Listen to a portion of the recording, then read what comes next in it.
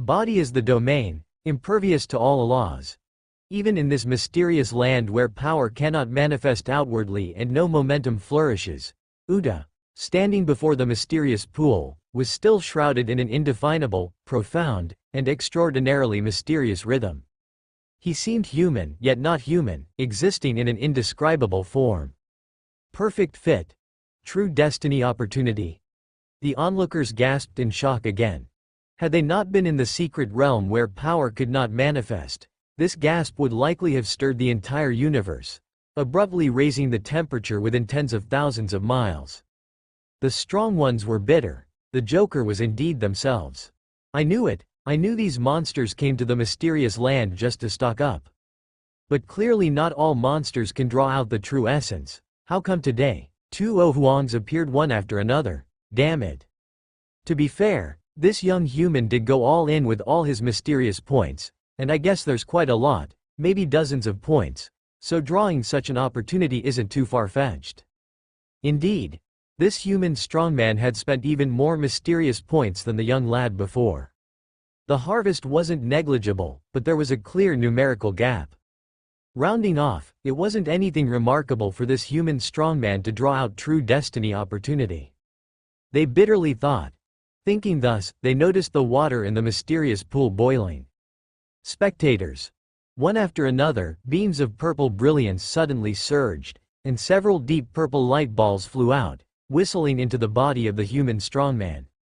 Opportunity light ball times 3. Holy crap.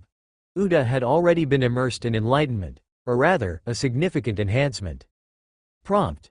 You have used Body Universe to temper your body, enduring 49 hardships, and finally forged a body comparable to the epic, capable of shattering all barriers. You have developed an offshoot ability of Body Universe, Epic Body. Prompt. You have used Body Universe to temper your body, integrating peak will into your physique, making your will immortal. Undying will, indestructible body. You have developed an offshoot ability of Body Universe, Absolute Will. Under Absolute Will, your body can survive near death, combat power restored to its peak, and maintain for 5 seconds. Prompt. You have used Body Universe to smash strands of conceptual power and merge them into your body. Your body now possesses powerful conceptual damage and the ability to counter conceptual power. You have developed an offshoot ability of Body Universe, Fist Suppressing Concept. Just this transformation alone lasted half a day. During this half day, even without any power overflowing, the strong ones could still tell that this human was undergoing a bone-deep transformation. His physical body was terrifying, like an epic treasure glowing from within.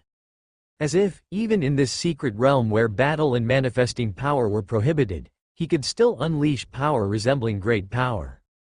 Beneath the physique containing explosive power, there seemed to be various profound powers, many of which they could not simply discern, only knowing they were extraordinary. This newcomer had obtained several opportunities perfectly suited to himself, undergoing a transformation that could be described as reborn. This transformation, the rhythm emanating from him was even more profound than the young swordsman earlier. Outrageous, damn, they turned out to be the clowns after all. Now they couldn't even be bitter anymore, just ordinary people looking up to the Ohuang and monsters with deep despair. Damn it, however, not far away, the young prodigy Wu Ming showed joy. Uda was very strong. The opportunities he had gained were beyond imagination. He stared at the robust treasure of a body, considering his own chances of victory slim. This power exceeded his expectations. But because of this power, truly delightful. If there's a chance, let's have another battle, he challenged Uda. The young man's power was not lacking. In their Tianyuan city, currently, he could probably rank in the top 10, right? Uda thought. He gladly accepted the challenge, though it was a match with no set date. Meanwhile, Lord Shepherd was still leisurely strolling in the mysterious land, not opening chests but occasionally checking on his own division generals. He also paid attention to the other strong ones' blind box draws. That world-class strongman, Golden Elephant, who had fought Lien Yu dozens of rounds in the World Secret Realm, had less than impressive draw results.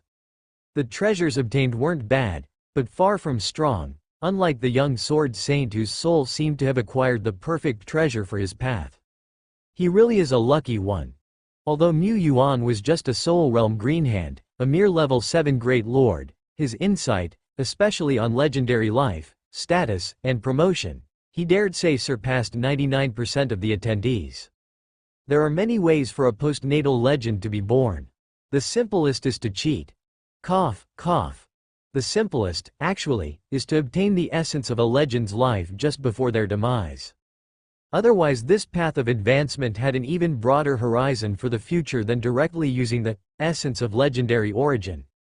It was nearly approaching the status of an innate legendary life.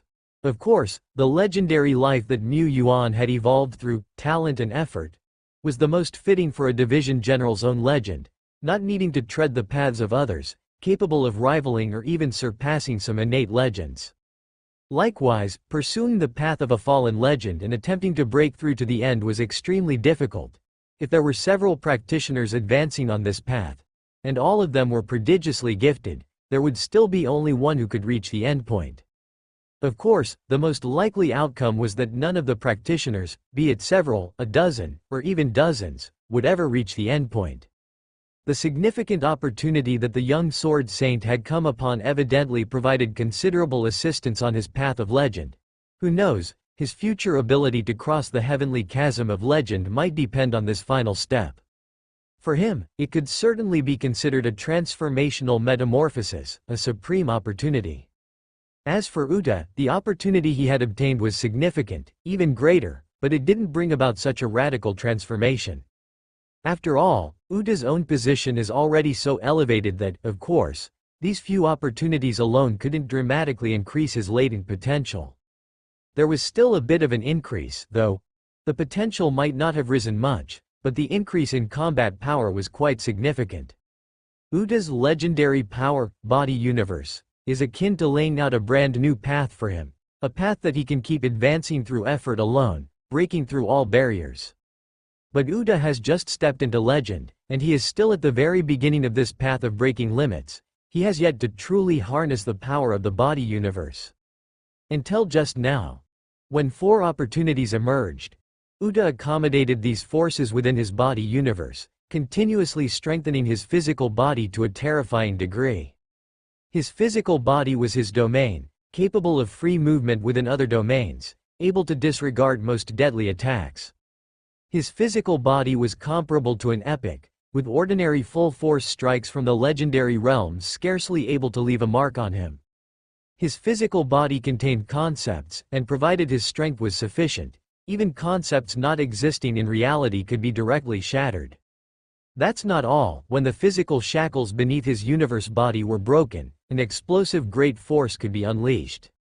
Mu Yuan could hardly imagine Uta's combat power at this moment. But barring any surprises, Uta's personal combat strength had already surpassed Lulu and Isloa. Whether he could compete with Duo Lai and Dead Bone in arm wrestling would only be known after a fight. Terrifying, truly terrifying, Mu Yuan murmured. The miracle power, invisible to anyone but himself, gently descended upon Uta.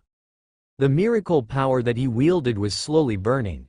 Miracle power. A great force with the rule to influence the target's destiny. Mu Yuan had experimented with it on himself.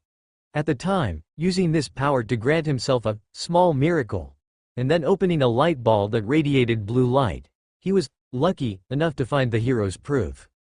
However, doing so consumed a substantial amount of miracle power and wasn't very cost-effective. Moreover, many light balls were not mystery boxes but instead contained items that were predetermined when they emerged. But wasn't the blind box draw in the mysterious land equivalent to a super large light ball? Mu Yuan decided to give it a try. The experiment was effective, but not entirely so. Similar to using miracle power to evolve non-direct lineage troops, this method of influencing destiny to create miracles has an even stricter range of use. The cost of using it on targets other than myself is particularly huge, and the effects are greatly discounted. That Uta could obtain such a significant opportunity was partly because he happened to have luck on his side. But Mu Yuan used miracle power to increase the odds of luck. If not too greedy for certain significant opportunities, a small miracle can nearly always secure the desired object. In front of a mid-order mysterious pool. Burp. Duo Lai let out a satisfied burp, having lost count of how many times it had drawn and how many opportunities it had devoured. 10, 20, 30, or even 40? Its divine soul grew incessantly, finally reaching the great perfection realm. At last, no need to keep eating. How wonderful! These opportunity light balls clearly have no taste, and yet they mysteriously provide some sense of fullness, truly strange. In fact, it was due to the devouring talent. With Duo Lai's advancement to legend, its devouring talent could be said to consume everything, whether tangible or intangible, such as wool or concepts, and it did so without fail. The power of the opportunity light balls was also partially digested by the devouring talent. It was unclear what use there was in digesting such wondrous powers. Mu Yuan wasn't too sure himself. It might be because the amount ingested wasn't yet sufficient to show effects, but one thing was certain. As Duo Lai continued to devour, the range and digestive capability of the devouring talent would also keep improving. Everything it consumed would transform into tangible strength that remained by its side. The same went for Duo Lai. Dead Bone, Isloa, and Mu Yuan himself subsequently cultivated to perfect divine soul realm. It was only the newly ascended divine souls like Lulu and Tree Demon Granny who couldn't ride the rocket all the way up. The amount of opportunities needed was just too great. Think about it, Duo Lai was already close to divine soul perfection, and it had consumed dozens of opportunity light balls. Even if Duo Lai had a big appetite, other legendary generals also had high potentials, and their appetites weren't much smaller. Mu Yuan let everyone look for their own opportunities individually. The division generals all had fair gains, just not as immediate as Uda's advancement. Next up is the most crucial part. Veiled in mystery, Mu Yuan and Lapis arrived before the high-order mysterious pool. Though using a small miracle on an individual other than himself was very costly and not very cost-effective, it also depended on the situation. When necessary and when not. Lapis's situation was one where it was indeed necessary. I have thought about it before, using a small miracle to search for the path to ascension for Lapis. Yet, whether the right path to ascension has been found will only become clear at the moment of stepping onto it. And stepping onto this path often requires a certain opportunity. A small miracle cannot create something out of nothing, it merely possesses a greater chance. Now, in front of the mysterious pool, theoretically, it was possible to acquire a clue to the path to ascension. What about in practice? Is there truly unlimited potential? Go ahead, Lapis. Understood, she was not clear on what was understood, but action would settle it. She was already fired up. Her turn, draw a card. Even though it was Lapis who was drawing cards, Mu Yuan felt as if facing a formidable enemy. He took a deep breath. In his eyes, the miracle power was like a firecracker ignited, crackling and burning rapidly, diminishing by the inch. The speed of its depletion was comparable to the final stages of an evolution into legend, the passing of miracle power. His heart ached, making it hard to breathe. At the same time, Lapis also did not hesitate to throw a massive amount of points in front of the mysterious pool. Come out, my opportunity. She pointed to the sky with one hand and tossed points with the other, chanting under her breath, calling for the arrival of a great opportunity. Even though she didn't know what exactly this great opportunity she wished for was. But it didn't matter. Fate would provide her with the right guidance. Everything was a choice made by miraculous fate. The massive investment of mysterious points caused the waters of the pool to boil rapidly. The strong ones in the high-order pool area looked over in surprise. Such boiling? How many mysterious points had been thrown in? Who was this powerful figure descending upon us? Yet, as both Lapis and Mu Yuan were wearing mysterious veils and had not revealed their true identities, the spectators could only guess if it might be one of the more low-profile powerhouses. What would such a powerhouse draw from the pool? Splash. The boiling pool gradually calmed down. Brilliance surged. 3 opportunity light balls, radiating a purple glow, zipped out and merged into Lapis's body. Onlookers widened their eyes. This time, they were surprised at how ordinary these 3 purple light balls were. Their purple light was not deep, obviously just a more average kind among epic opportunities. After the light balls merged, the veiled powerhouse showed no change. This was also as they had expected. The strong one was very strong, and the power provided by the light balls was only medium. How could it trigger a transformation? Indeed, the law of luck is the ultimate truth of this world. Not long ago, 2 chosen ones were born, and accompanying them must be the unlucky ones. Shush, this unfortunate one might be a powerhouse. Although this place is the mysterious land, we must be careful not to draw their attention. Right, you're correct. But Lapis wasn't paying them any heed. Besides, she wasn't quite a powerhouse in this mysterious land yet. No, that wasn't right. She needed to quickly understand what these 3 paths entailed. Mu Yuan was also suppressing the urge to cheer. It was done. Lapis's search for the path to ascension was successful. With these 3 opportunity light balls, Lapis had finally found and stepped onto her path to ascension, not just 1, but 3. The first path. Angel King, Lapis, ruling over all angels, training and allowing the angels under her command to advance until satisfying 9 6-wing angels, 49 4-wing angels, and 199 dual-wing angels, can then practice the Angel King path to perfection, pushing open the door to the Saint Realm. This path required 9 6-wing angels and 49 4-wing angels, all to be promoted under Lapis's rule. This was extremely difficult, but not too hard for Mu Yuan. The real challenge, akin to ascending to heaven, was where would he recruit these over 200 angels from? Angels are the exclusive epics of the Holy Griffin Empire. And even within the Holy Griffin Empire itself, even among those few favored princes and princesses with core succession rights, none had the qualification to recruit so many angels. This path. What should Mu Yuan say? This was too difficult. But if the path to ascension had been easy, it wouldn't be an ascending path. In fact, this path was entirely achievable for Lapis, even relying solely on her own power. She was the legendary life, Angel King. Even without a ready-made angel reincarnation pool breed building, it was still possible for her to come across all sorts of opportunities related to angels. It wasn't out of the question for wild angels to come and pledge allegiance. Mu Yuan was very certain of this. However, it would take time, a long time, for Lapis to amass over 200 angels. Similarly, Lapis, the Angel King, the legendary life, her power contained the great force, enabling dual-wing angels to evolve into 4-wing angels, and 4-wing angels into 6-wing angels. Neither was impossible. It too, however, required time, a very long time. However, a legendary life at the peak of Principal Realm has a near-infinite theoretical lifespan, which meant that for Lapis, the chance of success in taking the Angel King path was actually 100%. For her, there was no difficulty. This was the advantage of a legendary life ascending the path to ascension, incredibly easy, especially since Lapis was no ordinary legend. It's just that Mu Yuan couldn't wait that long.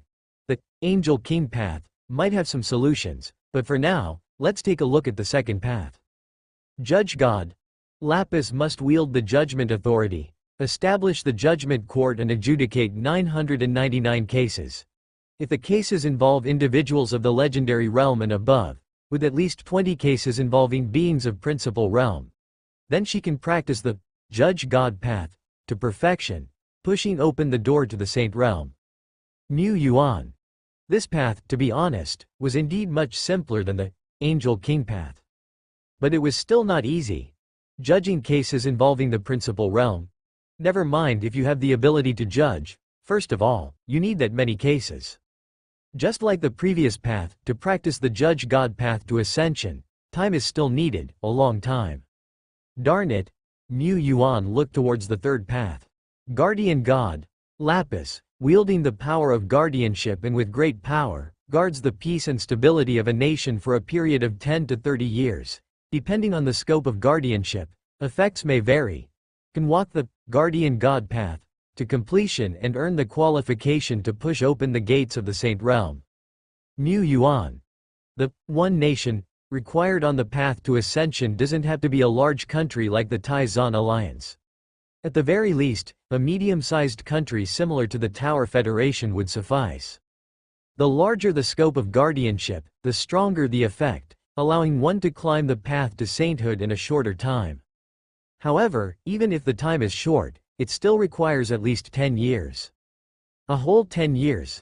Let's be honest, as long as it isn't during a period of great calamity, it's not difficult at all for Lapis to guard a medium-sized country for 10 years with her power. 10 years, to a peak strongman at the peak of Principal Realm intending to strike at the Saint Realm, is not long at all. On the contrary, it is extremely brief, quite brief indeed. According to Lin Guju, amongst the top lords of the Tai-Zan, there are already quite a few who are practicing on the path to ascension. Like Lord Baiting, a well-known extreme peak strongman several decades ago, has already been climbing the path for quite a long time. Is it because they are not strong enough? No, they are already top-notch strongman within the Law Realm, with Principal Realm slaying records far exceeding 1 or 2. It's just that the path to ascension is very difficult, more difficult than ascending to the heavens. In comparison, if there were such an opportunity to complete the entire path to ascension in just 10 years, should such an opportunity arise, it would inevitably attract countless beings in the Principal Realm, who would fight desperately for it. Mu Yuan sighed softly. So this is the path to ascension. I had underestimated it before. Even if Lapis has almost a 100% ability to climb this path, the whole process won't be easy. Actually, come to think of it, legendary life forms face no hindrance when breaking through the Soul Realm and the Law Realm. But the heavenly chasm of the Saint Realm is different. Even legendary status strongmen will find themselves halted before this chasm. Throughout history, there has been no shortage of legendary life forms reluctantly stuck at the peak of the Principal Realm, until they perish. And there is another theory. The stronger the Principal Realm, the more difficult the path to ascension that needs to be practiced, hence even for legendary life forms to complete this path and blast open the gates of the Saint Realm is not easy. But on the other hand, the benefits that can be obtained from practicing the path and ascending to the Saint Realm are also more significant. Within the Saint Realm, there are 3 grades: Ordinary Saint, Great Lord, and True King. Theoretically, the Saint Realm, Great Lord, and True King are all within the same grand realm but wield great forces of varying strengths. Mu Yuan pondered. Usually, there are 2 core factors that measure the strength of the Saint Realm.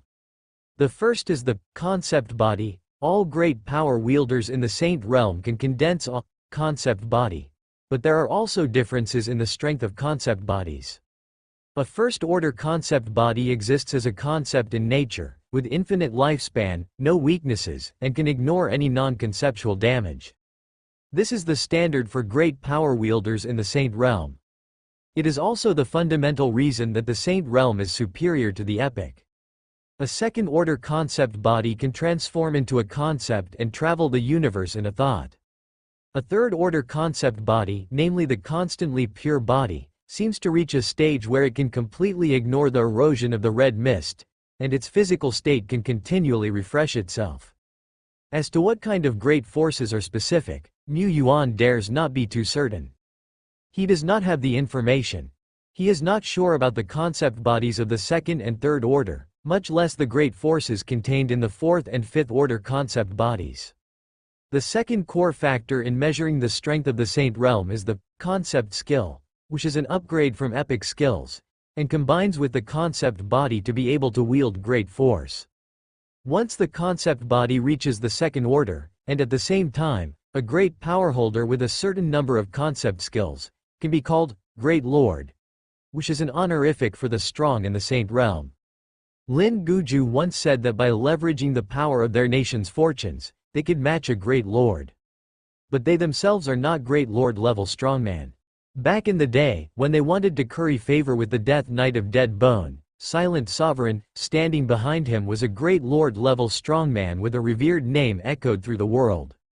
Now, as one of the former rulers of the Eternal World, the Undead Great Clan has only this Silent Sovereign holding on, which also shows the decline of the undead. The existence of true king level above the Great Lord is even rarer. However, it is rumored that deep within Dragon Sleep Valley lies a terrifying flesh giant dragon named Twilight King. With king as a suffix in the name, Mu Yuan is not sure if this terrifying being is indeed of true king level, but if it is, the terror of Dragon Sleep Valley might be even beyond what was expected. Mu Yuan gathered his thoughts. The path to ascension that legendary beings need to practice might be even more difficult, but once they step into the Saint Realm, legendary life forms often can reach the Great Lord status in a short time. Conversely, most in the Saint Realm, even with an eternal life, spend their whole life just as ordinary saints. For the average peak strongman in the principal realm, the path to climb is relatively common, but it's still extremely difficult for them to reach the top. If the principal realm peak strongman with a slightly inferior foundation were to walk on a more ordinary path to ascension, their future would be blurry and unclear. Specifically, there is insufficient feedback information, which makes it even harder for them to reach the end, difficult upon difficult. If the foundation of the peak of principal realm was even slightly worse, perhaps, they could not have embarked on the path to ascension. Some individuals at the peak of principal realm never found their path to ascension in their lifetime. Perhaps it was not that they couldn't find it at all, but rather that their conditions weren't sufficient to take the first step on that path. If they couldn't officially step onto it and receive the feedback from the heaven and earth rules, it was as if they had never found the path at all. Mu Yuan stroked his chin. In Lapis's eyes, the three paths are all incredibly clear. She may even have more than 3 paths to ascension available to her. Among these 3 paths, without a doubt, the path of the Angel King is the most suitable for her and would offer the greatest enhancement once ascended. Mu Yuan pondered. He, of course, wanted Lapis to walk this strongest path, the Royal Road. But how exactly to recruit more than 200 angels? He had no idea yet and could only take things one step at a time. Miracle power, activate. Mu Yuan stood in front of the high-order mysterious pool, his eyes filled with dynamic miracle power. The colorful flames burned, then slowly extinguished. He sighed softly.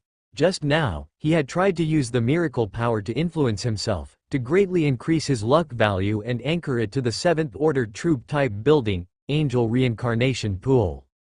In theory, the Angel Reincarnation Pool was just an epic-level building.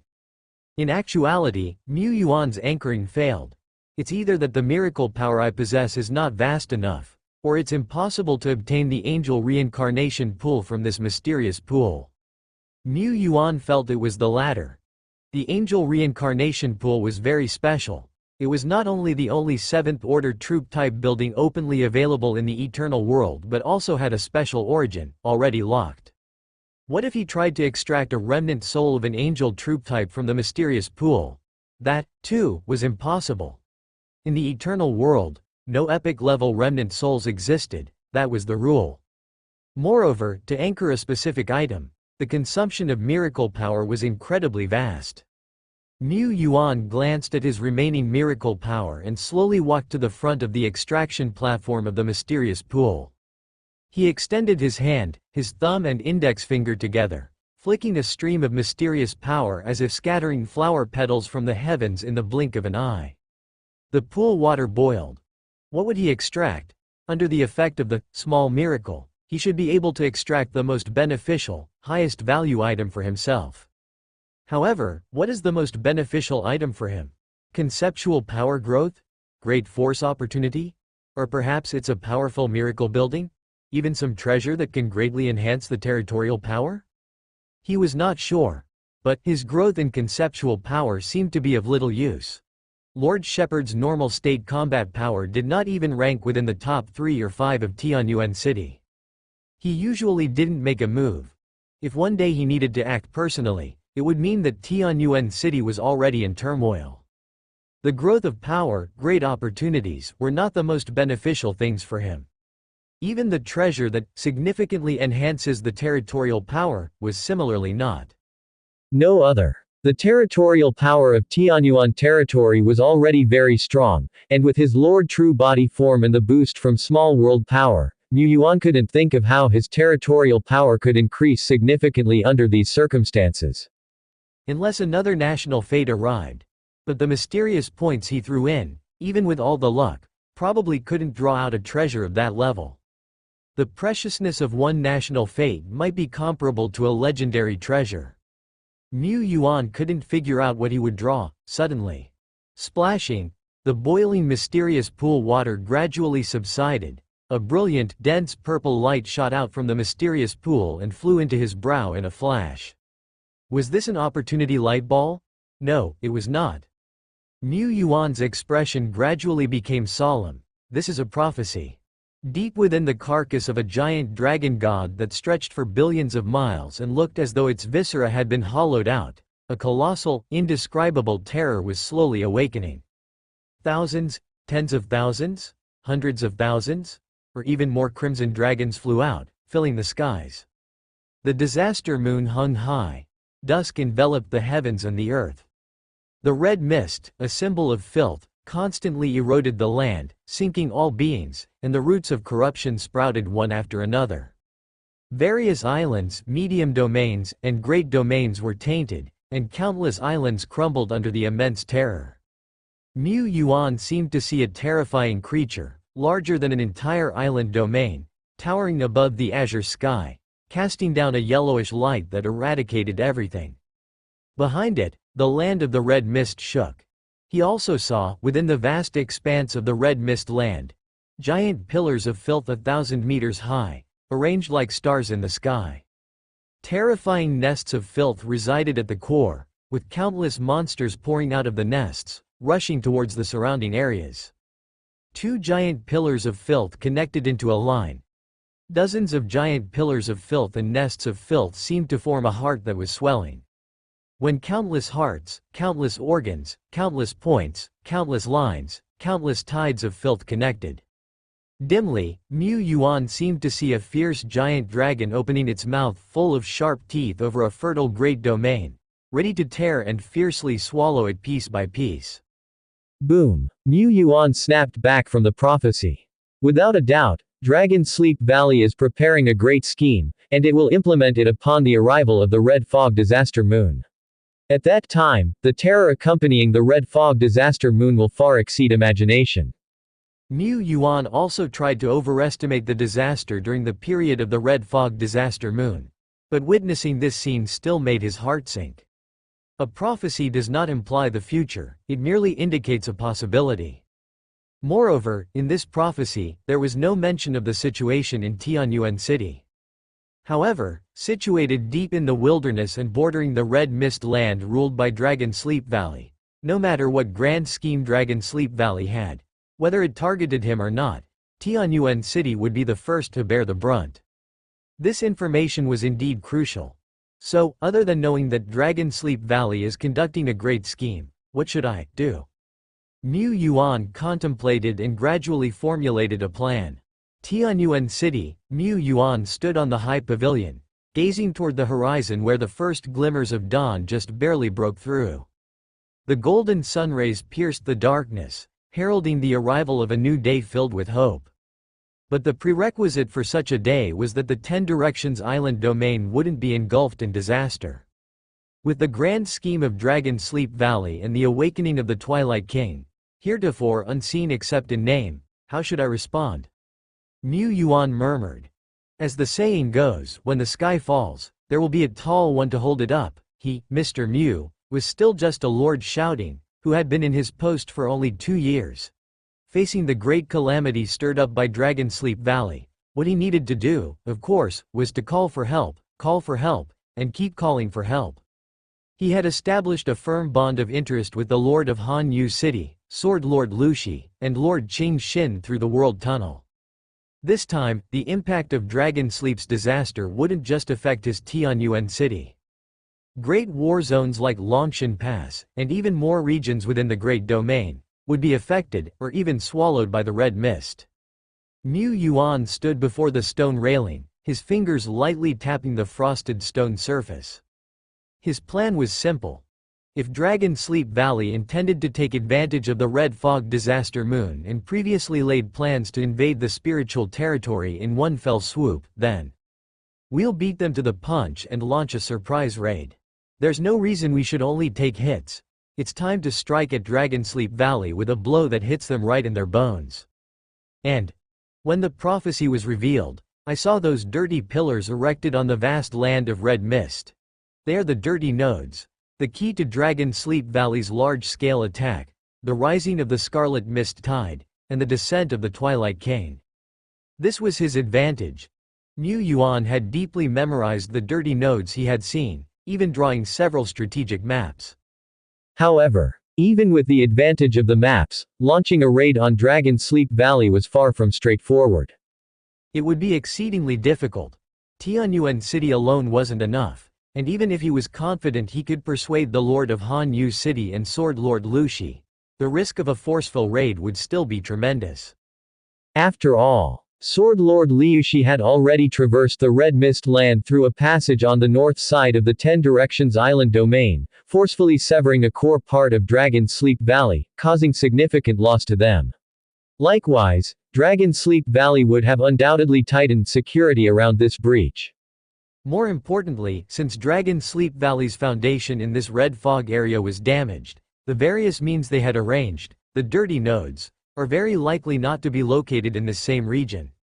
This means they would have to penetrate deeper into regions shrouded in thick red mist to launch their raid and shatter the enemy's plans. The danger would escalate exponentially. This was merely a last resort, an alternative strategy.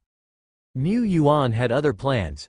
After all, it wasn't just Taizan as a great country that faced threats from Dragon Sleep Valley. At that moment, behind Mu Yuan, a cluster of black fog slowly emerged, growing from light to dense, before gradually revealing a graceful figure. Sophia appeared, wearing a black Lolita dress. "How's the situation? Have you found a suitable target?" "Yes, Crow." Sophia walked up next to him. "I've taken a closer look at several great war zones bordering Dragon Sleep Valley, and sure enough, I've discovered that the neutral Great War Zone, Super Dragon Man Front, is seeking help everywhere. The intelligence indicates that Dragon Sleep Valley intends to launch a fierce attack. This Great War Zone was established by the Worldwide Dragon Man Alliance for Eternal Liberty, with Dragon Man being the ruling class. It's known as the Dragon Man Alliance. Their alliance's name seems so peculiar because it has historical reasons. A long time ago, the race of dragon men did not exist. Dragon men were born the slaves of giant dragons. As time passed and history evolved, 3,000 words omitted. Eventually, the Dragon Man Alliance was established. But the reality is that the Dragon Man Alliance isn't strong enough to support a frontline Great War Zone that can confront Dragon Sleep Valley. This region is also the choke point for containing the spread of the Red Mist Land, and so, the Tai-Zan Alliance, Shen Yao Empire, Qi Cheng Federation, and several other more powerful forces have stationed their pioneer corps in this Super Dragon Man Front, Great War Zone, to jointly resist the attacks from Dragon Sleep Valley. Naturally, when the Super Dragon Man Front faces crisis, they would seek help from Tai-Zan, Shen Yao, and the Qi Cheng Federation. Mu Yuan had received a prophecy. With the information he had at the moment, Dragon Sleep Valley's intention to launch a fierce attack on the Dragon Man Front Great War Zone was likely just a bluff. Dragon Sleep Valley has a pattern of causing great disasters at certain intervals. However, they are currently engaged in a grand scheme and are unlikely to have the resources to stir up other disasters. Their goal in doing so, most likely, is to avoid appearing abnormal. After all, this is the time of the Sky Rift disaster. And red mist tides are surging southward everywhere. To remain calm? That would mean there's a bigger conspiracy. Dragon Sleep Valley wants to hide their true plans. Of course, even if Mu Yuan were to share this information, no one would believe it. For a great war zone, it's better to err on the side of caution than to dismiss potential threats. There was no point in him speaking out.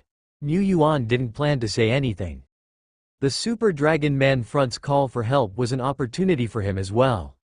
With forces from 3 large countries and multiple strong powers included in this great war zone, If we could gather this strength and use this momentum to counterattack Dragon Sleep Valley, we could achieve twice the results with half the effort.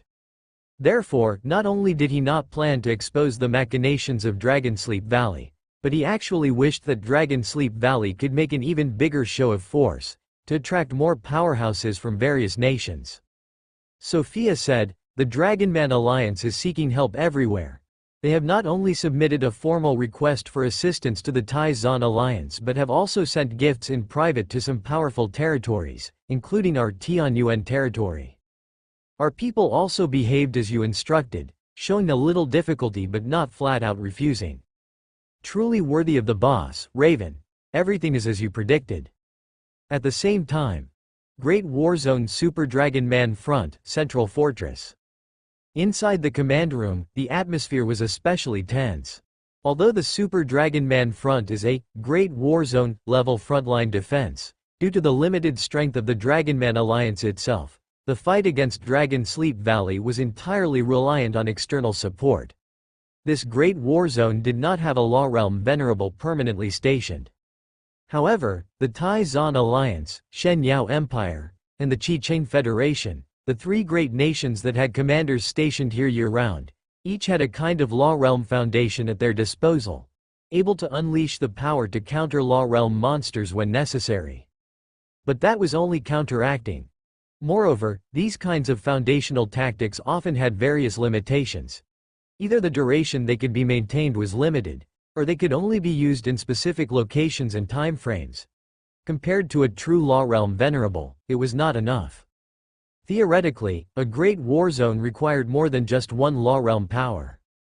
The commanders of the various powers stationed in the Dragonman Alliance's frontier were, of course, also aware of this. So, when scouts discovered that Dragon Sleep Valley was intent on initiating a new round of disasters, the forces in the Great Warzone would promptly call for reinforcements. In the several past confrontations against attacks initiated by Dragon Sleep Valley, 10 times, dozens of times, they had managed this way. Only this time, the era had somewhat changed. Like massive tentacles, cracks in the sky stretched across the heavens, lingering. Red mist poured into the vast expanse of the Great Domain, with filthy blotches rapidly proliferating within the territories of various nations. With many nations and regions afflicted, the great powers were occupied with handling troubles within their own domains, and, inevitably, the forces they could spare for assistance were much reduced from before. Conversely, thanks to the now denser red mist, the looming large-scale disaster stirred by Dragon Sleep Valley might be more fearsome than any before. A decline on one side, and an increase on the other. Rounding things off, the Super Dragonman front was already at risk of collapsing. No, it was already in imminent danger. The command headquarters meeting ended without any results. After all, no matter what strategy the Warzone wanted to adopt, defense, counterattack, contraction, or something else, it all required sufficient strength. Strength was fundamental. At this moment, on one side of the Warzone, within a fortress belonging to the Dragonman Alliance, the atmosphere was even tenser than in the meeting room, filled with a bleak despondency. In name, the Super Dragonman Front was under the jurisdiction of the Dragonman Alliance. In reality, the Dragonman Alliance was also the most affected power. Once the Warzone fell, they, being closest to the front lines, would be the first to be hit. The vast, historically long-standing Dragonman Alliance could also become a footnote in history in the blink of an eye. How could they not worry? The Dragonman Alliance was also seeking help from everywhere using the name of the Great Warzone, but waiting for a response was nerve-wracking. What did the top brass from the three major nations say? The leading figure, a stalwart dragon man with vertical pupils that shone with a golden glow and scales that also had a dark golden luster, spoke with an inherent authority. He was the leader of the Dragonman Alliance, and a world-class strongman with a reputation throughout the entire world. Furious Flame Axe. Operator Ranla. He was also one of the strongest beings stationed in this great warzone. The Dragonman Alliance's momentum had surged in recent years. Not only had several elders entered the Soul Realm, but Ranla had also become a world-level strongman, earning the world-recognized honorific, Furious Flame Axe, thanks to a major opportunity.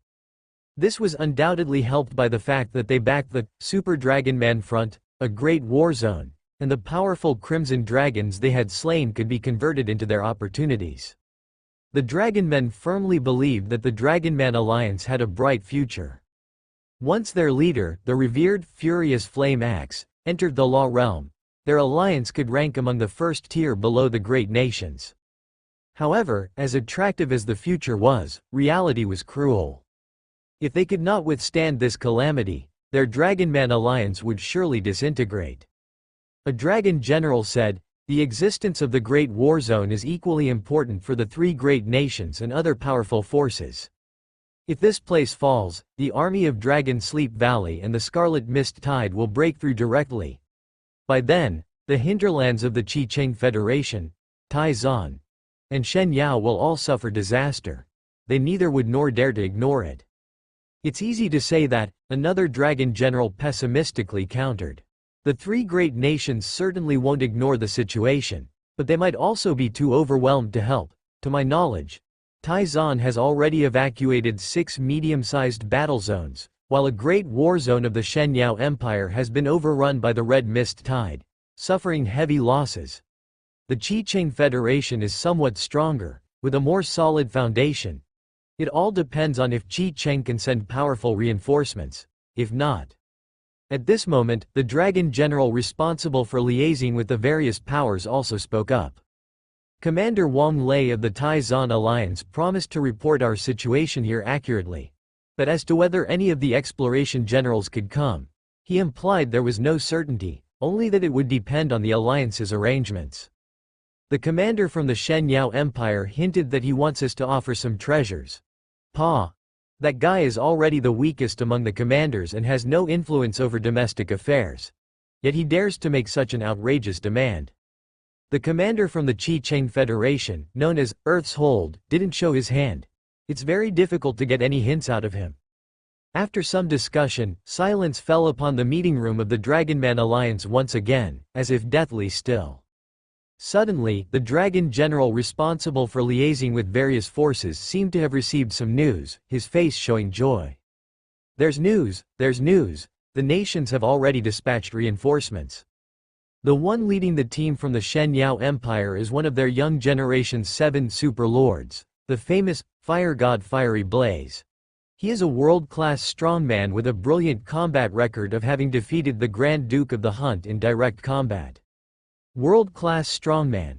Upon hearing these words, the tense expressions of the dragon generals somewhat relaxed. After all, the entire Super Dragon Man front only had a mere 2 world-class strongmen. One was their leader, the other, the commander from the Chi-Cheng Federation. From 2 to 3, wasn't that a significant increase? Also, that strongman known as Fiery Blaze also had experience dealing with Dragon Sleep Valley. The Chi-Cheng Federation also replied. They will send 2 world-class strongmen to provide support. One, from Wind City, Grey Windwains, and the other, from Flame City, Evil King True Flame. Both have distinguished combat achievements. At this point, the dragon general paused, then with a smile continued. The one leading the team from the Tai-Zan Alliance this time is even the leader of the young generation, known for creating miracles. The commander who has crushed the vanguard forces of Dragon Sleep Valley and nurtured countless epic super lords. The Lord of Tianyuan City.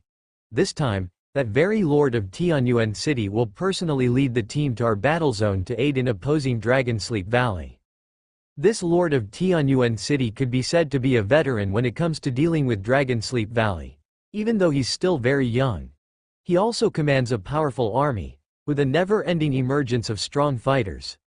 Tianyuan City has already produced 3 world-class strong people, Giant Spirit God, Nether Raven, One Punch Martial Madness, and still has several others whose combat power is just below the world level. Furthermore, the Lord of Tianyuan City, capable of nurturing so many unparalleled warriors, is undoubtedly a world-class strongman himself. It's just that he doesn't have any real combat achievements to show. Otherwise, his honorable name would have already spread far and wide. Well, now it's actually not too poor, either. Those present had all vaguely heard the name of the Lord of Tianyuan City. He had not been prominent for a long time, But he, or rather his generals, had garnered too many combat achievements. Just the number of Grand Dukes of the Hunt that had perished at the hands of Tianyuan City's strong people numbered several. He truly was a heavy-hitting reinforcement. It also highlighted the Tai-Zan alliance's emphasis on the battle zone. Of course, both the Qi-Cheng Federation and the Shenyao Empire took it seriously too. Otherwise, they wouldn't have world-class strongmen leading armies to aid.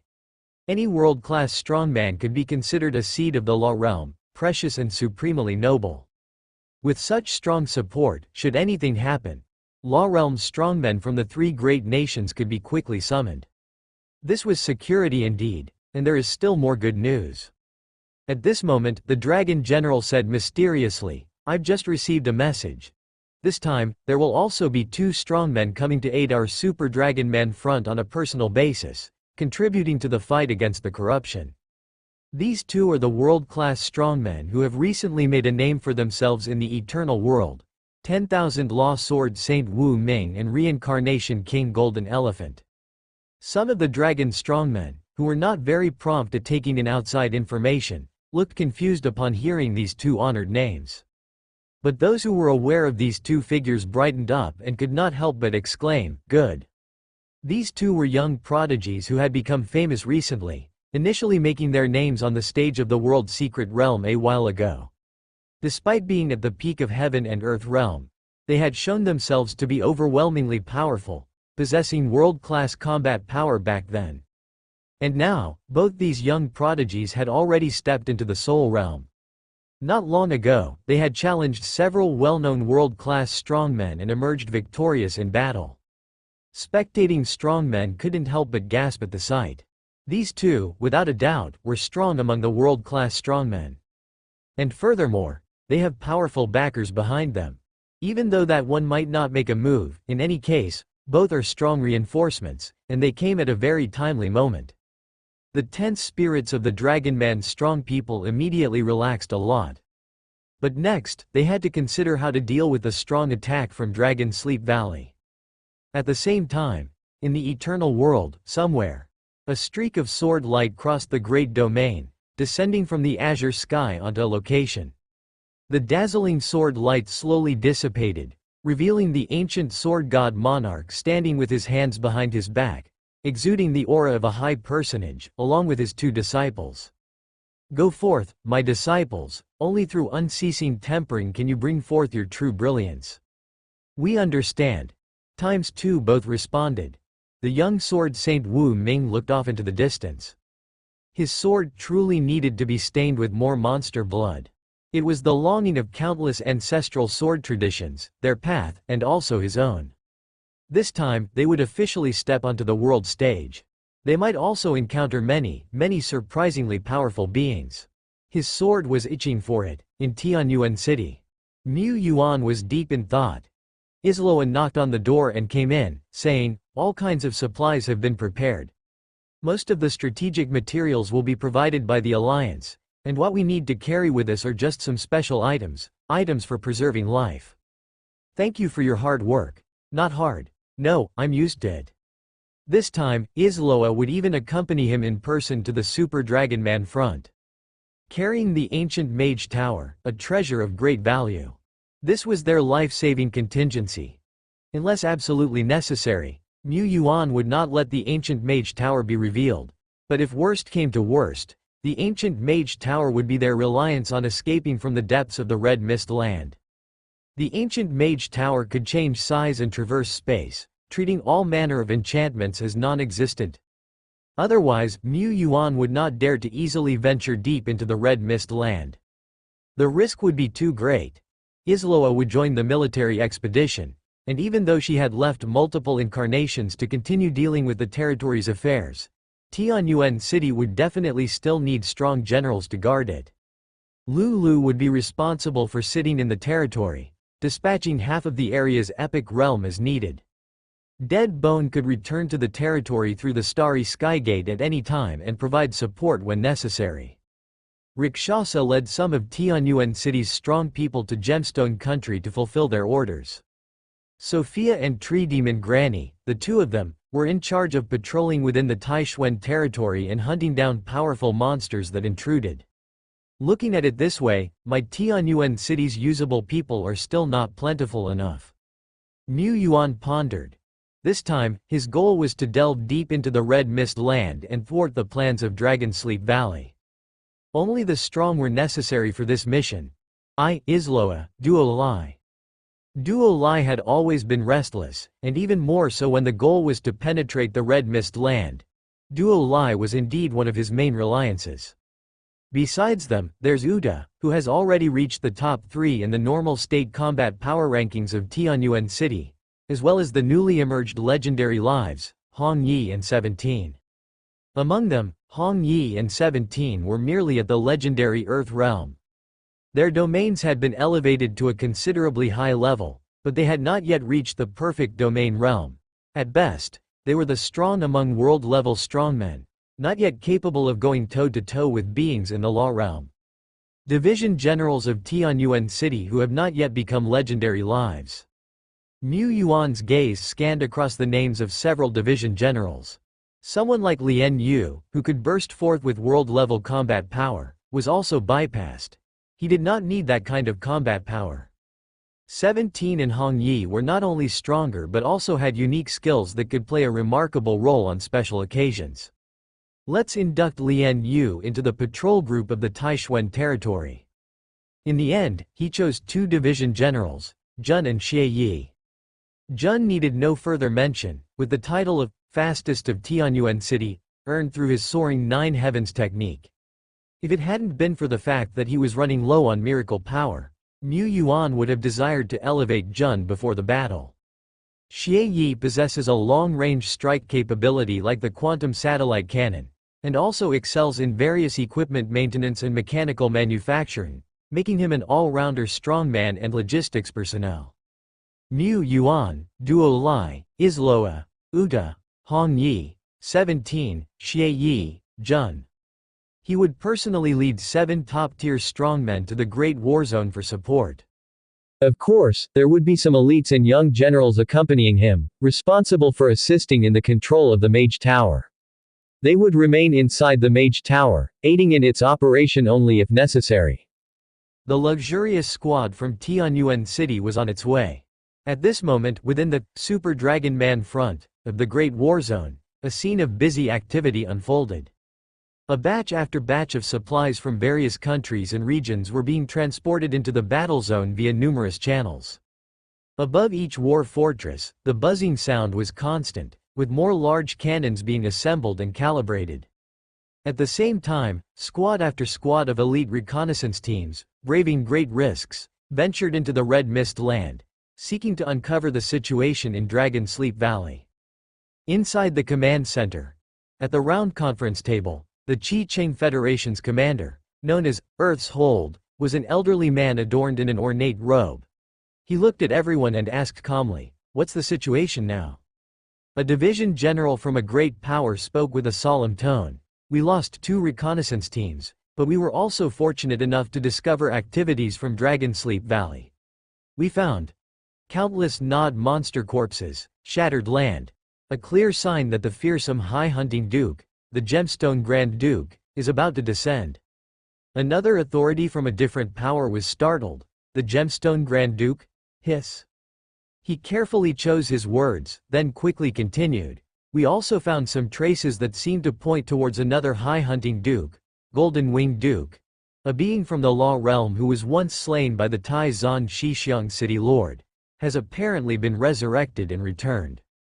2 high-hunting Dukes? Moreover, these were just the clues that had been found. Perhaps there were Law Realm monsters lurking in the shadows, undiscovered?" This time, Dragonsleep Valley was making a grand entrance. It was clear they intended to use this great war zone as the breakthrough point. However, reinforcements from all quarters were underway. They were not entirely vulnerable. If it was a fight they wanted, then a fight they shall have. The Super Dragon Man front stretched thousands of miles, featuring dozens of war fortresses, a core fortress capable of withstanding the great force of the Law Realm, and a base city situated far in the rear, designated for receiving supplies, and offering strongmen rest and training. The first stop for all Allied forces arriving in the battle zone would be this base city. The Dragonman Alliance had already prepared a respectful welcome for the reinforcing strongmen, the survival of this battle zone being of utmost importance to them. The armies from various nations and powers were assisting out of obligation, and it was only fitting to show due regard. There here, an eagle-eyed Dragonman legend spotted figures on the horizon of the azure sky. Fire! Fire! Fire! Flames blazed, spreading across the sky. It was as if a scarlet carpet unrolled, and a highly esteemed lord was making his entrance upon this fiery path. Fiery Blaze Hale, a world-class strongman, strode confidently at the forefront of the fiery path. The flaming emblems etched into his battle attire seemed to leap with life, and his cloak billowed like raging flames. Visible to the naked eye, fire elemental spirits danced around him, invigorating the fire element particles throughout the surroundings. Several powerful lords of the Shenyao Empire followed closely behind, their attire adorned with the divine radiance emblems shining like several suns. The Army Soul Corps, an elite assembly, swept across the sky. War horses neighed, war eagles screeched. The highly anticipated reinforcements from the Shenyao Empire had arrived at the Great War Zone. Despite his regal entrance, Fiery Blaze Hale looked around with a hint of helplessness. Although he was not one to shy from attention, such a deliberate display was not to his liking. Alas, it was the Empire's arrangement, one he could not refuse. Or rather, one he didn't want to refuse over such a trivial matter. When a real issue arose, one that put him at odds with the Empire's high command, he would take a stand. Although deliberately ostentatious, the spectacle indeed had a fine effect.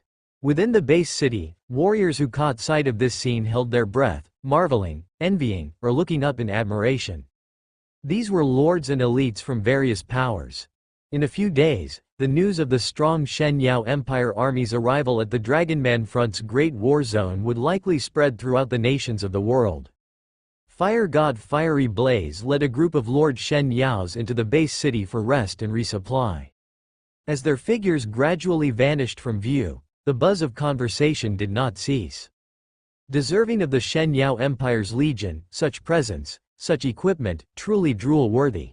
Is this the might of a great nation? Even for a great nation, such an elite legion is rare. After all, it's led by Fiery Blaze, whose glorious achievements are too many to count. To be able to fight alongside such powerhouses and mighty forces is indeed our honor, they whispered. Suddenly, in the distance, at the end of the azure sky, another formidable aura emerged. Before any figures appeared, this aura enveloped the heavens and the earth. Green winds, orange flames roamed and surged across the vastness of the world. Two airborne treasure ships with long sails were breaking through the sky. The first treasure ship sailed within a dense green storm, with wind as its momentum and barrier. Visible from afar, countless elite soldiers and mighty warriors stood proudly on its deck. A youth in a blue robe stood atop the ship's mast, arms spread wide, bathing in the wind. Wind continuously flowed toward his embrace, intimately close. This was the renowned world-class strongman, one of the young leading figures of the Chi-Cheng Federation, Wings of Wind. Next door, on a fiery orange treasure ship bathed in flames stood a young lady dressed in a dark red dress. She shone like the sun and was just as blinding. She was also one of the leaders of the younger generation of the Chi-Cheng Federation, a world-class strongman of the same age as Wings of Wind, Evil King True Flame. The two treasure ships slowly descended into the base city, in an area designated for various flying vehicles. The reinforcements of the Chi-Cheng Federation arrived at the battlefield. Hiss, seemed to be even more elite than Shenyao Empire's reinforcements just now? Even mightier? It's reasonable, after all. The Chi-Cheng Federation is an established great nation with much longer history than the Shenyao Empire, naturally having a deeper foundation. Those two world-class strongmen, Wings of Wind, and Evil King True Flame, seem to be older than Fire God Fiery Blaze. Right? Oops, I mean, famous earlier than Fiery Blaze, right? Just now, it seemed as if all the wind element particles in the world obeyed Wings of Wind. That's the might of a world level. Powerful, breathtaking, and joy-inducing. This was the arrival of reinforcements. One after another, powerful reinforcements arrived, dispersing the anxiety and unease of these past days. The main forces of Shen Yao Empire and Qi Cheng Federation successively arrived. Armies from various great powers, including some from Taizan, also steadily entered the base city. At this moment, it was as if the sound of a sword's hum resonated. Is it an illusion? Some strongmen whispered, only to find that their swords were trembling with a buzz. They involuntarily looked towards the heavens.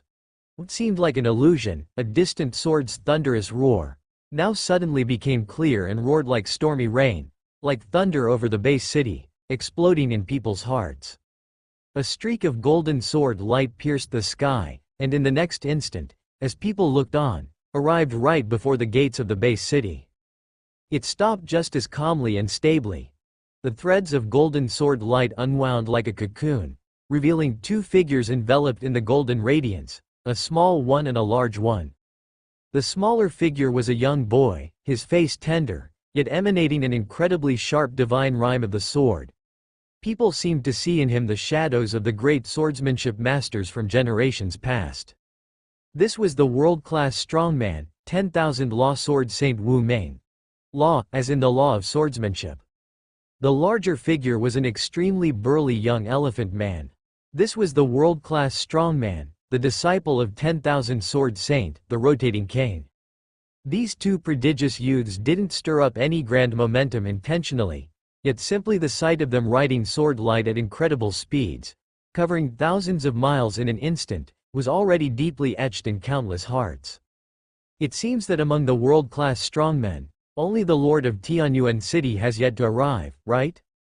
That Lord of Tianyuan City has been busy with a major matter recently. To think that he would personally support our great war zone, maybe he's the true heroic lord.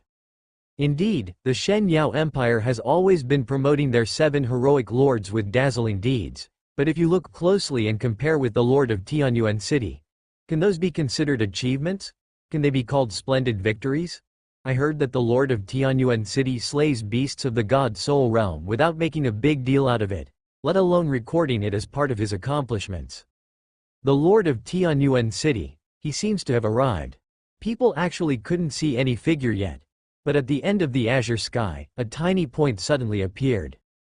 The point rapidly grew large, revealing a magnificent tower shrouded in a hazy brilliance. At the tip of the tower hung a beautiful rhombic crystal, changing size in sync with the tower. In the middle and at the base of the tower were several lighthouse-like towers, all looking extraordinarily special. Is this the Epic Mage Tower? Some were uncertain, but others were certain. A great war zone has no shortage of strongmen, certainly including those who have witnessed the Epic Mage Tower with their own eyes. But isn't the Lord of Tianyuan City supposed to be the one who's coming? How could it be the Epic Mage Tower? Could it be some big shot from the Qi Cheng Federation? The Qi Cheng Federation venerates magic, favoring magic troop types and powerful mages. They have a very profound research in all kinds of spells, particularly in the Elemental series. Within the Qi Cheng Federation, there are at least 7 or 8 known Epic Mage Towers. It isn't impossible for the Federation to dispatch an Epic Mage Tower to provide support. No, a mighty warrior spoke. The 2 bigwigs from the Qi Cheng Federation and their main forces have already arrived in the Great War Zone.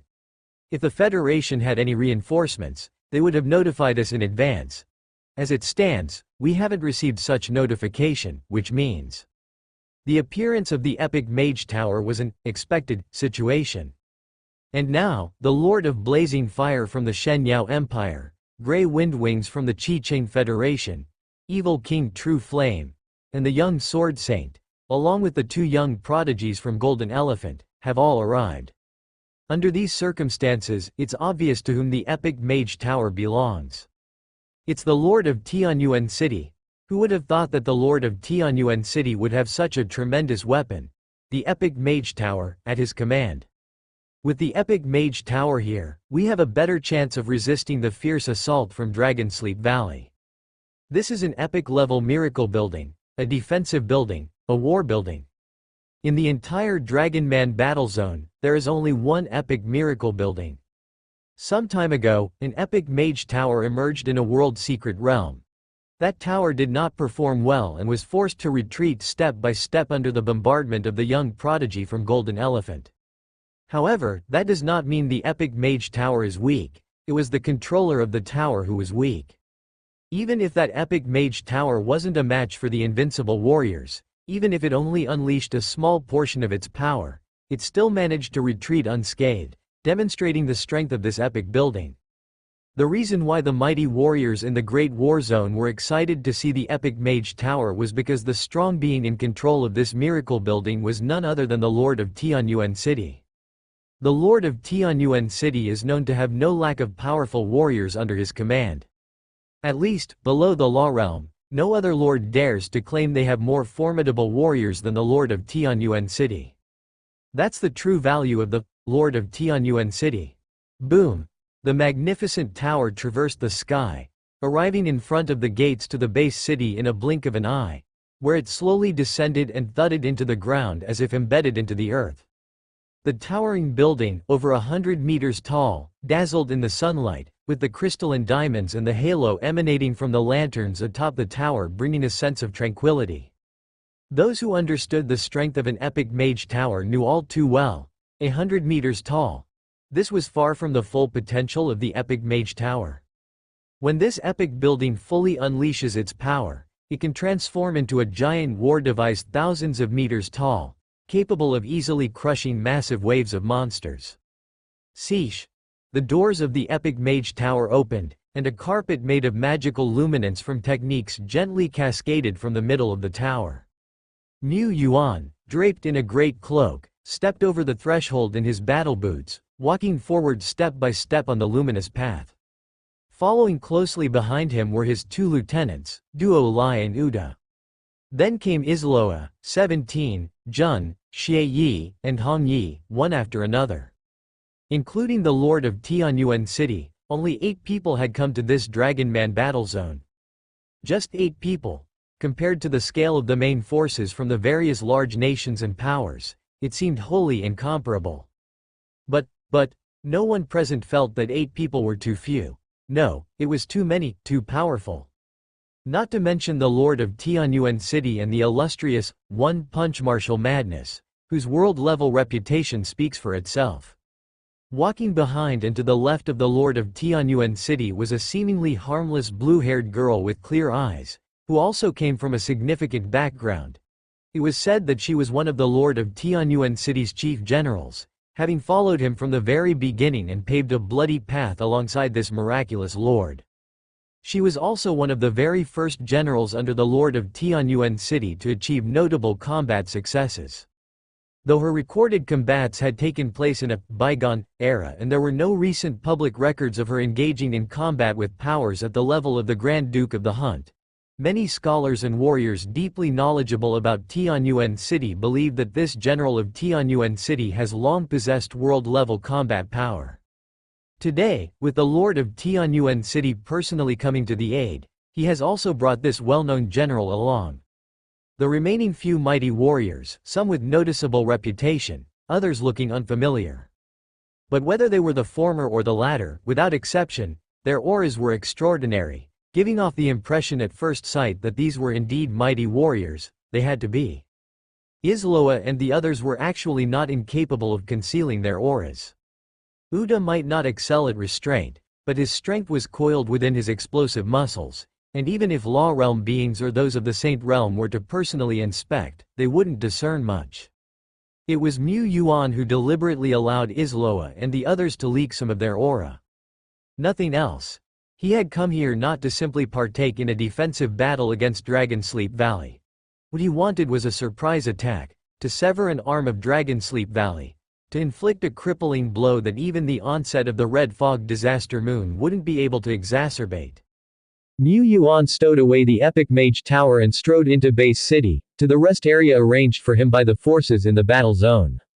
He soon met with the person in charge of the Tai Zan Alliance in this war zone, Commander Wang Lei.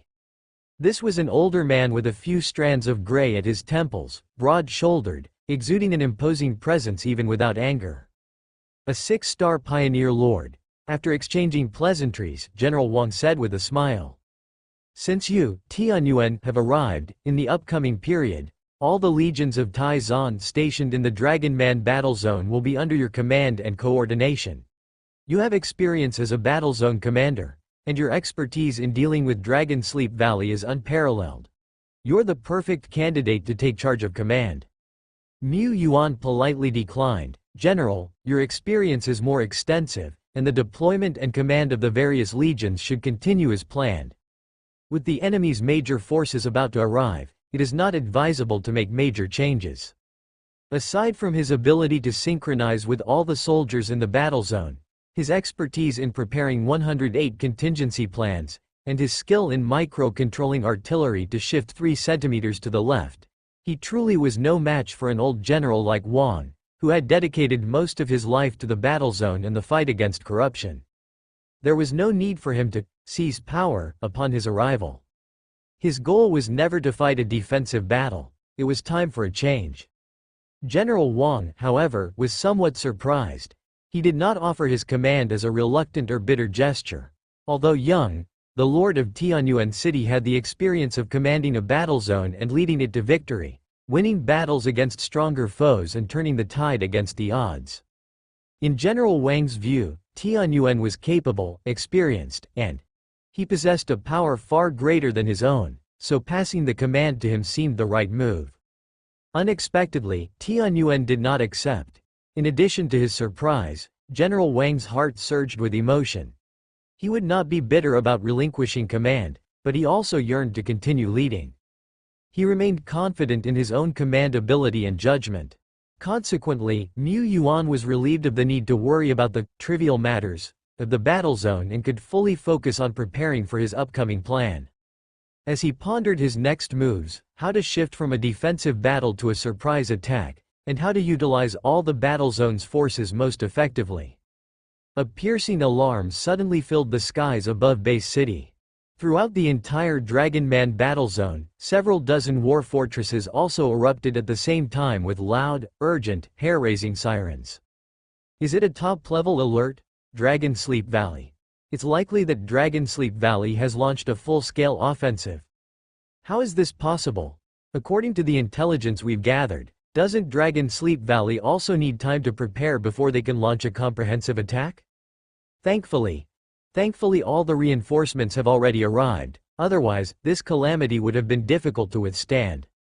Even with powerful lords already present, our preparations are still insufficient. The major war fortresses have not fully positioned, and the battle zone array maps have not been linked. Under these circumstances, if the High Hunting Duke of Dragon Sleep Valley personally takes action, those peripheral fortresses will collapse in an instant, and our legions will suffer heavy losses. It seems the only plan now is to abandon the outer defense line and hold the inner circle.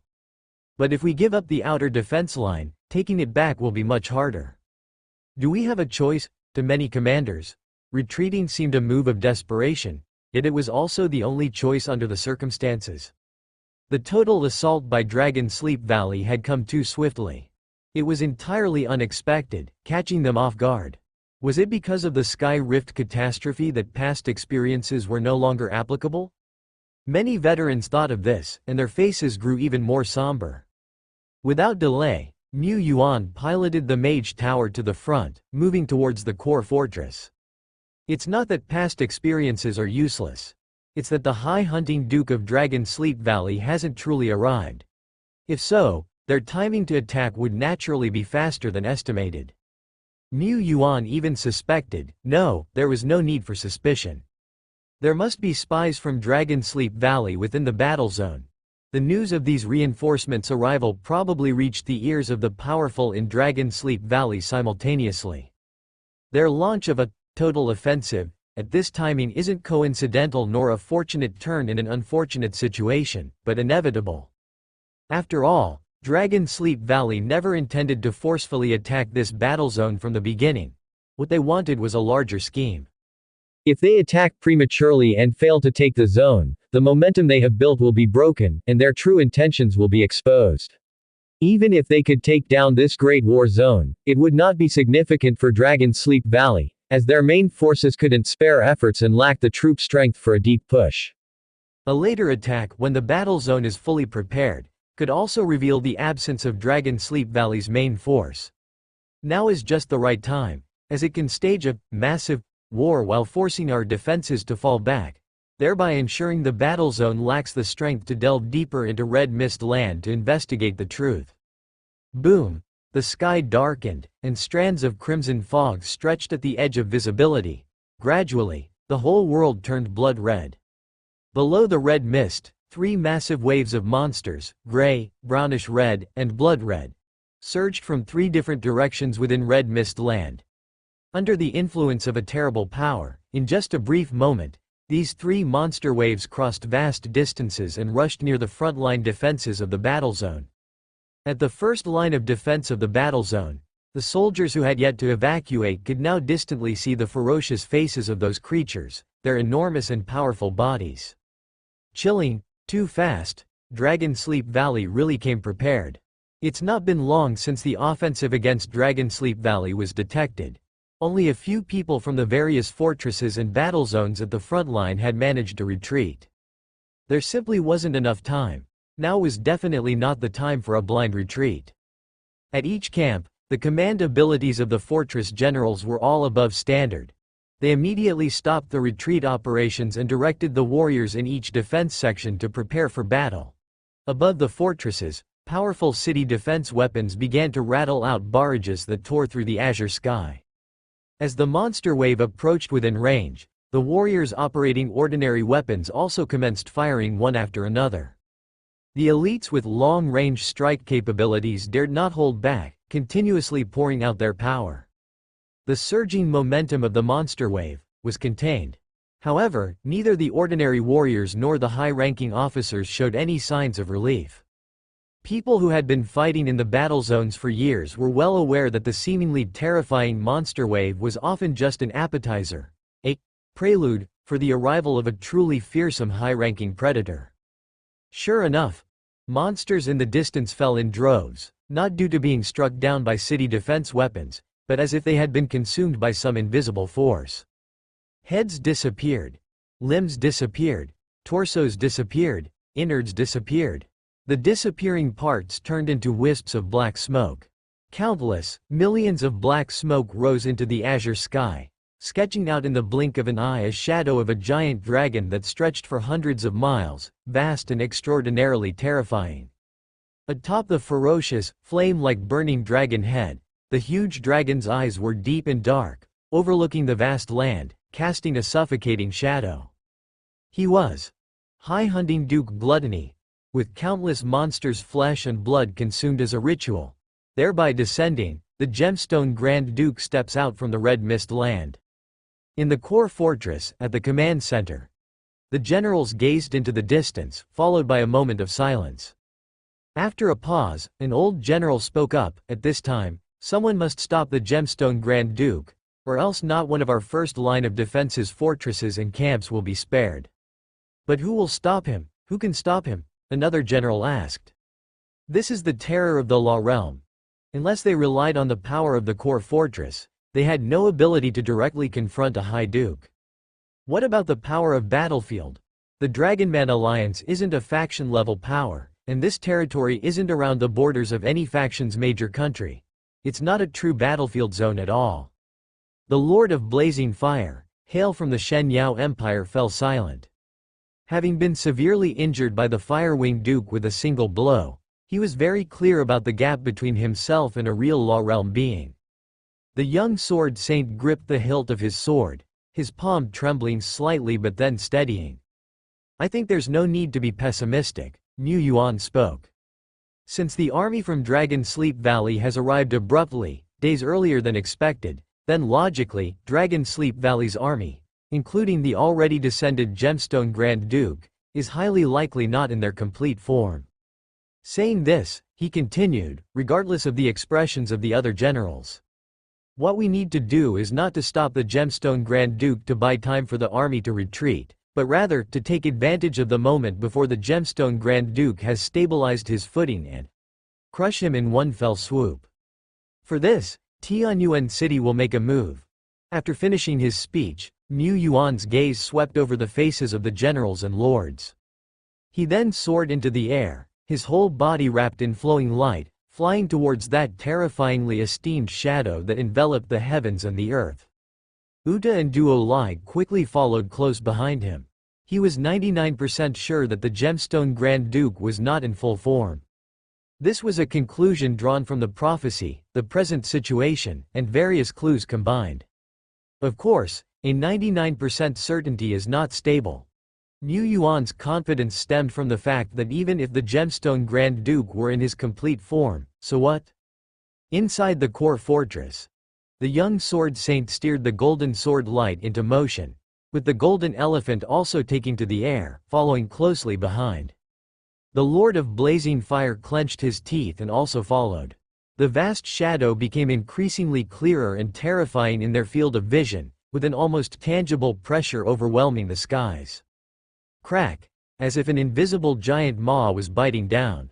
Space was shattered, like a piece of torn fabric, the sharp serrated imprint in the air exceedingly clear. The young sword saint had just steered the sword light through a sharp turn, barely avoiding the shattered space. Sweat appeared on his forehead. The Lord of Blazing Fire halted in his tracks. Suddenly, his eyes widened, his pupils shrinking. Above the space where the Lord of Tianyuan City at the forefront was navigating, space swelled up, with the hazy outlines of a huge head becoming discernible. This was the Gemstone Grand Duke's killing move, Gluttonous Void. He was going to devour space, consuming everything within it. Once swallowed, even beings of the Law Realm would hardly survive. Dodge! Dodge! Dodge! Quick! Dodge it! The Lord of Tianyuan City seemed to have noticed the disturbance in space, but he just looked up, appearing dazed. Until, the silhouette of the ferocious giant maw became clearly defined. The Lord of Tianyuan City snapped his fingers. Snap. Next to him, a burly man with bulging muscles stepped forward directly in front of the immense outline of the maw. An unremarkable punch was thrown. The punch, seemingly ordinary, caused the entire space to violently cave inwards as if a balloon filled with water was being continuously compressed. The next moment, boom, the heavens and the earth roared. The silhouette of the maw shattered tremendously, with space also splitting, fracturing, collapsing. The pitch-black spatial rift spread hundreds and thousands of kilometers around, cutting a whole section of the world to pieces. And right ahead, visible to the naked eye, the force of the punch pierced the azure sky, through the sky full of black smoke and fog, and the oppressive dark clouds. It created a long, tens of kilometers long corridor. The Lord of Tianyuan City still stood in midair, as serene as before. He hadn't made a move, and before him, the sky was clear.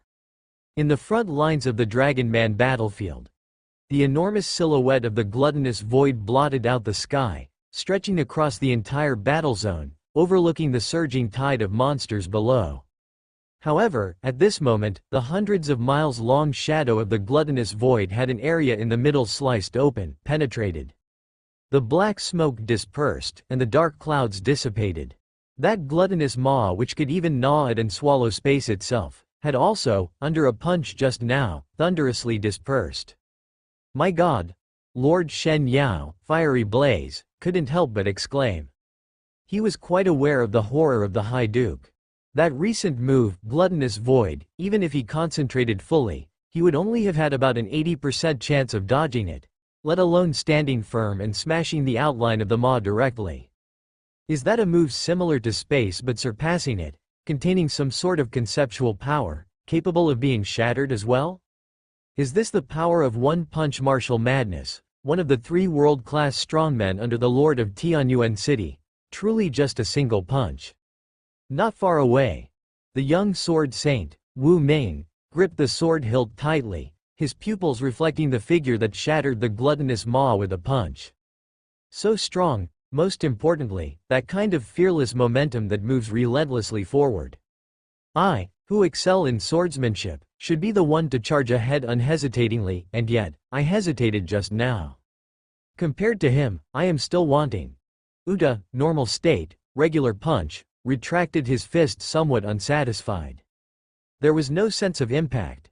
He turned his gaze towards the distance, where the still massive, imposing shadow of the gluttonous Grand Duke loomed, his eyes burning with the fire of battle. That's not the real Grand Duke of the Glutton. There must be a core, hidden inside the massive shadow that spans hundreds of miles. But even this core is most likely not the complete body of the gluttonous Grand Duke. Mu Yuan said, stopping Uda, who was eager to try. He was genuinely concerned that Uda might directly go for Body Universe Chain's Broken Dragon God Fist Ultimate Punch on the spot and blow away this massive silhouette. Whether it could be blown away or not, after such a punch, Dragon Sleep Valley would need to be on alert, and the risk of them delving deeper into the Red Mist Land would significantly increase. They had to act. Ahem, they had to leave the battle opportunity to the newcomers. Since the Grand Duke of the Hunt's projection has appeared here, then, as we move deeper into the Red Mist Land, there's a high probability we'll encounter his true body. That's when we'll truly cross swords with this High Hunting Duke. For now, as long as we tear open the outer shell of the Grand Duke of the Hunt and reveal his true nature, that will suffice. Thus, Uda restrained his surging impulse to battle. Striking the projection of a High Duke versus a fully powered High Duke, or perhaps even 2 or 3, which battle would bring more exhilarating, fist-to-flesh satisfaction is, of course, self-evident. Thus, Uda threw just one punch. But even this normal-state regular punch immediately caught the attention of the gluttonous Grand Duke, hundreds of miles away, his gaze sharpening. Law Realm? No, that's not it. But this human seems to possess some kind of upper epic weapon. He actually shattered my conceptual power with a single punch. The gluttonous Grand Duke pondered, and quickly, the focus of his gaze shifted from Uda and involuntarily moved to the side, landing on a young human wrapped in a cloak, who, aside from being quite handsome, appeared unremarkable and lacking the aura of a strong person. But this human, the gluttonous Grand Duke recognized.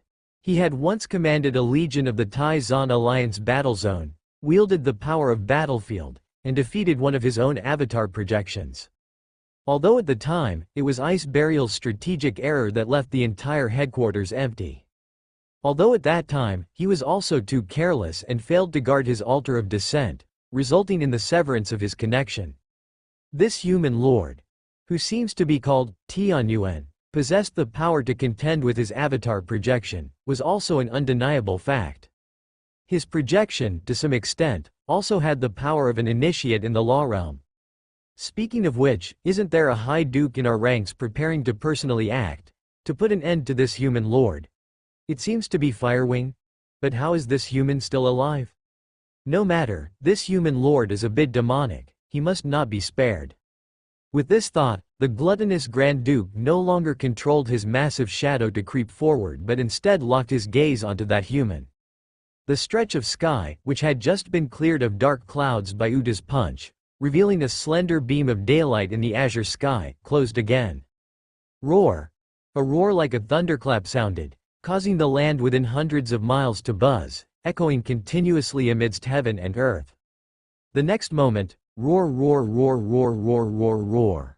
The dark sky suddenly bulged, swelling with one ferocious maw after another that appeared from all directions, and descended like meteorites. But at the same time, Tianyuan City's strong people, Xie Yi, 17, and the others, also quickly took action. Beep! A red light lit up in the sky, dispersing the clouds, and the silhouette of a satellite high above became faintly visible. The satellite's solar panels unfolded one after another, with elemental particles visible to the naked eye gathering from around several miles. A brilliant crimson beam of light penetrated down from the sky. Epic Skill Quantum Satellite Cannon.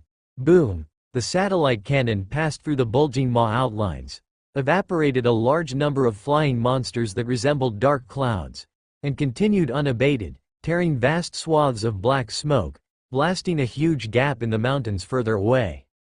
A mushroom cloud rose up into the air. Waves of shock visible tens of kilometers away spread out in rings, tossing countless monsters into the air and crushing them. This strike was extremely lethal. Countless monsters perished under the quantum satellite cannon. Even legendary monsters on its path had no chance to react before their bodies were annihilated by the beam. But the silhouette of the giant maw pierced by the cannon still existed, just slightly blurred. Unlike Uda's ordinary punch, Xieyi's quantum satellite cannon, despite being a lethal move with destructive power and coverage that were second to none, was somewhat ineffective against the Grand Duke of Gluttony's maw that contained spatial and conceptual power. Behind 17, ripples in space arose and swiftly expanded to both sides. Tens of thousands of arrows became visible within these ripples. 10,000 arrows treasured 10,000 arrows rushing. 17 did not draw a bow. She simply curled her middle and ring fingers inward, her thumb pressing against these two fingers, while her raised index and pinky fingers pointed forward. Behind her, as she commanded, tens of thousands of arrows wrapped in flowing light streamed out one after another. Whiz, whiz, whiz, whiz, whiz, whiz, whiz. A barrage of arrows tore through the sky. 17 did not aim at the consolidating giant maws nearby. Instead, her arrows targeted the far-off, sky-obscuring shadow of black smoke. The arrows pierced through space, arriving in an instant and continuously passing through the tendrils of smoke and clusters of clouds. With each pass, they took away a wisp of the black smoke, causing it to dissipate. At the same time, several giant maws of gluttony began to form and materialize, their maws lined with sharp teeth, and their depths resembling the vastness of a black hole. They attacked from all directions, biting down on an entire section of space. Crack, black fissures abruptly appeared, spanning thousands of kilometers around. An area of a few thousand kilometers might not seem vast, but if it is filled with intertwining black cracks and the entire space is on the verge of collapse, threatening to shatter at any moment and plunge into the chaos of space, this is nothing short of horrifying and unsettling. Is this the method of the Grand Duke of Gluttony? Those watching this spectacle were not limited to Fiery Blaze and Wu Ming, who were not far away. At a greater distance, in the core fortress, the military leaders were equally tense. Some were dissatisfied with the Lord of Tianyuan City's decision to strike on his own, fearing it might cause the loss of valuable high-end forces in the battle zone. Preserving high-end forces was far more important than saving the ordinary military leaders and soldiers in the outer fortresses. But others admired the courage to face the Law Realm head-on with nothing but a heaven and earth realm and soul realm body, a courage not everyone possessed. Or more accurately, no one present had it. They could not do it themselves, but that didn't mean they couldn't admire those who could. Whether discontented or admiring, everyone tensed up at the sight of space shattering. They clenched their fists, held their breath, and all they seemed capable of was praying. The Lord of Tianyuan City continued to walk through space at an unhurried pace. He was oblivious to the spreading spatial cracks around him and the chunks of space shattering and falling like pieces of a glass mirror. He simply gazed into the distance, contemplating something. And Isloa, in perfect unison, took out her staff, the top of which was inlaid with a star-shaped gemstone, and gently tapped the space in front of her that was about to shatter. Hexagonal crystals emerged one after another, quickly spreading outward. In a breath's time, these hexagonal crystals spread out to form a huge spherical object, securely protecting the group of 7 and one bird within. Crack, boom. Space broke apart. The collapsing space devoured everything within a radius of thousands of kilometers, with the soil, rocks, and vegetation that were bitten off falling into the spatial currents and disintegrating in the next moment. In the midst of these large, shocking black voids, only the star-blue sphere, built of countless hexagonal crystals, stood firm. It was like a reef that had withstood the assaults of waves for thousands of years, still standing unyielding. Soon, the collapsing space naturally and quickly healed under the influence of the heaven and earth rules, leaving only this space that had been chewed apart unnaturally hollow. This space-shattering technique is far inferior to Duo Lies. Mu Yuan had long known this would be the outcome, which is why he stood still with confidence. He stared into the distance, focusing on the massive shadow of black smoke. The shadow was enduring a constant bombardment of arrows and cannon fire, its body being scattered inch by inch only to regather continuously. During such a transformation, he could detect some extraordinary conceptual fluctuations. Indeed, there aren't many of these conceptual threads dispersed here. This presence is definitely not the true body of the Grand Duke of Gluttony but merely a projection. However, the entire Dragonman battlefield had not even one Law Realm presence stationed to discern the Grand Duke's illusion from reality. Moreover, even if a Law Realm presence were confronted face to face, Mu Yuan felt that an ordinary Law Realm presence would also struggle to discern the truth. Even himself, having learned the answer beforehand and then deliberately examining certain details, still could not be 100% sure. Only Duo Lai, with its root imprint, could see through the deceit at a glance. But even Duo Lai would be unable to trace the projection back to the true body of the Grand Duke of Gluttony via these conceptual threads. After all, destruction was its forte, not this. It only knew how to blast away. At this moment, seeing his attack blocked, the fury in the eyes of the Grand Duke of Gluttony intensified. Almost without hesitation, he employed his contingency plan. He activated the more powerful abilities of the projection that descended. Ow! On the blood-stained plateau, countless monsters howled in unison as they died at the same moment, their bodies becoming fragmented nourishment for the Gemstone Grand Duke's power. The massive shadowy figure became even more solidified. One after another, pitch-black clouds of smoke burst from its smoky body. These clouds of smoke were exceptionally vast, resembling meteors with trailing flames as they plummeted to the ground, but at their forefront were gaping maws that seemed to tear and chew at something. Numerous black smoky tendrils, dozens and hundreds of them, spewed forth. Raging fires and ferocious maws came hurtling towards them. This was an attack tens of times more terrifying than the one before. But for this reason, due to the drawing off of a large amount of black smoky energy, the entire enormous expanse of the smoke shadow that stretched for hundreds of miles became considerably thinner. Hong Yi, who had been hovering nearby like a display piece, suddenly narrowed her eyes. The old lady has finally caught it. Legendary Power Supreme Illusion Sky Demon. The corporeal body of smoke revealed by the Gemstone Grand Duke was especially large, fusing his spirit and energy into it to an extent that made it impossible to discern or capture. But the thoughts and consciousness, the feelings and spirit, belonging solely to the Gemstone Grand Duke were one and only one. Hong Yi had caught that single thread of consciousness. And as the emotions of the Gemstone Grand Duke fluctuated and became increasingly violent, she also instantaneously magnified the mental lapse of this High Duke. Spawn of the Heart Demon, Dane, Lane, the Gemstone Grand Duke had already detected the force invading his spirit. But before he could defend himself, a tendril of smoke darker than darkness itself, more vicious than cruelty, burst forth from the depths of his psyche, rapidly growing into a sinister, bloodthirsty, black giant dragon that shared a likeness with him. The giant dragon lunged viciously, ripping his flesh and gnawing at his soul. Afar, over 100 kilometers away, the black smoke in a certain area exploded abruptly, revealing the dark crimson giant dragon the size of a mountain, the Gemstone Grand Duke. He was locked in a ferocious battle with the Black Heart Demon giant dragon, his tyrannical gaze fading, replaced with astonishment. What the hell is this thing? Even he, a High Duke from the Dragon Sleep Valley and who had witnessed countless powerhouses and lives, had never encountered such a bizarre situation. What monstrosity had been born from his own psyche, his own consciousness? Merely this one, heart demon, was far from enough to critically wound the Gemstone Grand Duke. After all, Hong Yi had only recently evolved into a legendary life, and her rank was only at the legendary Earth realm. The mental lapse of the Gemstone Grand Duke was not sufficiently significant. However, Hong Yi was not alone. Uda acted in time, normal continuous ordinary punch.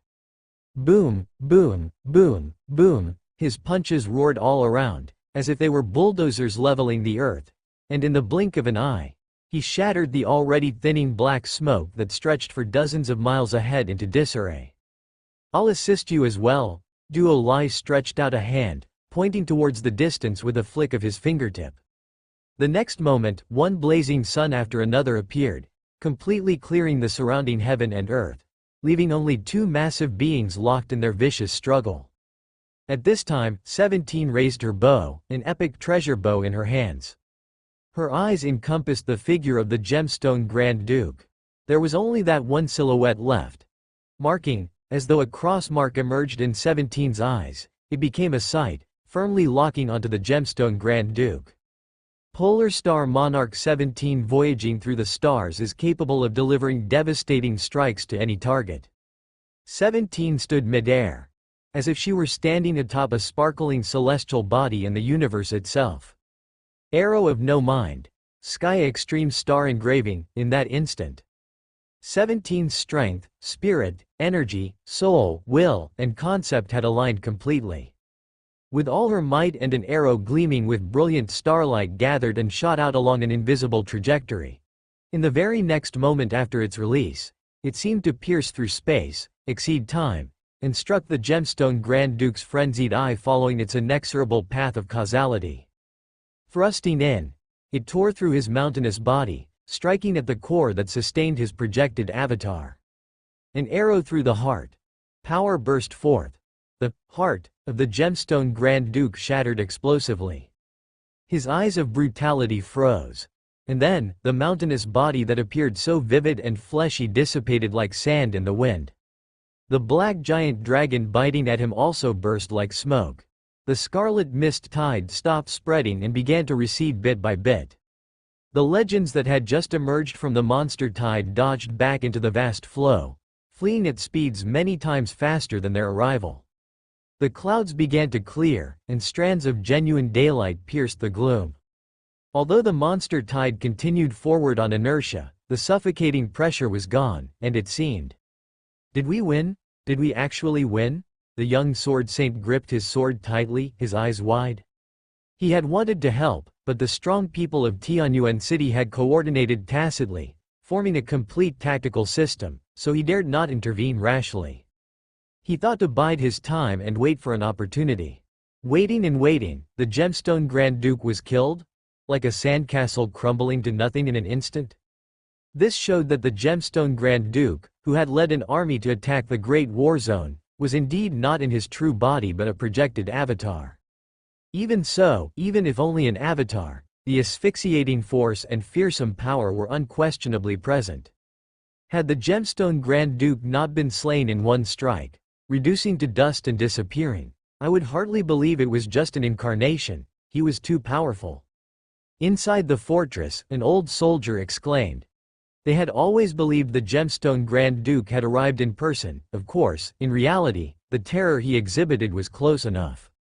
For them, and even for Soul Realm experts and world-class strongmen, his power was far above their own. Yet he fell just the same, under the perfect collaboration of Tianyuan City's strong individuals. Undoubtedly.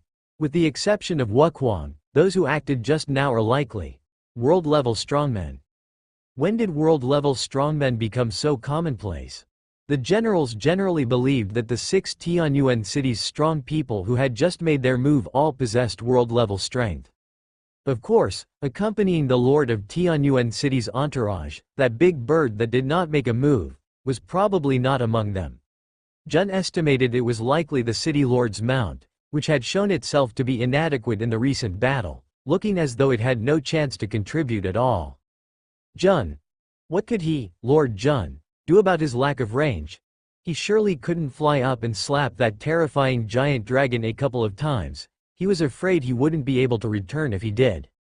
Alright, he had to admit that he was somewhat disappointed, but after all, there was never a place for him, Lord Jun, in the entire tactical system to begin with, so it wasn't his fault. But what about Xie Yi? How did he manage to receive so many admiring glances along the way? Could it be that these generals thought him, Lord Jun, incompetent, but Xie Yi was very capable? There were times when reputation could be misleading. Just wait until Jun evolved. The birds of the entire eternal world would sing for him. After defeating Duke Bloodeny Projection, Mu Yuan then returned to the core fortress. The rest, such as eradicating monster waves and the like, no longer required his attention. World-class strongman? He had long been aware of the office's discussions. That wasn't far from the truth. Hong Yi and 17, who had just evolved, had roughly the standard of first-rate world-class strongmen. Of course, since they themselves were legendary lives that wielded conceptual power, against beings from the law realm, their advantage over other world-class strongmen was much greater. Tasks that many first-rate world-class strongmen couldn't accomplish together, they could do easily, very easily. Once they could wield even more massive conceptual power and their development into legendary power deepened, directly confronting the Law realm also became completely possible. As for Jun and Xie Yi, who had not yet evolved, their domain levels, having been enhanced through several fortuitous opportunities, also caused their personal strength to surge, and their actual combat power was no less than that of world-class strongmen. Calling them world-class strongmen wasn't wrong either. However, after all, it was a battle of encirclement with an enemy that was the projection of a High Duke, whose power was difficult to define. 17. Xie Yi, Hong Yi. These strong people wouldn't so easily gain recognition as world-class figures just from this one battle. The Tianyuan powerhouses certainly didn't care. Mu Yuan felt the same. In this battle, he had intentionally reserved some of his strength but also deliberately revealed some, which was strategic. It would not only serve to lull Dragon Sleep Valley into complacency but also to establish greater prestige throughout the entire Dragon Man battlefield. Nothing could more efficiently boost one's prestige than defeating a breathtaking enemy. Especially in this neutral zone, occupied by a joint garrison of multiple countries and forces, where the fist is law and strength is everything. Mu Yuan did not wish to bother with command but needed to gradually reveal Dragon Sleep Valley's grander scheme to pressure the various countries. At this time, the weight of one's words naturally varied depending on the speaker's strength. And the strength of Tianyuan City. I had long heard that the Lord of Tianyuan City is the Tai-Zan Alliance's most outstanding, monstrous miracle lord in history, with a promotion speed even faster than the famed Lord of Hanyu City, commanding countless fierce generals and elite troops. But all I've heard were just rumors, and seeing is believing after all. That's right. I was a bit skeptical about the Lord of Tianyuan City's battle accomplishments, too exaggerated and absurd. The Lord himself is only in the Soul Realm and has already cultivated 3 world-level strong people, which seemed utterly unreasonable. But now upon seeing it for myself, it turns out reality is even more exaggerated than the rumors. +1+1. I was also half doubtful about the Lord of Tianyuan City's battle record before, thinking there was some exaggeration. This isn't me being biased. Even among world-class strongmen, some do have inflated reputations. As this strongman spoke, he glanced into the distance and whispered to his companion, "Do you remember the news that broke out a while ago? One of the 7 heroic lords of Shenyao Empire, the Winter King, got killed in action while chasing a Grand Duke of the Hunt, and if he hadn't been in the Soul Realm, he would have perished then and there without his soul box to save his life." The Divine Brilliance official announcement said that the heroic Lord, Winter King, fell victim to an ambush and was defeated and killed in the wilderness. However, I've heard a rumor that the Winter King was actually killed one-on-one by the Grand Duke of the Hunt during the pursuit. He might have been careless, or perhaps that Grand Duke of the Hunt had some sort of ace up his sleeve. But no matter what, people often use the ability to defeat a Grand Duke of the Hunt in a one-on-one fight as a criterion for world-class strongmen. Yet the Winter King not only was defeated but couldn't even escape and died on the spot, an apparent gap in their abilities. It's also apparent that the heroic lord's combat power and past achievements were overinflated. Shenyao Empire heavily promoted the 7 young generations of heroic lords to create momentum, but now many people understand that there was some exaggeration involved. People originally thought that the battle achievements trumpeted by the Lord of Tianyuan City were so exaggerated, absurd, and unrealistic, that there must certainly be some overstatement involved. Only the extent of exaggeration was in question. Unexpectedly, too low. Absolutely too low. What do you mean only 3 world-class strongmen under the Lord of Tianyuan City? There are clearly 6 of them. 2 of the most famous strong people under the Lord of Tianyuan City aren't even included this time, which means that there are 8 unparalleled divine generals under the Lord of Tianyuan City. Add the Lord himself, and isn't that a total of 9? Hiss. Not scientific. This is so unscientific, but this was what they had witnessed with their own eyes. Even though among them, some Tianyuan powerhouses might have borrowed the power of upper epic treasures or used some magic treasure or secret technique, As long as they were able to display world-level power, then, they were indeed world-level. Taigen. Pure truth, despite it still being quite absurd. Rumors say the right hand of the Lord of Tianyuan City, known as the Hand of Evolution, just a touch from him grants the possibility of evolution.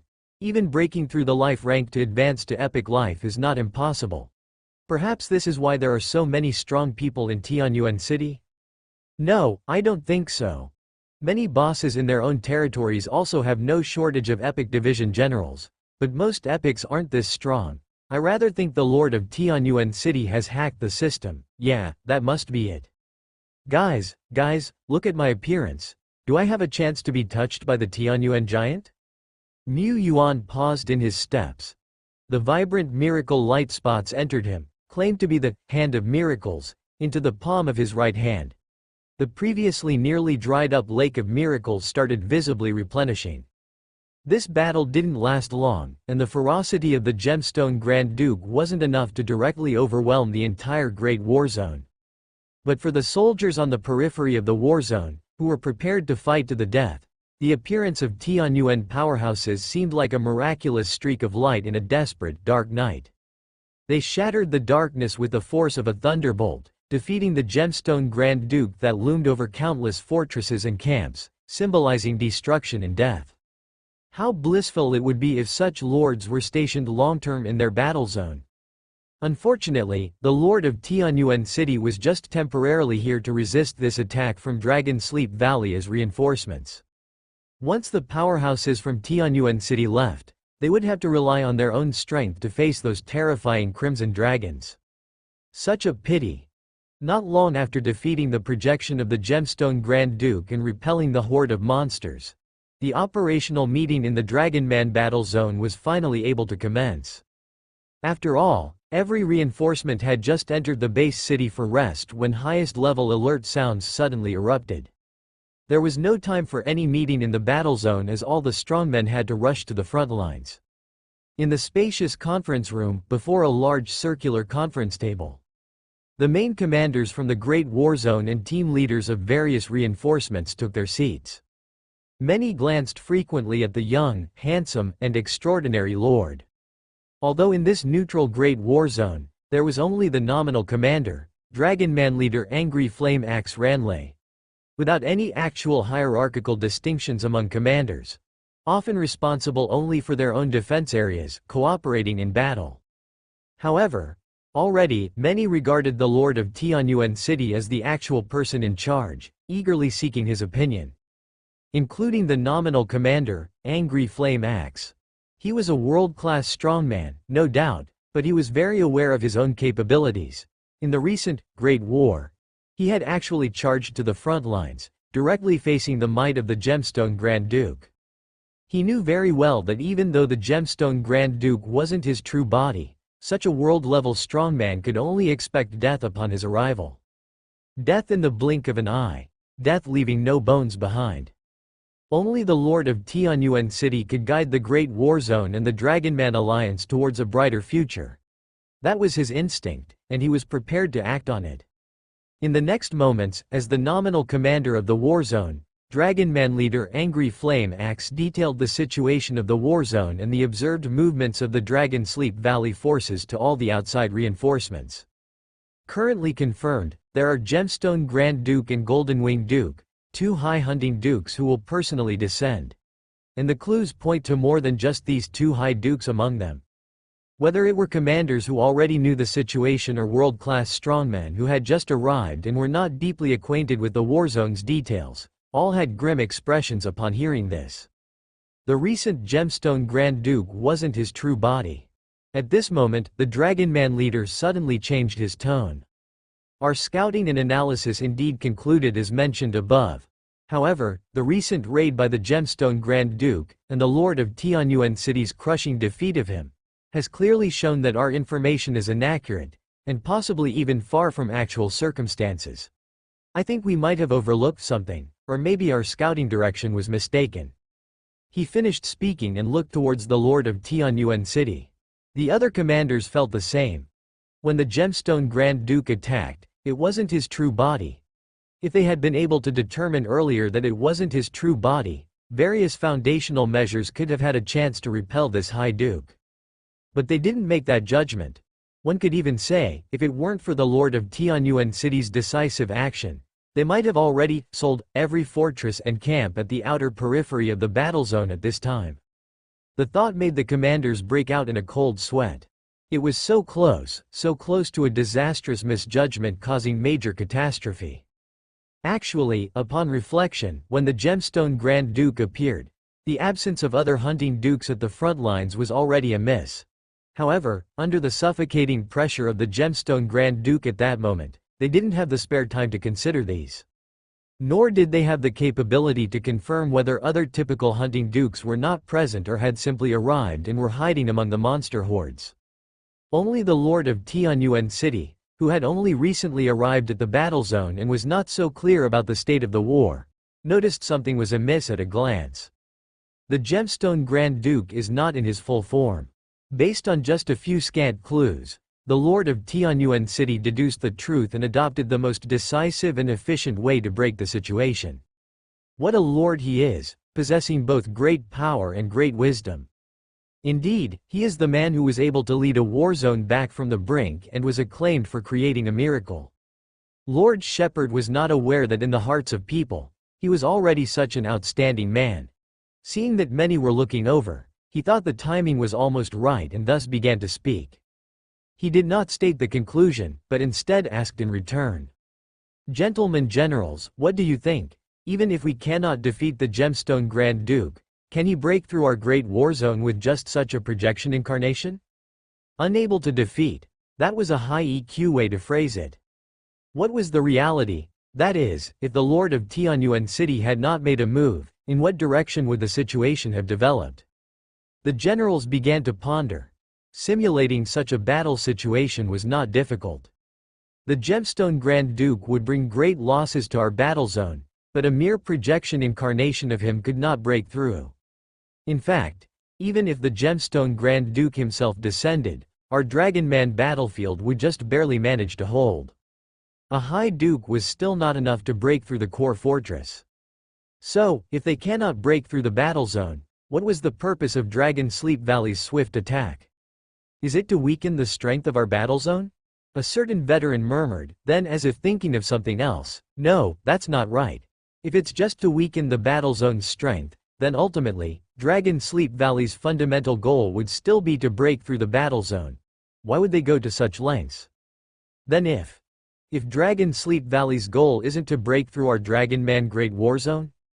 When this thought was voiced, the veteran was suddenly startled. Like waking from a nightmare, cold sweat broke out on his forehead. But the more he reasoned, the closer he felt he was to the truth. Dragon Sleep Valley probably had a different goal. If Dragon Sleep Valley isn't planning to break through our battle zone, their attack this time is just to weaken us and cause the influence range of the battle zone to shrink. If they lost the outer defensive lines for a long time in the future, they would be forced into defense, without even the opportunity to counterattack. Naturally, they would also lose the ability to enter the Red Mist land to gather intelligence. The target of Dragon Sleep Valley is to sever our reconnaissance capabilities? The veteran became more and more convinced as he spoke. It was indeed just a guess, but it fit the current situation even better. At that moment, another veteran seemed to recall something. A month ago, one of our elite scouting teams was wiped out in Area D26 after encountering a powerful enemy. We originally thought that the scouting team had stumbled upon the main force of Dragon Sleep Valley while they were gathering, and that was the cause of their demise. But it also led us to the discovery of Dragon Sleep Valley's plans to attack. But now, it seems that what the scouting team stumbled upon may not have been an offensive plan, but rather a deeper plot by Dragon Sleep Valley. Dragon Sleep Valley doesn't want us to discover something. Whether it's a feigned full-scale assault or forcing us to contract our defensive lines, it's all to cover up an even deeper secret of theirs. Having said this, the veteran, along with several other generals, all looked towards the Lord of Tianyuan City. The Lord of Tianyuan City was the first person to see through Dragon Sleep Valley's schemes. They really wanted to know how much plausibility the Lord would assign to such a bold conjecture. Plausible, all too plausible. If it weren't for the ongoing serious meeting, a meeting that pertained to the life and death of the Great War Zone, Mu Yuan could hardly resist the urge to applaud. These are the veteran generals who deal with the monster overlord year-round, truly formidable. The area where the elite pioneer squad was ambushed a month ago, could it be, is one of the prophesied corruption pillars mentioned in the prophecy? And it's not far from the Dragon Man battle zone? Careful consideration made it seem quite reasonable. If not for the enemy's arrangement being in that region, why would they choose to feint there? This gave him the first coordinates of a corruption node. With these coordinates as an anchor point, deducing the locations of other nodes wouldn't be so difficult. Mu Yuan also sighed in relief. The analysis and judgment of the generals allowed him to save many words. The conclusions he arrived at couldn't compare to those the generals analyzed themselves. Even though a few generals at the scene were skeptical about this speculation, the majority were in agreement. Mu Yuan said, "Clearly, Dragon Sleep Valley has a much larger plan, far more than simply annihilating a single Dragon Man battle zone. To understand the designs of Dragon Sleep Valley, all we can do is to delve deeper into Red Mist Land. This is the only choice, and we don't have much time left. The generals here should be aware, if Dragon Sleep Valley can use the conquest of a great war zone as bait for their plans, then how many battle zones, territories, and great domains will this scheme affect once it erupts? The powers bordering Dragon Sleep Valley's territory are certainly not limited to the Dragonman Alliance. Among those present are world powers that have battle zones facing Dragon Sleep Valley head-on. That day, the latest intelligence regarding the grand scheme of Dragon Sleep Valley was transmitted to the headquarters of various nations and powers. Information personally witnessed and analyzed by world-class strongmen had considerable reliability. Of course, the workings of nations and great powers, these enormous machines, could not rely on a single speculative piece of intelligence, nor could they make decisions on the whim of some bigwig alone. The method of verification by the powers was quite simple. Probing. Testing the strength of Dragon Sleep Valley through various frontline battle zones. By doing so, even if Dragon Sleep Valley becomes wary, it will still tie up a large portion of their forces. However, Dragon Sleep Valley has numerous strongmen, with power unspeakably terrifying. Within Red Mist Land, the presence of high hunting dukes has no restrictions. By then, we'll not only potentially encounter the Gemstone Grand Duke and Golden Wing Duke but also meet more, even more frightening existences. He intended to rely on the strength of nations and powers to share the pressure of Dragon Sleep Valley. But he wouldn't just rely on external forces. He hoped, more than anything, what he could rely on was always the direct lineage strongmen at his own command. Actions of various nations will take some time. Now that it has come to this, let's advance in the law realm a bit first. Mu Yuan murmured to himself. He hadn't been out of the mysterious land long before he got wind of the situation in the Dragon Man battlefield and hastened to make his way over. His breakthrough to the law realm wasn't difficult, but it did require a process, giving some face to what people call the heavenly chasm, a bottleneck. That night, Mu Yuan stepped out and passed through the starry sky gate back to his own territory. Tianyuan City was ablaze with light, shimmering and sparkling. Mu Yuan stepped through the starry sky gate, and in the blink of an eye returned to the main peak of his territory in Tianyuan City.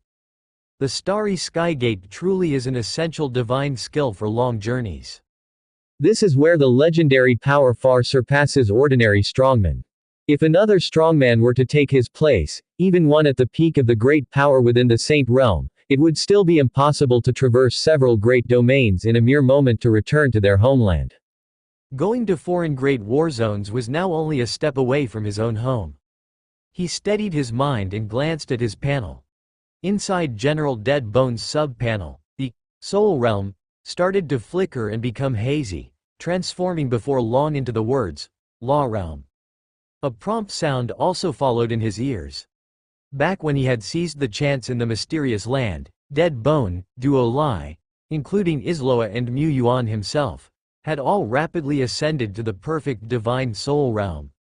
The fully developed divine soul power, apart from reinforcing the coercive force of the strongman's soul and allowing for more soul fragments to traverse domains for dissension or to be left as a revival contingency, could also faintly resonate with nature. Such resonance was not with the elements of heaven and earth, stirring up wind and clouds. That was superficial. After reaching the completeness of the soul realm, the resonance with the world that happened naturally due to the overflow of power was of a much deeper level. This was also the foundation for breaking through from the perfect divine soul realm to the super-principle realm. However, such resonance made it extremely difficult to capture the deeper law patterns of nature. Sometimes, those in the perfect divine soul realm might not truly experience this profound connection with the world even once in several years.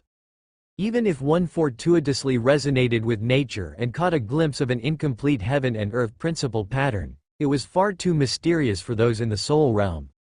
They could not remember it. For those unable to grasp the power of concept, law patterns were like enigmas, leaving an impression of mystery after only a fleeting look, but what exactly was mysterious about it, what it encompassed, remained unknown. Moreover, these were incomplete and missing information patterns.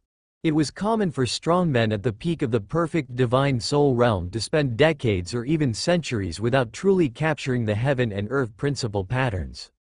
They might very well remain mere peak divine soul realm beings, never reaching world-class strongman status until their life ends or an accidental demise occurs. Compared to the ordinary, world-class strongmen either had supreme foundations, far surpassing ordinary perfect divine soul realm beings, making it easier for their soul to resonate with nature, or they had certain aptitudes, super techniques, unique talents, or top-tier skills, establishing a foundation where capturing and aligning with their personalized heaven and earth patterns was easier. This was the advantage of geniuses. For the majority who were only mediocrities in the perfect divine soul realm, they might spend their entire lives as peak divine soul realm entities and not as world-class strongmen. Without sufficient talent or fortune, merely relying on effort would never allow crossing the threshold that was visible, yet always out of reach. Dead Bones' breakthrough to the law realm was as relaxed as eating or drinking. However, after crossing that great pass, Dead Bones' strength did not see an immediate significant boost, just that the deep mysteries of heaven and earth and the law patterns would appear clearer to it. The power of concept wielded by enemies, the various conceptual connections would also be unable to hide from Dead Bones' sight. After pondering on the essentials of breaking through to the law realm, Mu Yuan walked into the Worldvine Great Secret Realm. The clouds in the sky were rolling and relaxing, and particles of heaven and earth visibly gathered intimately, filling the place with vitality and life. Dang, Lord Card. Mu Yuan entered a miracle building that had been artificially modified and upgraded for superior breakthroughs. The slight boost from this miracle building was almost negligible to him.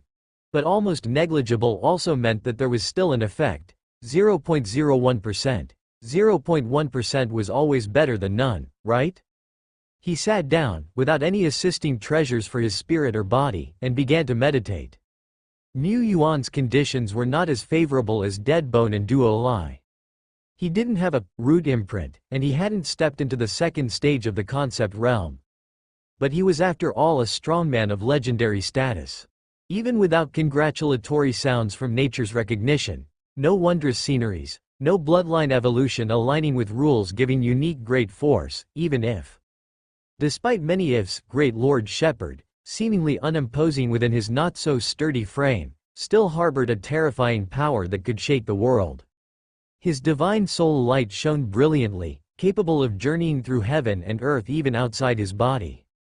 His god base was immaculate, like a throne upon a blooming lotus radiating divine light, illuminating the entire sea of consciousness as though it was the god realm. His body held boundless potential, gaining benefits with effort, always improving with devouring. He could even clearly see the mysterious law patterns between heaven and earth. And resonate deeply. Capture the law patterns. As his mind focused and his spirit wandered beyond material things, things naturally fell into place. His soul, his body seemed to connect to the bridge of heaven and earth, undergoing a transformation under the action of some sort of great force. The transformation focused on the soul. The soul did not continue to grow. The emitted soul light was as bright as before, but some deeper change happened quietly. Ding! Prompt. You have broken through the Great Barrier and advanced to the legendary level, the Third Realm, Law Realm. In a trance, Mu Yuan had awoken. Mu Yuan emerged from that mysterious state. It felt as if only a short while had passed since he had last been in communion with heaven and earth. But in reality, more than a day had passed. Physically, he didn't seem much different from before his breakthrough, yet it also felt as if he had been completely transformed. This is actually a promotion in rank. If non-epic lives could step into the Law Realm, their inherent rank wouldn't be weaker, perhaps even surpassing that of an epic 1-star. Of course, if one's own bloodline and life rank had not been sublimated to the epic level, how could one talk about breaking through into the Law Realm?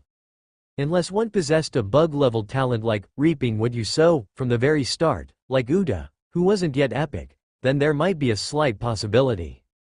It's precisely because of the promotion in some aspects of the life rank that the strong become closer to nature, allowing Law Realm venerables to truly see and feel the patterns of heaven and earth that symbolize the mysteries of the universe, and to wield deeper layers of power. For legendary lives, Mu Yuan opened his eyes. Heaven and earth, nature, countless profound patterns appeared distinctly before his eyes. These mysterious and exceptionally remote patterns of heaven and earth seemed within easy reach. Very clear. Usually, those in the Law Realm viewing these patterns find them blurry and chaotic. A perpetually expanding circle, a jumble of lines, pieced together illogically. Only by concentrating their soul power and amplifying their senses, can they barely make out these patterns. Thus, even those in the Law Realm could only observe the patterns of heaven and earth for a short duration. Only when their understanding of the patterns of heaven and earth deepened and their grasp of conceptual power became more profound could they more easily comprehend these patterns. Then, their rate of improvement would actually accelerate compared to earlier stages. When a legendary life is just born, the patterns of heaven and earth they see are already quite clear, comparable to an established Law Realm.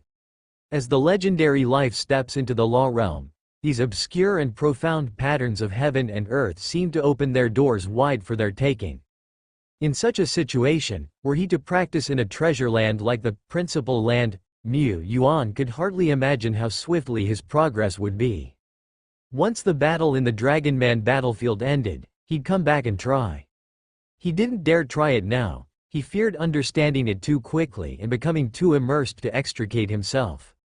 However, if it were the current me, it's likely that, upon first catching sight of the gemstone Grand Duke, I would be able to discern that the body of this High Duke is, in fact, a projection. A projected body naturally holds a conceptual connection with the original. Between individuals, between people and objects, there are often many conceptual connections, such as conjugate father and son, Taurans, and masters and their slaves, among others. The former's conceptual connections are extremely difficult to capture, the latter are even more challenging. Mu Yuan was now able to glimpse the former. Even if I held some specific powers targeting these connections, I could directly sever this conceptual link, causing the High Duke's projection to naturally unravel. In some respects, this breakthrough also significantly enhanced his immediate combat power. As Mu Yuan walked out of the secret realm, he caught sight from afar of a cyan figure flying through the skies above Tianyuan City. It was trailing brilliant cyan light, soaring high above and swiftly circling around towering mountains. Loop after loop. So conspicuous in Mu Yuan's eyes. How could it not be conspicuous? This was a giant bird with wings tens of meters long, adorned with layers of special effect glows from the elements of heaven and earth.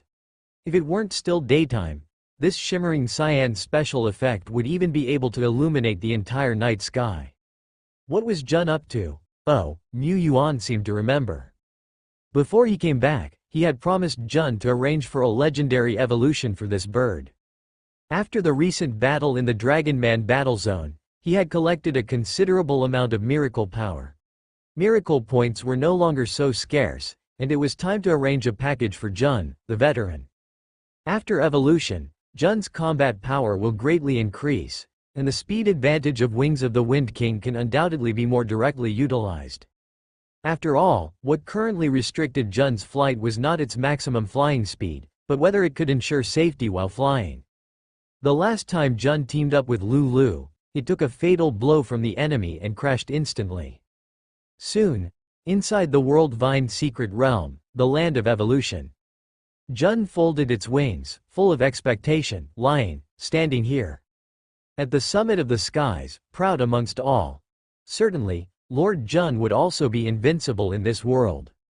After all, recalling the past, Lord Jun reminisced in detail, from the early days of establishing his territory, to passing trials, to the growth of his domain, to moving his domain to the 10 Directions Island domain. It seemed like he had never experienced brilliance that made him invincible in the world. But that didn't matter. He was the Mount of the Lord. In the vast Tianyuan city, how many had been Mounts of the Lord? This was Lord Jun's victory. As his thoughts meandered, a mysterious, great, and warm invisible force descended. Lord Jun couldn't detect this force but could feel his bloodlines begin to boil. A blazing white light burst forth from within him, transforming into a dazzling pillar of light that shot up into the clouds. He was immersed in evolution. 12 hours, 24 hours, 28 hours, 30 hours. Finally, a series of prompt sounds rang beside Mu Yuan's ears. Ding! Upgrade. Your troop type, Wings of the Wind King, Jun, has bathed in miracle radiance, gaining enhancement. Domain realm expanded to 21,000 meters. Notice. Your troop type, Jun, during evolutionary transformation. Core epic skill, Soaring 9 Heavens enhanced. Jun can use this skill to traverse certain enchantment barriers and also maneuver through spatial turbulence. Notice. Your troop type, Jun, during evolutionary transformation. Core epic skill, Sigh of the Wind God, enhanced. Sigh of the Wind God can propagate continuously through the medium of wind, with a significant increase in the maximum attack distance of this skill. When the evolutionary radiance spread to its utmost, when the golden Shi Guang illuminated the azure sky, a remarkably resounding screech echoed throughout the entire great secret realm, its reverberations enduring. It seemed, in many regions of the eternal world, such resonant, cloud-piercing screeches emerged, causing mighty birds and beasts in a daze to look up. Notice. Your troop type, Jun, bathed in miracle radiance, evolved from epic 3-star life, Wings of the Wind King, to legendary 1-star life, Wind King, and awakened the legend power, Wind King form. Wind King form. Description. When the King of Wind reveals his true form, the winds of heaven, earth, and the world shall cheer for him. Ability 1 Wind Controller. As the Wind King, Jun will be the master of all winds, influencing and even dominating anything related to the concept of wind. Moreover, Jun can derive additional wind-related powers. Ability 2 Everything can be wind. The Wind King Jun can regard any flowing entity as wind, such as water flow, flames, or spatial turbulence. The stronger the energy and the greater the difference in form the target contains, the more energy Jun consumes. Ability 3 Wind King form. Jun can unleash all the wind powers within him, temporarily entering the Wind King form. In this state, the powers of the Wind King are truly manifested. Where there is wind, that is the hunting ground of the Wind King. Side abilities 1 and 2 were auxiliary, but exceptionally powerful, enhancing Jun's wind power from all aspects. He controlled the wind, epitomized the wind, and then, he would transcend the wind. This was the Wind King, the ruler who commands the storm. However, evidently, Side Ability 3 was the core of the Wind King form, legendary power, yet it was vaguely described. At this moment, the space seemed to freeze for a moment, with thousands of screeches sounding at once. The storm swept across mountains and forests, rivers and lands, filling the entire azure sky. The world brightened the next moment, shining with a cyan light as dazzling as gemstones. Mu Yuan looked up to the sky. Massive, magnificent cyan wings like curtains spread across the azure sky, extending for tens and hundreds of miles. Like a divine deity amidst the wind, the majestic large bird stood above the heavens, Its pupils were vast, resembling lakes mingled with cyan waterlight, calm, vast, yet within them, there lurked unimaginable ferocity. A ferocity that seemed enough to tear the entire world asunder. And this was the true form of the Wind King. On the fourth day after Mu Yuan defeated the projection of the Gemstone Grand Duke, the Dragon Man battlefield remained calm. The monstrous tide from a few days ago had been eradicated by the battalions of the war zone. The vile red mist that surged forth with the monsters also receded with the fall of the Gemstone Grand Duke and the retreat of the monstrous tide. However, even so, the readiness level of the Dragon Man battlefield had not decreased but had rather increased. The readiness level broke through the highest value of the Great War Zone and temporarily rose by one level. Countries had clearly recognized the importance of the Dragon Man battlefield, or rather, the secrets hidden within the red mist land bordering it. At the same time, the other Great War Zones directly bordering Dragon Sleep Valley's ruling region also started their own maneuvers. Ordinarily, all the Great War Zones maintained a defensive posture, often falling behind in face of the attacks from the supreme ruler Dragon Sleep Valley. But this did not mean they lacked the capability to attack. This was the Pioneer War Zone. Some positions within the Great War Zones had also been pushed forward, causing the Red Mist land to retreat deeper, reviving vitality to the land. The Great War Zones established by the lead of various great nations were not comparable to the superficial, Super Dragon Man front. These Great War Zones necessarily had Law Realm powerhouses stationed, and not just one. In places like the Cold Valley Mountain Battle Zone, both the principal and deputy commanders were Law Realm powerhouses. The Lord of Han Yu City was a top-tier Law Realm powerhouse. Here at the Tai Zan Alliance, the battle zone tasked with confronting Dragon Sleep Valley was the Longshan Pass battlefield, currently commanded by Lord Qing Xin. Although Lord Qing Xin personally had no outstanding battle achievements, she was, after all, on the level of exploratory generals like Lord Han Yu and Lu Shi. The advantage of Qingxin City lay in its ability to train Law Realm level generals and more than just one. Triple Law Realm. Such was the reputation of Qingxin City. With such power stationed here, delving into the Red Mist land to harass Dragon Sleep Valley was no difficult task. It was merely a matter of whether it was necessary to take that risk. And now, it probably was. According to the data provided by the Alliance, it's likely that a Law Realm leader has already entered the Red Mist land to investigate the situation, Sophia said. After a pause, she added, "Do you really not need me to take a look at the Red Mist land?" "Yes, after all, the land here and Tai Zan need you more." Currently, Sophia's task was to patrol several large areas of Tai Zan, tracking and eliminating powerful monsters that had entered the territories. Sophia's Black Crow was hunting for clues, while the other two wings of the Wind King, who had already reached the legendary realm and possessed the Soaring Nine Heavens skill, were in charge of transporting strong fighters. The hunting efficiency of Tianyuan City was extraordinarily high. Compared to territorial patrolling, Tianyuan City needed Sophia's power even more. After all, the tunnels had just started operations, and countless outsiders had flooded into Tianyuan City and the surrounding areas. Tianyuan City acquired considerable economic and population growth, but also had to take on some risks.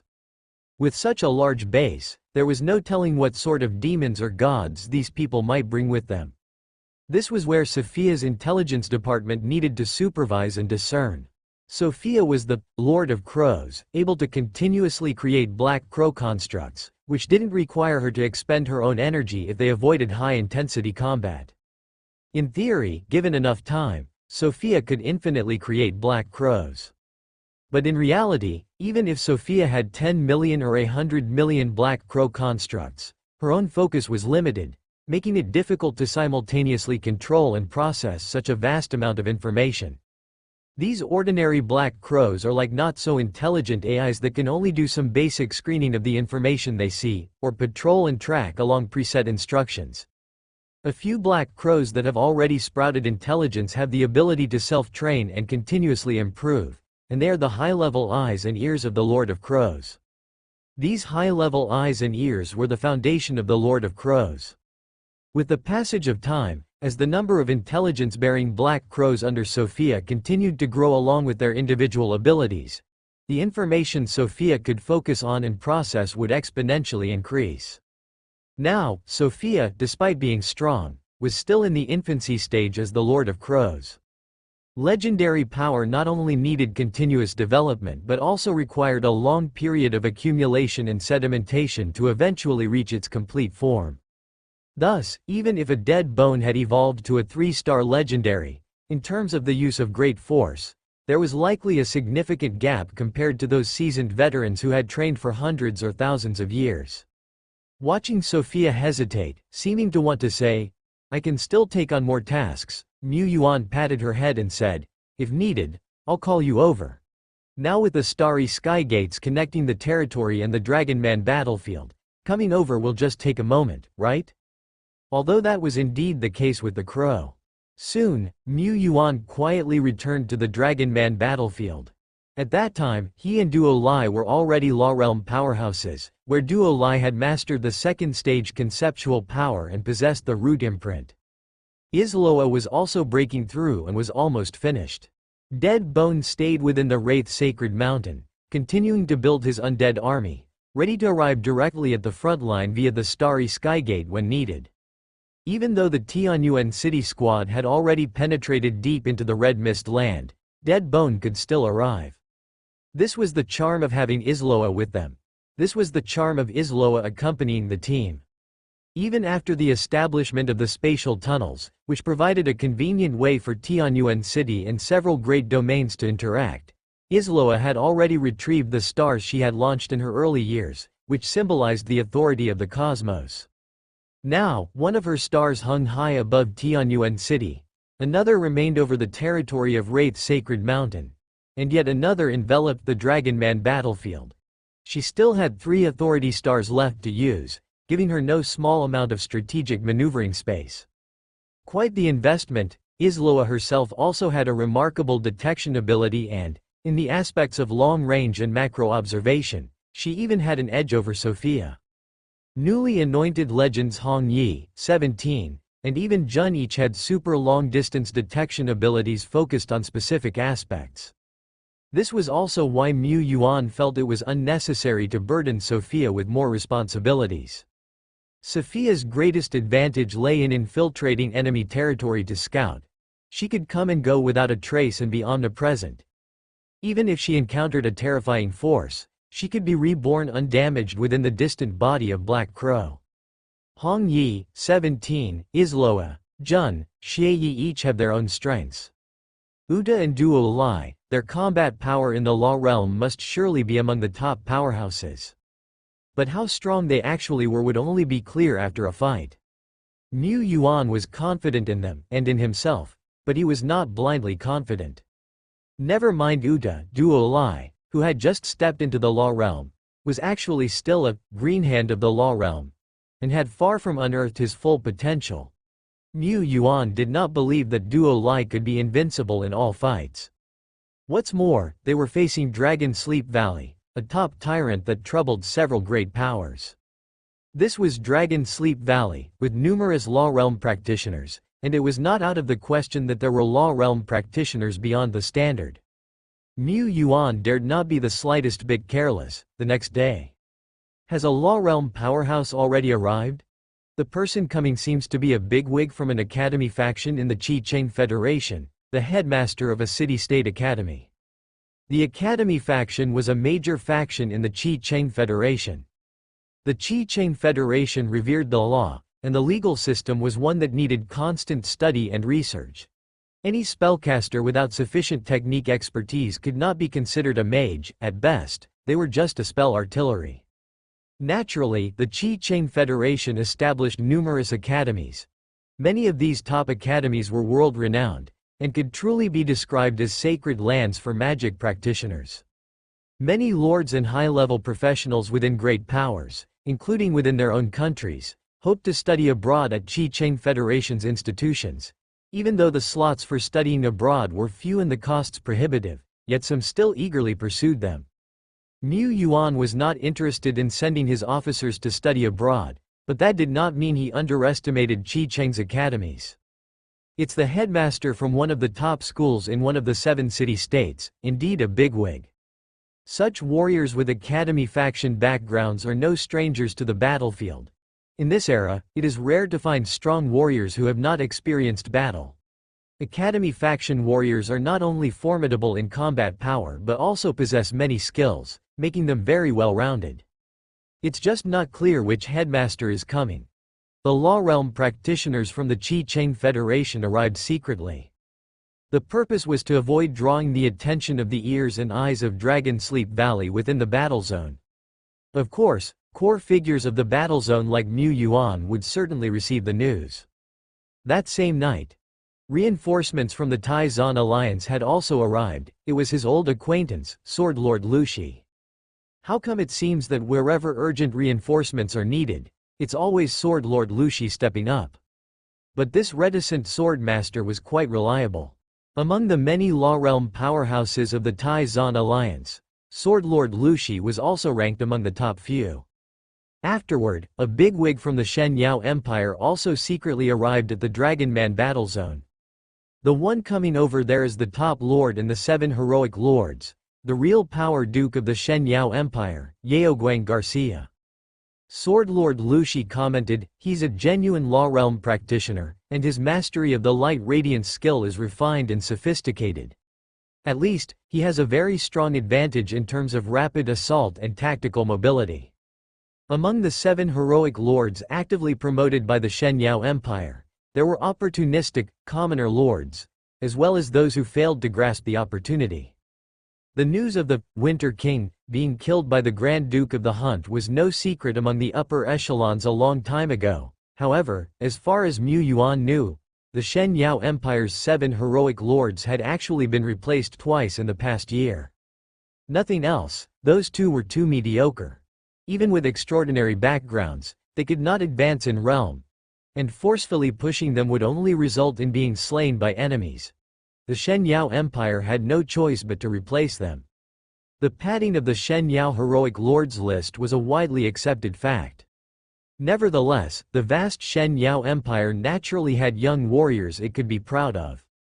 Fiery Blaze Hail had survived from the hands of the Firewing Duke, which greatly boosted his reputation.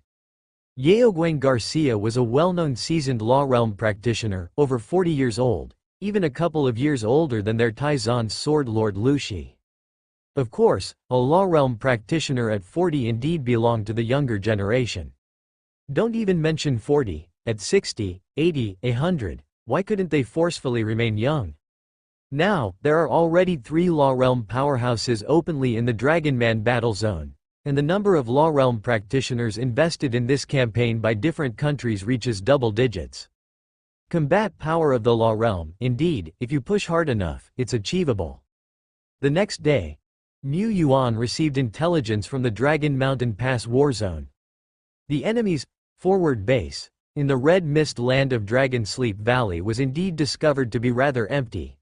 However, when a small team comprised of various generals and top-tier combatants delved deep into the Red Mist land up to a certain limit, the resistance they encountered grew exponentially. In the end, the team of generals didn't dare to venture further. Even so, this time there was a casualty from the Soul Realm, and Lord Qing Shin's subordinate, the Law Realm Venerable leading the team, was also seriously injured and would need some time to recover. Indeed, it does not bode well, Mu Yuan murmured. He discussed for a while with Sword Lord Lu Shi. Under normal circumstances, this Sword Lord hardly spoke a few words in a day, but as soon as the discussion was about military strategy and tactics, his words visibly increased. At present, we can generally ascertain that Dragon Sleep Valley has plans within this region, supposedly setting up something, but even so, even though we still have some intelligence, the scope of this region is still too vast. Not only that, after the emergence of the Sky Rift disaster, the environment in Red Mist Land has become even more dangerous, and we have to predict that in this region, the environmental hazard level will become even higher. What we can do is either find a way to exploit the enemy's vulnerabilities. At this point, Sword Lord Lu Shi glanced at Tianyuan. Tianyuan had shared some intelligence with him not long ago. Or take advantage of the enemy's planning stage to launch a strong attack on Dragon Sleep Valley's forward bases, forcing back the Red Mist Land. But he was well aware that this was a last resort option. The enemy's forward bases were like fortresses in their great war zones, easy to defend but hard to attack. He even felt that even if they could be taken down, the effect on the overall situation would still not be substantial. Let's first see what the Qi-Cheng Federation and the Shen Yao Empire have gained. Soon, a strategic meeting for the Great War Zone was convened once again. This meeting was attended by few people, just a mere 20 or 30. The vast majority of generals in the Dragonman battlefield did not have the privilege of listening in. After all, the secrets to be discussed at the meeting were too numerous. Dragonman leader Angry Flame Axe Ranley looked around. His kind had only 3 spots in this meeting. He even wondered if the other 2 spots were specially granted. Otherwise, it was very likely that he would be the only representative from the Dragonman tribe present. World-class strongman rotating King Golden Elephant. His bulky and massive body was seated on a chair equally large, but he was fidgety, squirming like a 980-pound child. No choice. There were too many powerhouses here. Some of them were particularly terrifying, and even without any aura emanating, his instincts constantly reminded him never to make an enemy of them. Never to make an enemy of them. The Sword Master of Tai Zan, the Dukes of Shen Yao, the headmasters from Qi-Cheng. Of course, for some reason, Golden Elephant always felt that in his intuition, the terrifying sense from Lord of Tianyuan City and his subordinates was not the least bit inferior. Perhaps for him, whether it's a lot stronger or just a tiny bit stronger, the difference was all the same. It was not just the presence of 3 Law Realm beings, but soon, one after another, the Law Realm beings from the 3 major nations and several great powers arrived in the form of projections. In just the blink of an eye, more than a dozen Rule Realm beings had gathered in this small meeting room. Beings who stood at the pinnacle of the world and could stir the winds and clouds with a single thought. With these many Law Realm experts taking action, isn't this battle secured? Awesome. Awesome. It's my first time seeing so many Law Realm individuals. Our entire Purple Mountain range has only 2 Law Realm beings. Several old generals were very excited. In front of these Law Realm beings, even if the Gemstone Grand Duke in his true body were to personally come, he would not escape death. Isn't that enough to secure a victory? Many people felt that way, until the major nations and powers shared their intelligence. Dragon Sleep Valley's planning involves a region as vast as hundreds of island territories. The number of high hunting dukes active in Dragon Sleep Valley far exceeds expectations. There are 4 unrecorded Law Realm monsters, of which 3 are newly promoted Law Realm beings, seemingly not strong, but we cannot help but suspect that Dragon Sleep Valley's planning is related to the birth of these Law Realm monsters. The longer we delay, the more Law Realm monsters we may face. But the region is too vast, and under the influence of the Sky Rift disaster, the Red Mist region's environment has become much worse, making it difficult even for Law Realm beings to survive there for extended periods. Both Law and Soul Realm beings have similar physical endurance, and their resistance to Red Mist erosion is roughly the same. Neither can last very long. They could only delve deep several days to a couple of weeks before inevitably retreating. In such circumstances where survival itself is hard to ensure, how can we be clear about the plans of Dragon Sleep Valley? Moreover, the area we need to scout is so vast. The Red Mist Land has always been a forbidden zone for living beings. The dangers there were not just from the powerful monsters. Law Realm beings, unless absolutely necessary, would never set foot into the Red Mist Land, let alone delve deep into it, repetitively, for long durations. They simply didn't have the conditions for it. That huge, dark range map was like a stretch of endless black clouds hanging over countless people, countless countries. It was despairing. No matter how you looked at it, it was utterly despairing. But if Mu Yuan tapped lightly on the tabletop. In this silence, the tap was so abrupt. The gaze of every strongman turned his way. Beside the Lord of Tianyuan City, the girl with pink hair touched the surface, and dots shining with starlight landed on the vast, dark cloud mass. One of the dots on the lower right corner was an area previously scouted by the Dragonman battle zone, codenamed D26. Mu Yuan's hands slowly pressed onto the flat tabletop. His gaze swept around the room, meeting the eyes of each strongman in turn. If we had the node intelligence of Dragon Sleep Valley, could this battle be fought? Shock. After the shock, the room fell completely silent. Intelligence that includes the planning of a large number of key positions in Dragon Sleep Valley. Hiss. Is this information reliable enough? And where did the Lord of Tianyuan City get it from? Where it came from, however, nobody asked. Most of the powerhouses present were shrewd. They naturally wouldn't foolishly inquire, as Tianyuan hadn't explained, which meant the source of the intelligence needed to remain secret. Besides, where the information came from wasn't important. What mattered was the veracity of the intelligence. How much of it was true? 20%, 50%, or perhaps 70% or even 90%. Not being one of the crafty and instead a bit of a straightforward fellow, like Golden Elephant, who was sitting upright like a diligent student attentively listening in class. Definitely wouldn't dare to speak up. The focus of all the powerhouses was whether the intelligence was genuine enough. If this intelligence could be half. No, as long as there is 30% reliability, then. A Law Realm expert murmured, eyes sparking with brilliance. It was the light of excitement, the light of seeing hope in breaking the deadlock. The Red Mist land was too strange and dangerous. The scope of the enemy's setup was immensely vast, and previously, even after racking their brains, they were unable to come up with a feasible plan.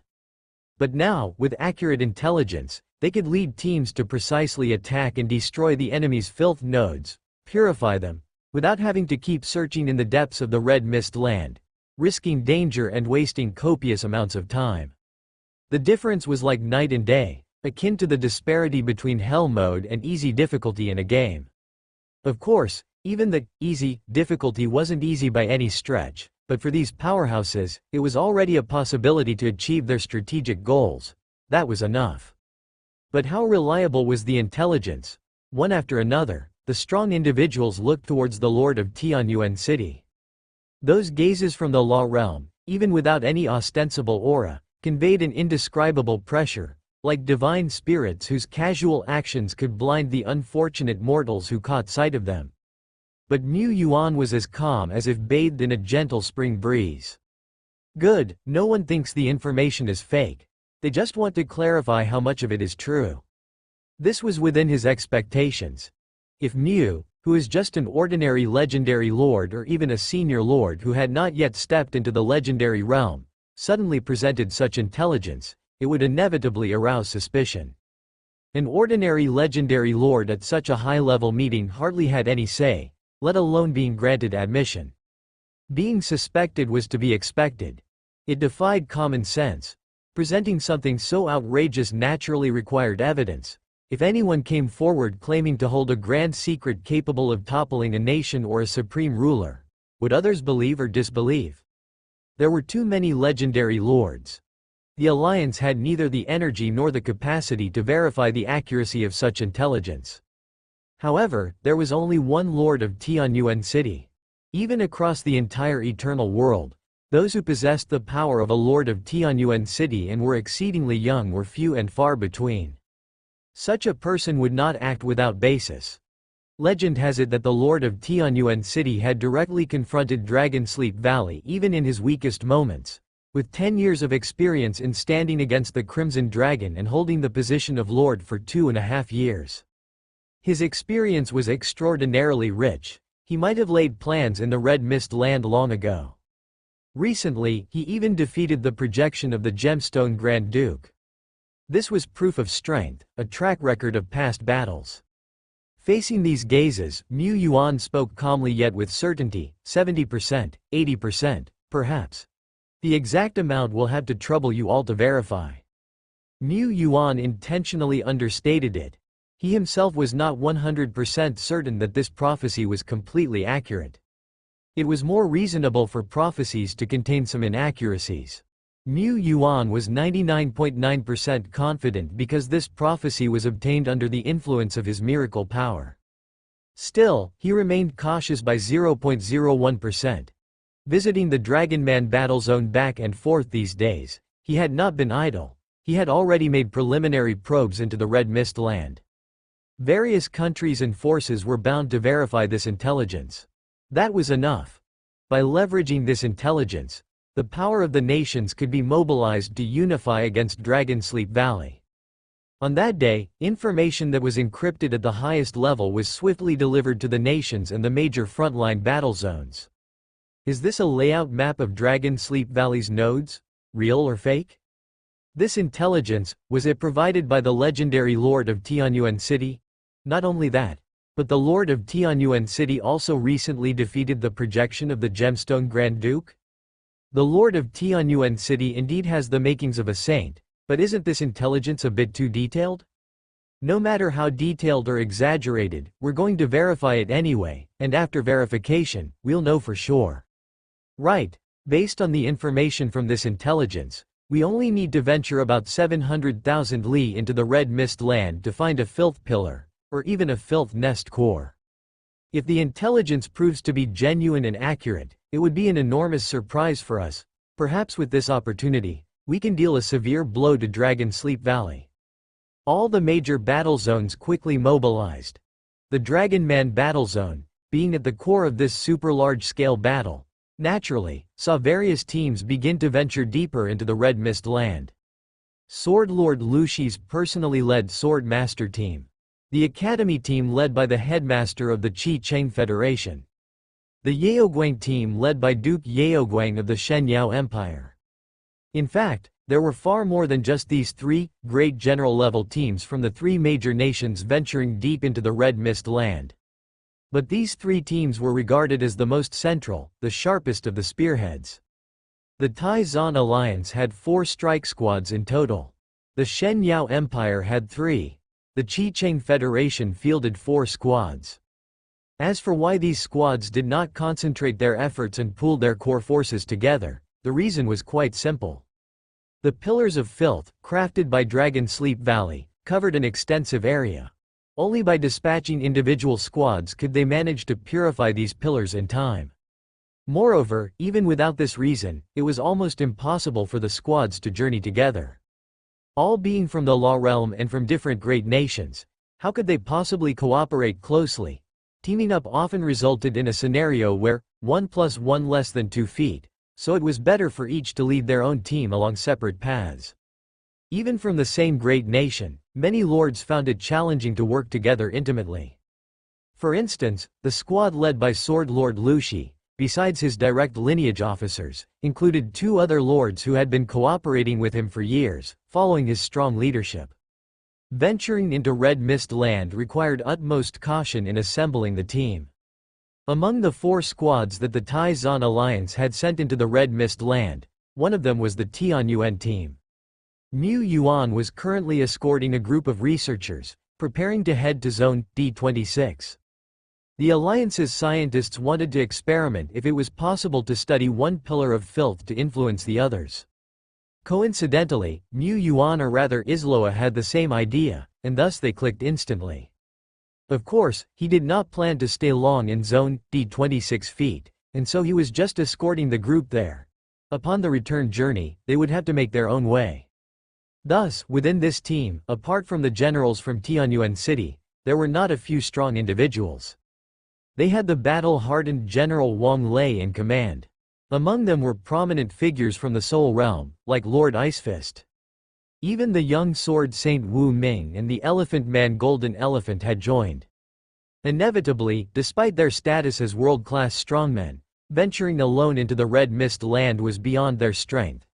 Since they needed to join a squad, naturally, they chose the Tianyuan City squad, which boasted many of the contemporary prodigies. It's time to truly venture into the Red Mist land. Mu Yuan murmured. At this moment, as he looked around, what entered his eyes was an expanse of crimson everywhere. The sky was red, the mountains were red, the rivers were red, even the blood was red. Oh, that seemed normal? Was it beginning to feel the erosion? Mu Yuan had a quite high resistance to filth erosion, not only because he was a legendary life but also because he possessed the solidified talent, top-level devouring. He gently activated his devouring ability, and his mind seemed to clear up significantly. However, the same couldn't be said for the others. It's time for medication. Including Isloa, numerous powerhouses took out the highest-grade anti-erosion drugs and gulped them down eagerly. These were quasi-epic drugs. They were also the highest tier among the mass-produced anti-erosion drugs provided by the Alliance.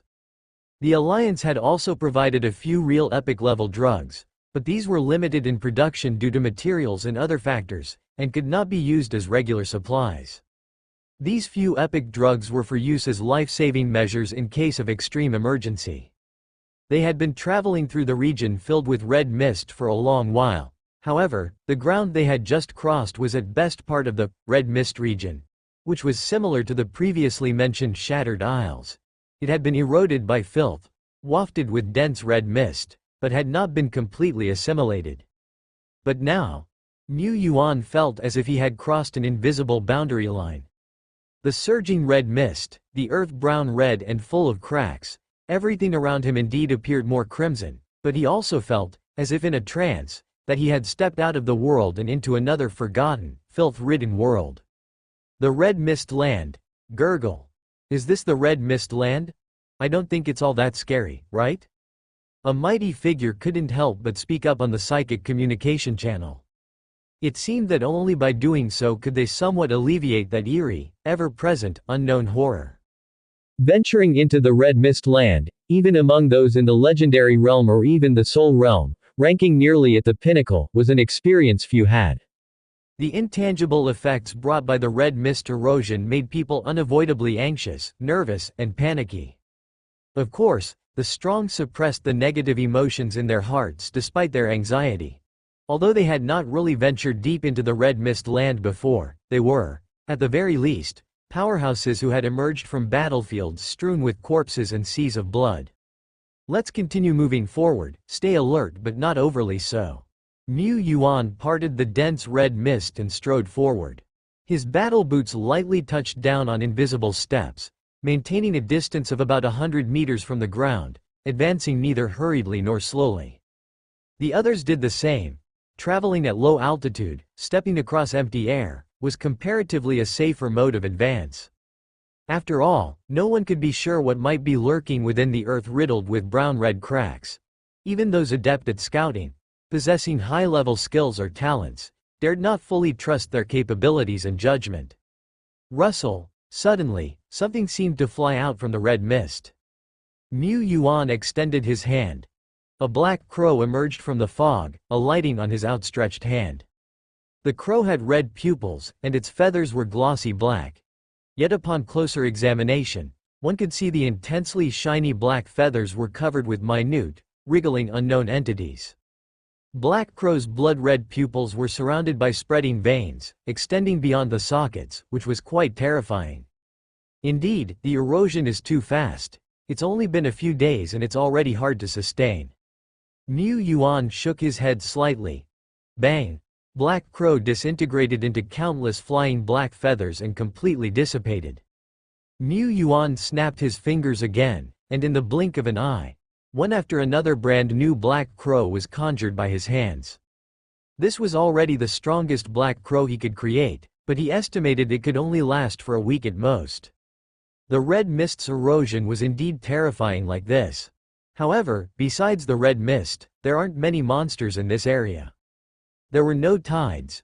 Only sporadic third-order and fourth-order monsters loomed within the red mist. The team either stealthily passed by or silently took down these monsters one by one. Suddenly, the red mist suddenly surged. Congealing and becoming incredibly dense, the red mist turned into a gigantic tentacle, slapping down from the azure sky above. What is this? A division general exclaimed in shock but also reacted extremely quickly, taking immediate action. He gathered a vast heaven-earth elemental force and slashed out a 100-meter-long crimson gold blade aura. Clang! The crimson gold blade aura cut through the massive tentacle as if attempting to slice through a higher dimensional object, unable to touch it or produce the slightest ripple. The strongman who struck widened his eyes. I'll do it. Uda bellowed. He suddenly stomped on the air, shooting upwards as his strength spread along the bulging muscles, gripping his clenched fist. His fist swung upward, like a flying dragon ascending to heaven. Violent aura turned into a glowing red fist force, rocketing into the sky. The huge tentacle caved inwards and then, like an overinflated balloon, exploded with a bang. Countless massive crimson chunks of flesh and a rain of blood fell from the sky. The strong fighters hastily dodged. Until after a while, those giant touches of flesh that fell on the land hissed with smoke, vaporizing and returning as wisps of mist into the sweeping red mist. Many were left with lingering fears. What on earth is this? It was Mu Yuan's first encounter. Young Sword Saint Wu Ming judged. Such a giant touch, I fear, can only be touched and broken by an attack containing conceptual power. The judgment was not wrong. Mu Yuan nodded. Many looked troubled. After all, conceptual power was exclusive to the law realm. Below the law realm, even world-level strongmen, only a few could wield a shred of concept through their great fortune or supreme talent. Otherwise, one could only rely on upper epic weapons to add a hint of conceptual power to their attacks. But the Crimson Giant touch was not just that. Mu Yuan glanced. Let's get through this area quickly, otherwise, the Red Fog Giant touch will start to recondense. This was not some monster. Rather, it was a natural disaster inherent to Red Mist Land itself. It was similar to the wild energy tides on the edges of Ten Directions Island domain. Only here the natural disaster relied on the existence of the entire Red Mist Land. Even Duo Lai would struggle to eradicate these calamities. And Mu Yuan certainly wouldn't bother with such a thankless task. The team continued forward. Along the way, although there weren't many monsters, they encountered frequent filth disasters. In the distance, a great domain that stretched for thousands of miles, like a giant maw snapping shut or a bloody whirlpool sweeping up waves of blood and countless bits of flesh. Utterly terrifying. Mu Yuan dubbed this disaster, Earth Devouring. They made a wide detour around it. He had no intention of gauging the severity of the filth disasters. Soon, they encountered another kind of filth disaster. It was the sudden appearance of shadowy figures in the red mist, resembling monsters and yet not. They were undying and unfading, hiding within the red mist of certain areas, devouring passing living beings or monsters alike. These were the red mist's phantom shadows. To Mu Yuan, these did not feel as terrifying as Earth Devouring, but they were nonetheless a troublesome disaster. Among the team, a Soul Realm strongman who had ventured deep into this region before looked particularly grim. A month ago, these filth disasters definitely did not exist on the Red Mist Land. Otherwise, the reconnaissance team from the battle zone would not have reached Area D26. They would have been wiped out en route. We have every reason, no, we must suspect that the changes in these areas and the frequent occurrences of filth disasters are related to Dragon Sleep Valley's schemes. The determination to thwart Dragon Sleep Valley's plots strengthened in everyone's hearts. After 22 hours, the team finally arrived at the marked Area D26 on the battle map. One of the filth pillars they aimed to reach was likely within this area. But Area D26 was not small. And being in Red Mist Land, the division generals could imagine that the area was surely not sparse with monsters, but was instead teeming with many powerful hidden enemies. Just waiting for them to step in and reveal their bloody fangs. What should we do? The strongmen looked to the Lord of Tianyuan City, awaiting the city lord's decision. But Mu Yuan looked at Hong Yi, seeking her opinion through his gaze. Found it, Hong Yi declared. The strongmen. Found what? What did she find? Hong Yi continued. I've captured it, about 300 kilometers in this direction. The enemy is numerous and not weak, so it's very conspicuous. In her unique vision, any intelligent life would produce thoughts. If there are thoughts, they will form an thought illusion, a heart demon, that only she can see. The larger the thought illusion, the stronger the individual's power is. For Hong Yi, weaker wisdom monsters hardly have any presence and are difficult to detect. But the powerful hunting dukes, they are like individual islands floating in the sky, exceptionally conspicuous even in the vast azure sky. Let's go then. Mu Yuan said. According to the intelligence Hong Yi gathered, the group of monsters around this pillar of filth was very strong. There were about 3 hunting dukes alone. After all, Hong Yi could only discern through the strength of the thought illusions, so she was not sure if the enemies were indeed those hunting dukes, notorious in the civilization of living beings. Having 3 dukes and dozens of legendaries by just one node is indeed very powerful. Mu Yuan mused. An old general looked somber. This is probably because, some time ago, a reconnaissance squad discovered this area, making the enemy's precautions extremely stringent.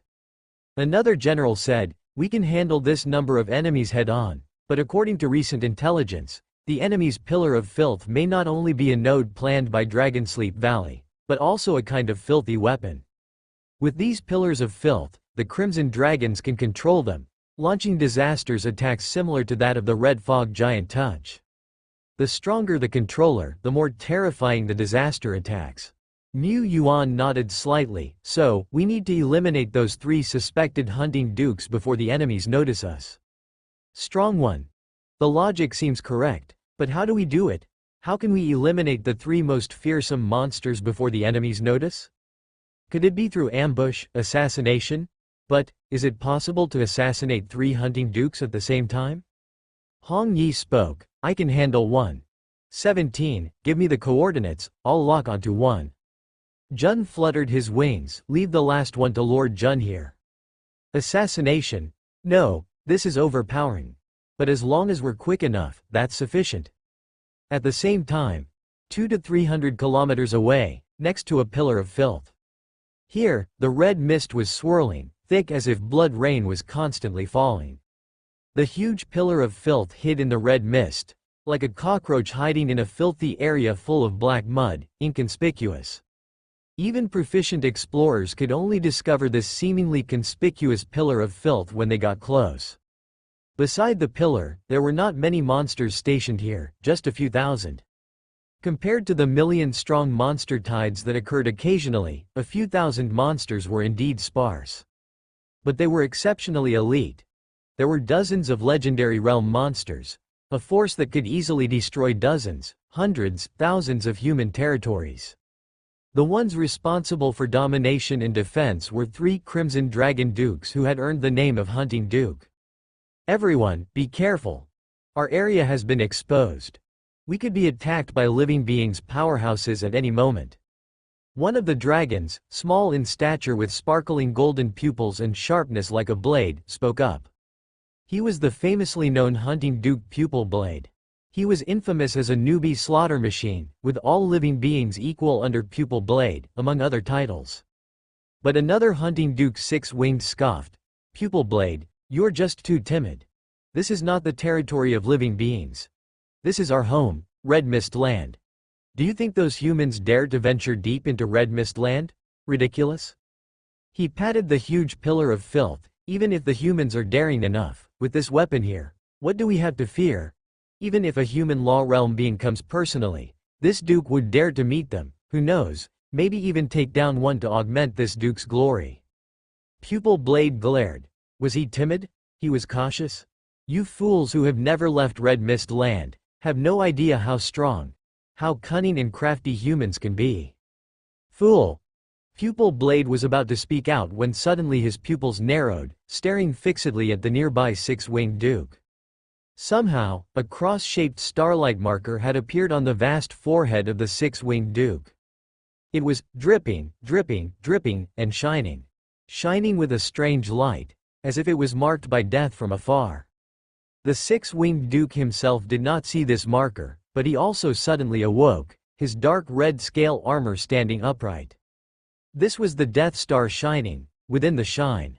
An arrow, radiating with millions of dazzling starlights, as if piercing through the stars. Penetrated right through the massive and ferocious head of the 6-winged Duke. Boom, boom, star extreme light blazed brilliantly. A dark red head froze in a ferocious and fearful moment, then exploded with a boom, leaving only a huge headless dragon body. The dragon body hung silently in mid-air for several seconds, then began to lose its sustaining power and plummeted to the ground, shaking the earth and raising clouds of dust all around. And where the 6-winged Duke's head had just been, a conspicuous, brilliant streak of starlight had passed. 2 legendary realm Crimson Dragons, positioned right in the path, widened their dragon's eyes, and then their enormous bodies vanished in the dazzling starlight. Time seemed to stop. The surge of the scarlet mist tide was frozen in that instant. Duke Pupil Blade's large eyes narrowed and then widened, bulgingly round. It's the humans, it's a human attack. Pupil Blade glanced at his own body, then towards the only other Duke of Hunting left. There were no cross-shaped starlight markings. He let out a slight sigh of relief. Anion, be cautious of the human sneak attacks, quickly activate our weapons. Human sneak attacks won't work a second time, Duke Anion glared. He flew towards the filthy giant pillar. He stayed alert around him, confident that with his mind tightly strung, even Allah's realm couldn't sneak up on him. His body was already ablaze with roaring Anion flames, his weapon and his armor. Suddenly, it felt as if his consciousness was being stripped away. Time had already stopped. All things had likewise vanished, and in front of him was nothing but vast and boundless pure white. And, a woman, resplendent as blood, standing in the boundless purity. Welcome to the Eye of Reincarnation space, a playground that exists between existence and non-existence. So now, what kind of death package would you like to choose? There are many, giggle giggle giggle. This was an illusion technique, it must be an illusion technique. Duke Anion immediately identified it. As a Duke of Hunting, born in the Great Dragon Sleep Valley, he naturally possessed many mystery skills to counter and break illusion techniques. Break, break again. Break supremely. Break divinely. He gasped for breath, and yet, the vast and boundless pure white space firmly remained. This was an illusion technique, but not just an illusion technique. It was an eternal battlefield where time had solidified, a battlefield of continuous reincarnation. There was only one outcome. While Duke Anion remained frozen in midair, the brilliance in his eyes dimmed, and his strong and mighty body suffered. Pukai. Pukai. A series of huge and ferocious wounds appeared. As if some invisible beast was tearing and gnawing at his body. And as if Anion had already accumulated countless fatal injuries, all of which surged up at this moment, bursting forth and causing his death. But how exactly had Anion died? Duke Pupil Blade couldn't understand, he really couldn't. First, the six-winged, and then Anion, two powerful Dukes of Hunting had been obliterated in the blink of an eye, so fast he couldn't react, quick enough that his courage was shaken. His gaze searched around. The scarlet mist tide surged. What should have been their protective umbrella of red mist now seemed like a dark curtain, hiding the traces of their enemies. He felt enemies were everywhere, everything was an enemy. Quick, quick, quick! Duke Pupil Blade dared not dally and flew towards the filthy giant pillar with all his might. This ordinarily short distance seemed too lengthy in his eyes at the moment. 0.1 second? 0.2 seconds? 0.3 seconds? He raced on, his eyes filled with thick golden light, sweeping around, ready to shoot out the golden blades retained within his pupils without reservation. Suddenly, his focus sharpened, the enemy appeared. A streak of cyan light appeared in the far distance amidst the red mist. This was, after all, their home ground. Despite the distance, he could clearly see the enemy. Duke Pupil Blade even noticed that powerhouses among living beings were approaching through the air, including those he could not defeat. However, Duke Pupil Blade sighed in relief at this moment. Whether they were world-class strongmen stronger than him or whatever, he wouldn't shy away from a direct confrontation. At least nothing frightened him like those dark, unseen, dragon-slaying techniques. Those methods, indeed, couldn't be used continuously. So bring it on. He, Pupil Blade, would fight to the end. Shriek! A sharp shriek tore through the heavens and the red mist. As Pupil Blade dragged his thoughts back, as he flew forward another 0.1 seconds. He was shocked and frightened to find that the streak of cyan light, which had just been at the horizon, had surged into his direct line of sight in a fleeting thought. That was a divine, magnificent bird, resembling a king. Let Lord Jun meet you. Duke Pupil Blade's pupils widened. Already stored in his pupils, the proud golden blades scattered freely. Wherever his gaze reached, his vision would transform into blades, slicing through all objects or lives. Die, die, die, die, die, die. Duke Pupil Blade widened his eyes to their fullest, with blood vessels spreading around his pupils. In the distance, among the heaven and earth, surrounding and upon the divine cyan bird, one sharp golden blade after another appeared and fell. The space kept being cleaved open. The speed of these golden blades surpassed space and time. They appeared instantly and fell in an instant. Often where Duke Pupil Blade's gaze reached, the prey's body would disintegrate. But at this time, the divine cyan bird was the hunter, its speed was faster. With ultimate speed, surpassing the ultimate time. The golden sword light slashed past, leaving behind only an afterimage. Screech! A blue light had already flourished beside him, casting the whole world in a pale azure hue. The winds between heaven and earth howled, responding, dancing. The azure wind surged forth. But now, the screech exploding beside the ears of Duke Pupil Blade was no longer sharp as before, but rather deep, like a sigh. As if emanating from the far end of the heavens, distant and increasingly resounding, like the wind god's sigh over the mortals. Splat, splat, splat. Duke Pupil Blade's gaze had already turned dull, as threads of wind sliced through, splitting his dragon's eyes gleaming with golden light into two. His head, his wings, his body, his spirit, his energy, his god soul, his will. All were torn apart, extinguished within the azure wind. Up until his god soul completely vanished and his consciousness scattered, Duke Pupil Blade's ears still echoed. With the boundless and distant sigh of the wind. Boom! A legendary realm monster was severed by the sword light.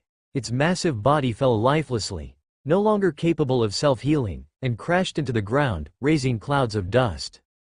Sheathing his sword, the young sword saint Wu Ming looked around to find only a few legendary monsters still trying to flee.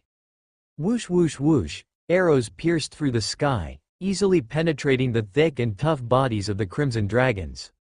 Bright starlight burst from the cracks forming in their bodies. In the blink of an eye, these flesh giant dragons, each a formidable creature in the legendary realm, all perished and fell to the ground.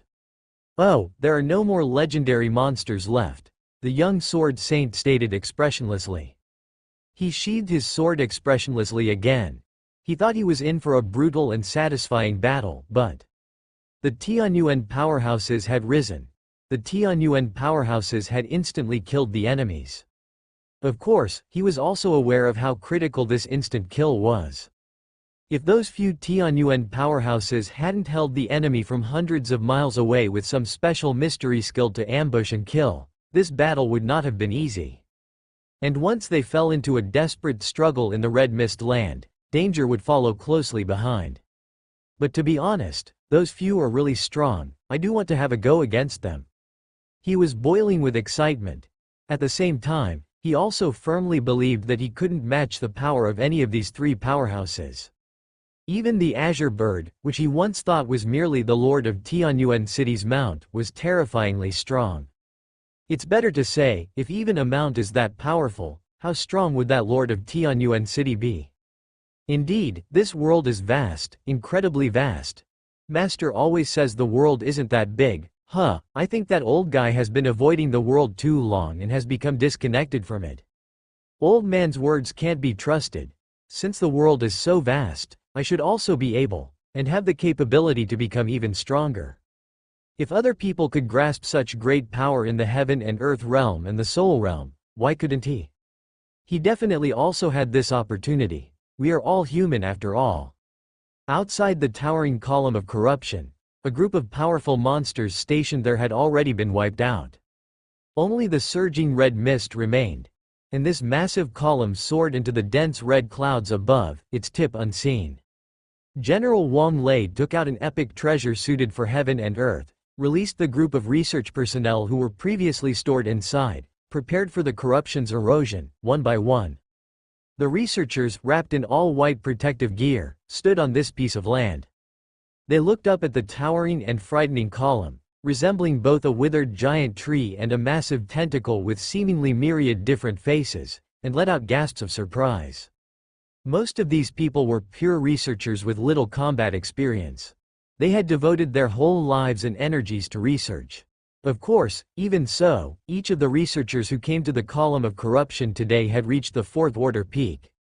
With the Alliance's unstinting support, it was not difficult for senior researchers to cultivate to the fourth order peak. However, for them to break through to the legendary realm was almost an impossibility. These people didn't care about that. If it weren't for their weak physical and spiritual constitutions, they wouldn't even want to cultivate since many dangerous areas were off limits to them. Quick, quick, let me see this column. Hey, old Wong, don't push, you study monster flesh. What are you squeezing in for? Go study the Grand Duke of the Hunt over there. Leave this precious spot for this old man to enjoy. Old Lu, get out. Don't make me expose your dark history. General Wong kept the order on the side but was breaking out in a sweat. He indeed held a high and authoritative position as the head of a battle zone, but the researchers were all treasures, and if any were to be harmed, not only could the Alliance hold him liable, but he wouldn't forgive himself either. At this moment, Mu Yuan and Isloa had already flown above the red clouds, peering at the huge column of corruption. Isloa touched a point of starlight with her fingertip, looking as if streams of data were flashing through her eyes. Mu Yuan knocked and patted the column, the mark on the back of his hand lighting up then going out. He pondered. Indeed, this column of corruption, although massive and indeed possessing extraordinary power, in terms of the standards and levels of corruption, is only equivalent to a high-level, top-level root of corruption. It's far different from the heart of corruption. It made sense. Even Dragon Sleep Valley, a top dominator, building a heart of corruption was not easy. It demanded a hefty price and also required a considerable amount of time for it to grow. Mu Yuan didn't feel that Dragon Sleep Valley was devoid of time. But when he thought of the prophecy, and the view he had from the vast red mist land, teeming with countless corrupted pillars, he couldn't believe they were all the heart of corruption. If Dragon Sleep Valley had possessed that power, it would have spread the red mist erosion over here long ago. From what we can see, the corruptive power contained within these corrupted pillars, in terms of energy level, is not far off from the heart of corruption, Isloa judged. In the following time, Mu Yuan and Isloa kept examining the corrupted pillar, and they also communicated with the researchers from the institution who came out from time to time. Mu Yuan was half a dilettante. Actually, Isloa also can't really be called a professional in this area. But when professionalism is insufficient, strength makes up for it. Legendary power is often far more useful than any instrument, equipment, or technical experience. Ah, I see. Since it's like this. A research magnate proposed a hypothesis. If we don't purify this corrupted pillar but instead crack it open to get to the bottom of it, isn't there a saying that high-end ingredients often only need the simplest cooking methods? Similarly, to decipher high-end corrupt constructions, sometimes it doesn't have to be so complex. Actually, it still requires some skill. They needed to crack open the corrupted pillar while preventing it from dying, lest it dissipate in the wind like a purified corrupt construction. The experts from the research institution proposed several feasible solutions. As for how to execute them, it would require attacks imbued with conceptual power to damage corrupt constructions like the corrupted pillar. Clang! The young sword saint volunteers to undertake this strenuous task, and Mu Yuan did not stop him. Behind him materialized dozens of towering figures. And he, wielding his sword, repeatedly struck precise and deliberate blows within the demolition zone, defined by the experts, not a sliver more, not a sliver less. The golden sword light he emitted contained a considerable amount of conceptual power. Mu Yuan watched, nodding slightly in approval. He really is a true prodigy.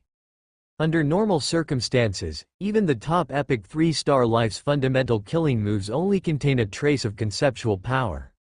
But now, the power of concept emitted by the young sword saint was at least a dozen strands. He relied not just on his skills, but he genuinely wielded strand after strand of conceptual power, using the divine soul realm to operate the laws of power. Indeed, a genius, since the young sword saint's power was formidable, there was no need for Mu Yuan to intervene.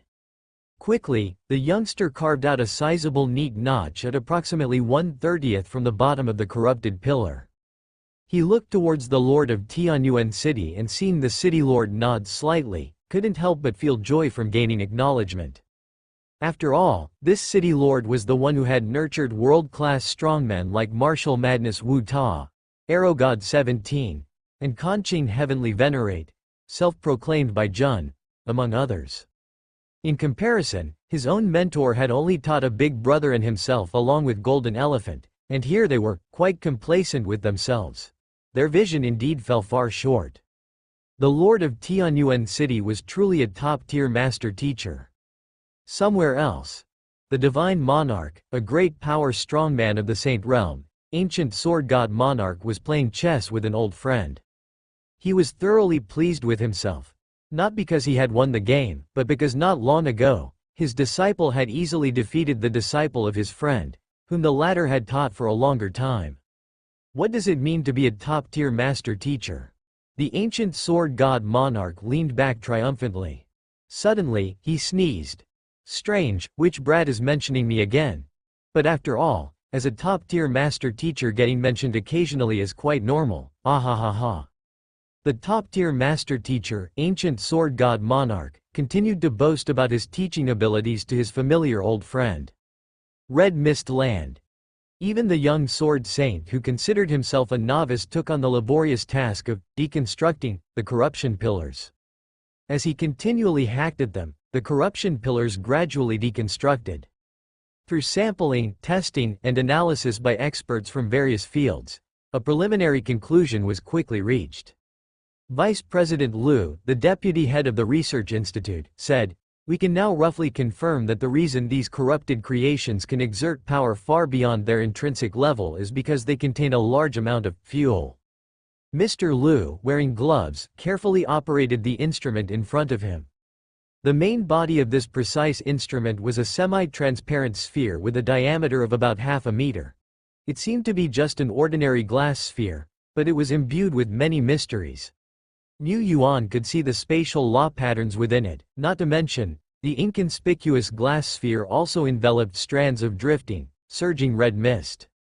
This was the corrupted red mist, but not entirely. These mists were a darker shade than the corrupted red mist floating around in the world. Their level wasn't as high as that of the corrupted red mist, and they could be touched and annihilated using conceptual power.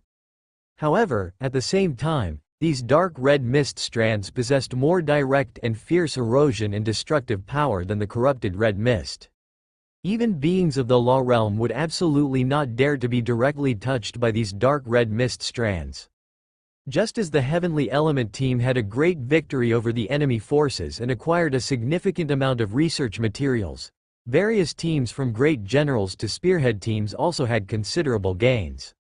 After all, they had the advantage of information, and this information was much more accurate than expected, managing to mark out the corruption nodes in Dragon Sleep Valley with incredible precision, without any discrepancies. The Lord of Tianyuan City from Taizan was truly remarkable. The rumors weren't exaggerated at all. Just this piece of information alone, the role played by the Lord of Tianyuan City, was equivalent to several Law Realm existences, perhaps even greater. If the Law Realm were to blindly enter the Red Mist Land, they might come out empty-handed after several days of effort. Unlike now. Burn away. Shatter. Bury them. Evil King True Flame, a world-level strongman from the Chi-Chain Federation, waved his hand and spread his fingers, sending one after another clump of black flame crashing down. In a blink, countless monsters were incinerated by the never-extinguishing black flame. Weak, weak, weak. Evil King True Flame laughed loudly, standing on the soaring warship, continuously pouring out her power. Suddenly, she looked into the distance. The president's battle is also nearing an end. The sky was filled with red mist, but even this vast red fog could not conceal the more intense, hotter, and prominent flames above the azure sky. What seemed like wild and chaotic flames interwove endlessly, unwittingly constructing a massive orange-red array map covering hundreds of miles. At the center of the enormous and mysterious array map, an elder dressed in a simple robe, with his sleeves rolled up to reveal muscular arms, pushed up the glasses he had already removed. He was one of the top figures in the Chi-Chain Federation. Vice President of the Fire Element Academy, the founder of the Flame Magic Army Formation, author of hundreds of top-tier papers, a mentor to many legendary talents, Kangtian Zhenyan. But you are clearly a fighter of the Academy faction. Kangtian Zhenyan didn't have many battle achievements. After all, he came from the Academy faction. In the eyes of the High Dukes of Dragonsleep Valley, the Academy faction should be a group good at academic research rather than direct confrontation with the enemy. Facing such a Law Realm being, he shouldn't have been flustered. But Kangtian Zhenyan's muscles swelled, his prominent veins and bulging arteries seemed to burn with golden flames. How can academic research be so inconvenient? Today, I shall teach you a lesson in practical application. With those words, the old man stepped on the massive orange-red array map and leapt down from the azure sky. The world seemed to turn upside down. Against the high hunting duke, as huge as a mountain, a series of punches like red comets rapidly shattered him, decimating him in flames. A high hunting duke, fierce, terrifying, capable of easily destroying a nation. Vanquished. Around the same time. In my name, with millions of lustrous lights, purify the earth. The sound resonated grandly. Blinding white light shone across heavens and earth. After a while, Yaoguang Garcia, a Law Realm strongman of the Shenyao Empire, watched the High Duke escape into the distance and snorted coldly, "Next time we meet, I will cut you down." His gaze then shifted to the distant corruption pillar. Transforming into light, he descended. The next moment, the corruption pillar was purified and vanished within the intense white light. News of victories from all fronts was immediately relayed to the command center of the Dragon Man battle zone and, through the command center, spread rapidly to all the major generals' teams that had penetrated deep into the Red Mist land. At that moment, each team, each strongman skirmishing in the Red Mist, was greatly encouraged. As expected of the Law Realm existences standing at the pinnacle of the world, their actions are truly extraordinary. The vice president from the Chicheng Federation is too strong. It is said that in just a moment, he refined the High Hunting Duke. The Sword Lord Lushi from Taizan is also very powerful. Alone with his sword, he has slain countless powerful monsters. It is said that when a High Hunting Duke, the Golden Winged Duke, attacked, he fled upon seeing Sword Lord Lushi. This is outrageous. The Golden Winged Duke is clearly a terrifying Law Realm Duke. Hey bro, you don't get it. If I were the Golden Winged Duke, I'd also run instantly. The High Hunting Dukes that have fallen under Sword Lord Lushi's blade are not just one or two. He has earned a formidable reputation through combat. Honestly, if not for Sword Lord Lushi's too prestigious reputation and that the Golden Winged Duke fled too quickly, there would be another entry under Sword Lord's record of slain Law Realm beings. After all, it was the Law Realm. Before even engaging the enemy, they turned and fled, and Sword Lord Lushi did not dare to pursue aggressively. He indeed found it difficult to catch up and could not guarantee whether the enemy was truly fleeing or pretending. Perhaps a trap specifically for him lay in wait in the distance. He had fallen for similar traps 3 or 4 times before and would not be fooled again. Glory Garcia of the Shenyao Empire has just defeated a Law Realm Great Lord, truly living up to his reputation as the foremost among Shenyao's younger generation. Hey, wait a minute, shouldn't Sword Lord Lushi also be considered part of Taizan's younger generation by age? It's just that the Lord of Tianyuan City is so young, it makes us feel as if the Lord of Han Yu City, Sword Lord Lushi, seems older. The strong ones discussed among themselves. At this time, they were in the perilous Red Mist land, but this did not mean they had to be so tense as to remain utterly silent. Being too mentally strung out could indeed lead to mistakes and was not sustainable. The experienced veterans knew well that they needed to relax a bit from time to time. With each piece of good news arriving, their psychological pressure finally eased somewhat. I believe that under the leadership of the esteemed Law Realm Lords, we will surely break the conspiracy of Dragonsleep Valley. However, the Law Realm and world-level strongmen who had brought great victories had few signs of joy on their faces at this moment. Not enough, not nearly enough, yes. Even if we purified dozens of pillars of filth, we still haven't been able to shake the plans of Dragonsleep Valley. Dozens of pillars of filth was already a significant number.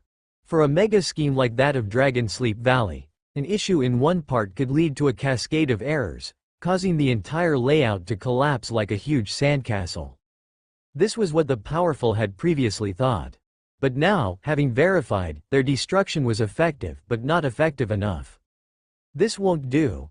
We've only managed to gain such an advantage in the current phase and purify a large number of filth pillars, even annihilating a high hunting duke, because we relied on the initial advantage of information.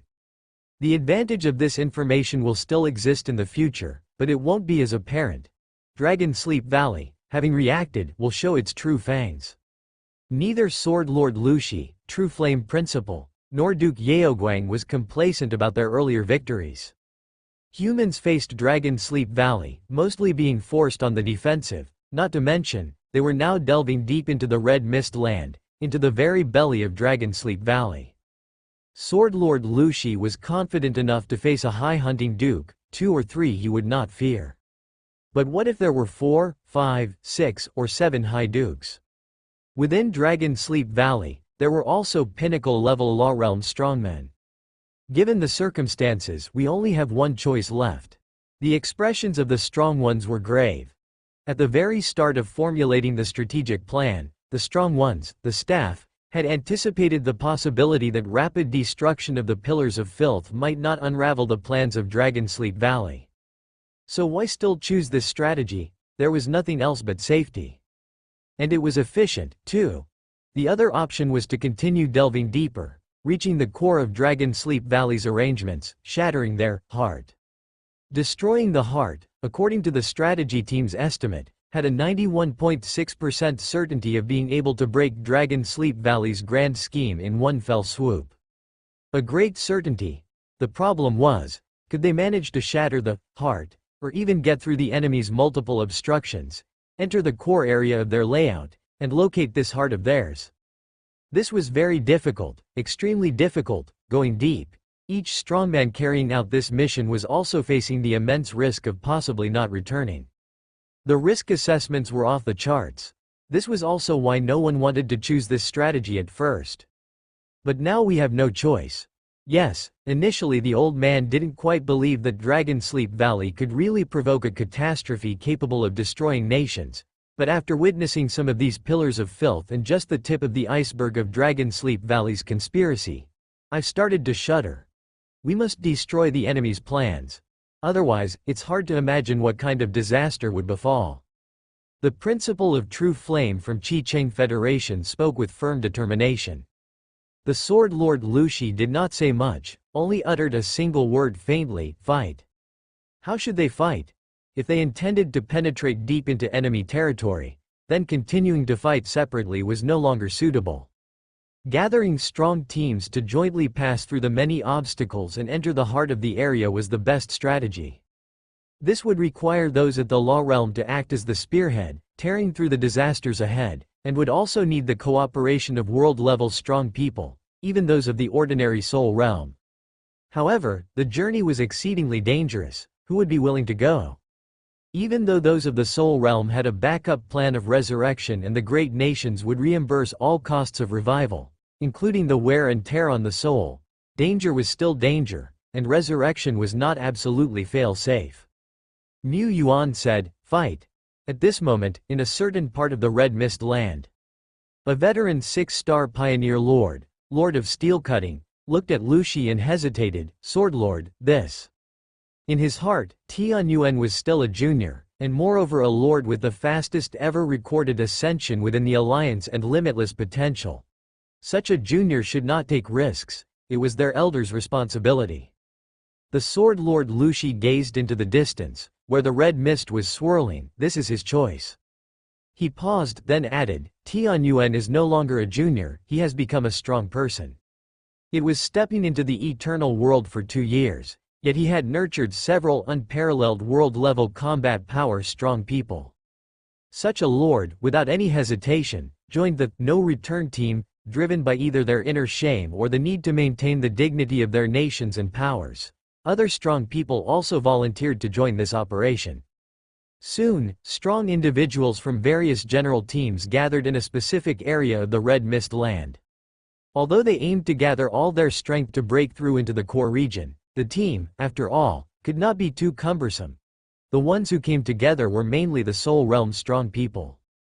On Tianyuan City's side, Mu Yuan sent Xie Yi back to the battle zone with General Wang's team, also serving as a bridge for Tianyuan City's external communications.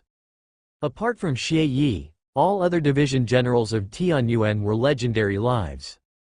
Among them, Jun, Hong Yi, and 17 had not yet reached the Soul Realm, but it was of no hindrance. They were dressed in the Heavenly Patrol battle robe, and with the Hall of Martial Souls as their backup. Their means of resurrection were actually more reliable than many a Soul Realm strong person. Lord Shepard also carried with him many life-saving contingencies. Mu Yuan felt that he bore the responsibility of acting as the MVP for this operation. Tianyuan City had sent no less than 7 strong people. In the attack team, their scale was also one of the largest. Lord of Tianyuan City, just as the rumors say, takes the fight against monsters as his own duty. I admire that. Some had complex looks in their eyes. The principal of True Flame was equally impressed. After all, at his side, he had even forced his granddaughter, the world-level combat power, Evil King True Flame, to withdraw from the team, while the Lord of Tianyuan City contributed his strength without any reservations. He had heard that Tianyuan City was also directly facing the threat of Dragonsleep Valley. And the force here was almost all of Tianyuan City's strength. If Tianyuan City's strong people were to fall deep in the Red Mist Land, even if they could be resurrected, the entire Tianyuan City would inevitably experience a period of power vacuum. The principle of True Flame could not be so selfless, but he admired those who could. If that is the case, I too will mobilize all my connections, to strive to get domestic reinforcements, to put pressure on Dragonsleep Valley. S2. Let's fight. Seeing the strong individuals whose eyes suddenly revealed respect and who were becoming fired up, Mu Yuan was somewhat bewildered. He could only marvel, I truly deserve to be me. Effortlessly achieving what he intended to do but had not yet done. The united team's convergence was quick, and without much rest, they marched deep into the heart of the Red Mist Land. At this moment, time was hope. They had already drawn the attention of Dragonsleep Valley. By now, a number of Dukes of Hunting and High Dukes must have been searching for their trace. There was not a moment to waste. The team, consisting of roughly 100 people, moved swiftly and silently through the vast expanse of the Red Mist. They flew past disaster areas such as the Red Fog Giant Touch and Earth Devouring. After all, even the weakest among these individuals were strong souls of the Soul Realm. And they were not average souls of the Soul Realm, but those with military exploits, experience, and considerable wealth. Some of the items and treasures brought out by these powerhouses were an eye-opener for Mu Yuan. There were epic treasures that far exceeded the Concealing Pearl, so even though this team had a scale of over 100 people, and even though they were in the Red Mist Land surrounded by enemies' eyes and ears, they moved unobstructed. They traveled for several hours without being detected by any monster. Some powerhouses took out radar-like detection and warning devices. 300 kilometers ahead, there's a large wave of monsters. At 10 o'clock, 700 to 800 kilometers away, there seems to be a high hunting duke. Beep. Warning, warning, a high-energy entity is approaching. Mu Yuan marveled. These people were indeed veteran powerhouses with rich experience in the Red Mist Land. Their preparations were thorough, and the variety of treasures dazzled the eye. By comparison, their Tianyuan City was rather inadequate. They could only ensure perfect stealth by violently exterminating all the monsters they encountered along the way. Lord Shepard admitted he had learned a lot, and he truly seized the opportunity to keep learning. Sword Lord Lu Shi, Duke Yaoguang, both had abundant experience exploring the Red Mist Land. Often, through changes in environmental clues, they could predict what was to come. And their predictions were spot on. At first glance, True Flame Principle did not often delve deep into the Red Mist Land, but in reality, his experience was even richer. After all, he was an old man who had lived for over 100 years. Even if he did not frequent the Red Mist Land, the experience he had accumulated over the years was more ample than that of younger powerhouses. The principal had even researched the Red Mist Land. If not for Mu Yuan's intelligence, the person most likely to locate the heart of corruption through the flow of the mist tide and the flow of tainted power would have been the principal. Of course, that approach would take time, the efficiency was low, and it was highly probable that they would be too late to thwart Dragon Sleep Valley's scheme. The united team had now traversed the Red Mist Land for 2 days and 2 nights without mishap. During that time, they passed countless disaster areas. Tainted columns and even tainted giant nests were some of the sights they found. The powerhouses did not make a move. They might only have one chance to strike. The later they were discovered by Dragon Sleep Valley, the greater their chances of shattering the heart. Even so, even after 2 days without a single battle breaking out, the pressure on the powerhouses' hearts was indescribable. They had no retreat now. Once they faced the enemy, once battle ensued, it could very well be a struggle involving their own life and death, and even the course of their nation's prosperity, a battle of national fate. Such a war was naturally not only fought by them. While the united team had yet to face the enemy, the great war zones near the Red Mist Land had already erupted into war. It had started at a peak. Boom, City Lord Qingxin stepped into the Red Mist Land. Behind her, 9 white tails like cascading silk hung from the heavens to the earth. She penetrated the heavens and the earth, channeling their power. After a short while, covering her bloodied right arm, City Lord Qingxin retreated from the Red Mist Land. But the opposing High Duke also suffered greatly, with wounds that wouldn't heal quickly, certainly not enough to regain much combat power. Let's recover from the injury first, and then we'll strike at the Red Mist Land again tomorrow. My lord, a close aide urged her. City Lord Qingxin's alluring face was, at this moment, stern and resolute. No need to persuade me. She looked towards the direction of the Red Mist Land. Our comrades are fighting for their lives, and what we can do now is to hold off more enemies for them, to vie for more hope. I'll just die once and resurrect. What's there to fear? It's not like I haven't died before. The support troops from South Mountain City Lord and City Lord Heavenly Splendor are arriving soon. When that time comes, I'll surely take a big bite out of Dragon Sleep Valley. Around the same time, all battle zones and great powers launched their assaults without much reservation. The war that suddenly erupted had no prelude, it began at a peak. The veteran forces of the Shenyao Empire made their move. Their younger generation was not particularly outstanding, with only a few like Yaoguang and Fiery Blaze standing out, but still far from the likes of Lushi, Han Yu, and Tianyuan from Taizan. However, when it came to the older generation of strong figures, the Shenyao Empire was confident. The national power of the Shenyao Empire in earlier years was far superior to that of Taizan. Now, the seasoned warriors of the Law Realm, through accumulation and consolidation, had reached increasingly profound levels. Within the Red Mist Land, one battle after another erupted, with various terrifying spectacles of celestial phenomena stretching for hundreds of miles, sometimes clearly visible even from thousands of miles away. Qi Cheng Federation. An elder slammed the table. Charging into the Red Mist Land with little to no preparation will cause our Federation great losses, and I won't allow it. Initiating this war to strike at the Red Mist Land was not just about the Law Realm taking action. They needed extensive fortifications for cover, numerous war machines to combat the endless tides of enemies so that those in the Law Realm could focus on or stall the High Dukes of the enemy. Otherwise, the High Dukes, sheltered by a tide-like horde of monsters and under the protection of various legendary realm beings, could retreat at any moment, thwarting their strategic objectives. However, following this path meant substantial losses for each battle zone. After all, they were only the defending side and had launched the war somewhat hastily. But if we don't do this, another elder erupted. By the time Dragon Sleep Valley's schemes come to fruition, by the time the Red Fog Disaster Moon descends, our entire frontline Great War Zone will sink in an instant, and even the heartlands of the Qi Cheng Federation will face catastrophic disaster. Can't you see which is more critical? Let's start the vote now.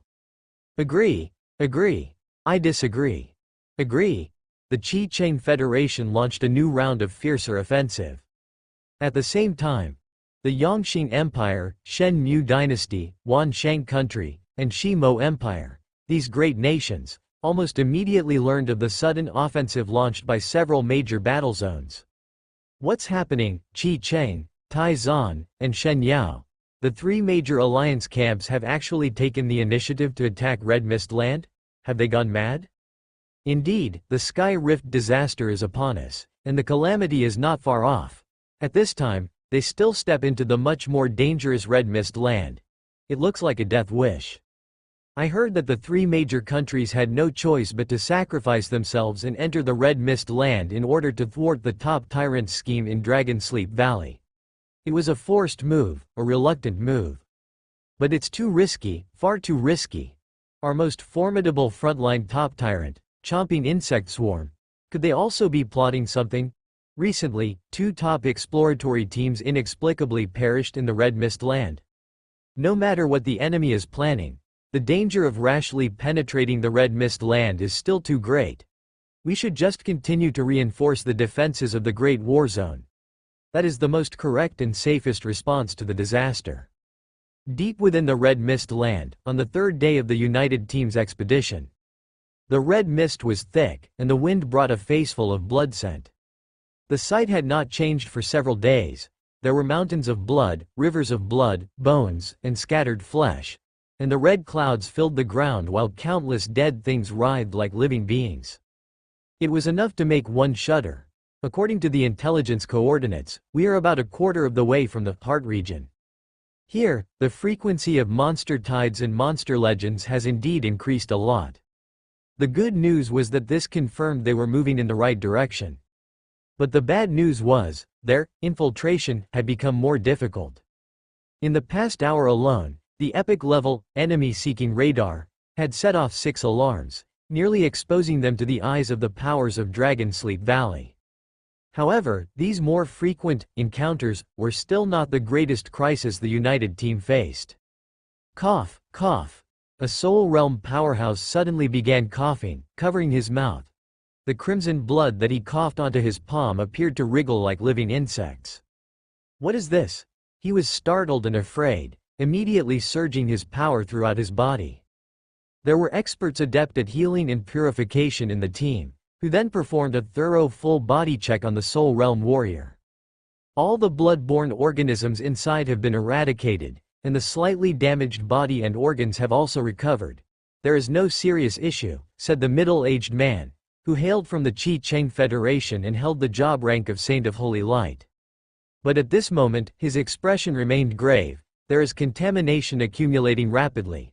With my power, or rather with conventional purification methods, we can kill these blood-origin microorganisms but can't root out the contamination. Contamination can only be slowly eliminated over time. Once the contamination accumulates to a certain threshold, conditions like the presence of these blood-origin microorganisms will keep emerging, more and more frequently, until it, eventually, causes our entire bodies to collapse. The warriors quickly checked themselves and found varying degrees of contamination effects. At this moment, they could still eliminate the associated damage of the invasions, but what about after a while, or even longer? The strong ones had all realized the gravity of the issue. We still have about a quarter of the journey left, but the number of enemy encounters will increase as we go forward, forcing us to slow down. Moreover, once we reach the heart region, finding the actual heart will also take time. Based on the current rate of erosion, they could indeed reach the heart region. But by then, how much of their fighting power would remain if the erosion was even worse? This journey was certainly fraught with immense danger. Yet many of the strong still harbored thoughts of a victorious return. But by this rate, wouldn't their greatest victory simply be a Pyrrhic one, perishing alongside the enemy? Thinking this, everyone's expression grew ugly, each frantically searching through their own supplies, hoping to come up with a strategy. But alas! The moment they decided to venture deeper, they had even used epic-level potions. Their anti-erosion defenses were already at their peak and could no longer be enhanced. It wasn't that their defenses were insufficient. Rather, after the layout of Dragonsleep Valley, the erosive power of this region greatly exceeded expectations. Mu Yuan was also continuously checking. Unnoticeably, his body, his god soul, had accumulated a fair amount of impurities from the erosion, But perhaps because his physique was stronger, he showed no signs of related ailments. However, individuals like Hong Yi, 17, Jun, and even Isloa had all sustained varying degrees of injury. Their allies' injuries and the impact on morale had become so severe that it was urgent to find a breakthrough strategy. What could be the breakthrough strategy? Mu Yuan had thought of one. He activated his devouring talent, and deep within his body, it roared like a black hole, swiftly devouring any impurities stained within the depths of his soul. Of course, this technique could only be used on himself. In essence, it was only because his body possessed the ability to devour everything that he was immune to all poisons. But then, if we can make the surrounding red mist less dense, could we significantly reduce the erosion effect? Mu Yuan spoke up. The strong ones. Even the most learned true flame principle was utterly confused. The sentence didn't make sense to him when put together. Make the red mist less dense. How? Just as he was pondering this, he saw the Lord of Tianyuan City gesture towards a girl with light blue hair beside him, who looked harmless to humans and animals. The next moment, "Alrighty, I'll devour." The girl's cheeks puffed out, and she opened her mouth wide. Whoosh! Suddenly, the wind and clouds between heaven and earth surged, converging towards the center, forming a visibly massive vortex. As the vortex spun, it devoured the sand, the elements, and everything within its range. Strands of red mist were drawn into it, continuously converging and forming crimson streams that poured into the massive vortex's center, emitting shades of pitch-black darkness like a gaping maw. And in one gulp, snap, the red mist dispersed. Only the seemingly harmless girl showed a trace of red smoke at the corner of her mouth, which gently dissipated.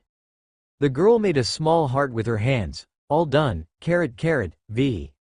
The true flame principle looked at the girl, who still appeared utterly harmless, and then at the surroundings, where the red mist had indeed become much thinner. For the first time, he was at a loss for words, falling into silence. After a while, it was the principal who broke the dream-like silence, signaling for the Saint of Holy Light to check. The sage nodded. If we can maintain this concentration of red mist and apply high-grade anti-corruption potions, the internal accumulation of impurities won't rise further. This was, without doubt, exhilarating news, but still, how could such a frail-looking body devour an endless stream of red mist? Was that even plausible? Regarding whether this was reasonable or not, True Flame Principle was also eager to understand clearly. It was not out of a scholar's curiosity, however, this after all was the corruptive red mist, the most terrifying in the world, symbolizing filthiness, the red mist. The corruptive red mist held an extremely high status. Of course, as an old-school law realm figure with an exalted status, True Flame Principle had seen his fair share, naturally, also having come across some methods that could affect the corruptive red mist. Including himself, who also possessed such methods. But it was just a slight influence. He could not eliminate the large amounts of red mist between heaven and earth. The young girl of Tianyuan City managed to do it. However, if True Flame Principle was not mistaken, this blue-haired girl had eliminated the surrounding red mist through a devouring method. The red mist did not truly disappear, the price being transferred inside the body of the blue-haired girl. To absorb filth within oneself? Was this really okay?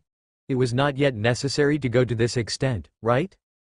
Gazes came one after another. Some hopeful, some worried. It's completely fine, even a 10,000-fold amount would be no problem. Duo Lai stated with great confidence. This appearance seemed very unreliable. Obviously, this blue-haired girl possessed powerful strength, as well as an exaggerated unique talent, which was not without cost. God had opened a window and a door for her, but at the same time, had shut down her brain. The strong people could only look towards the Lord of Tianyuan City. Mu Yuan initially wanted to say, very steady, but when the words reached his lips, he changed them to, for now there's not much of a problem. If there really were an issue, if truly affected by severe erosion, symptoms of contamination would also reveal themselves, wouldn't they?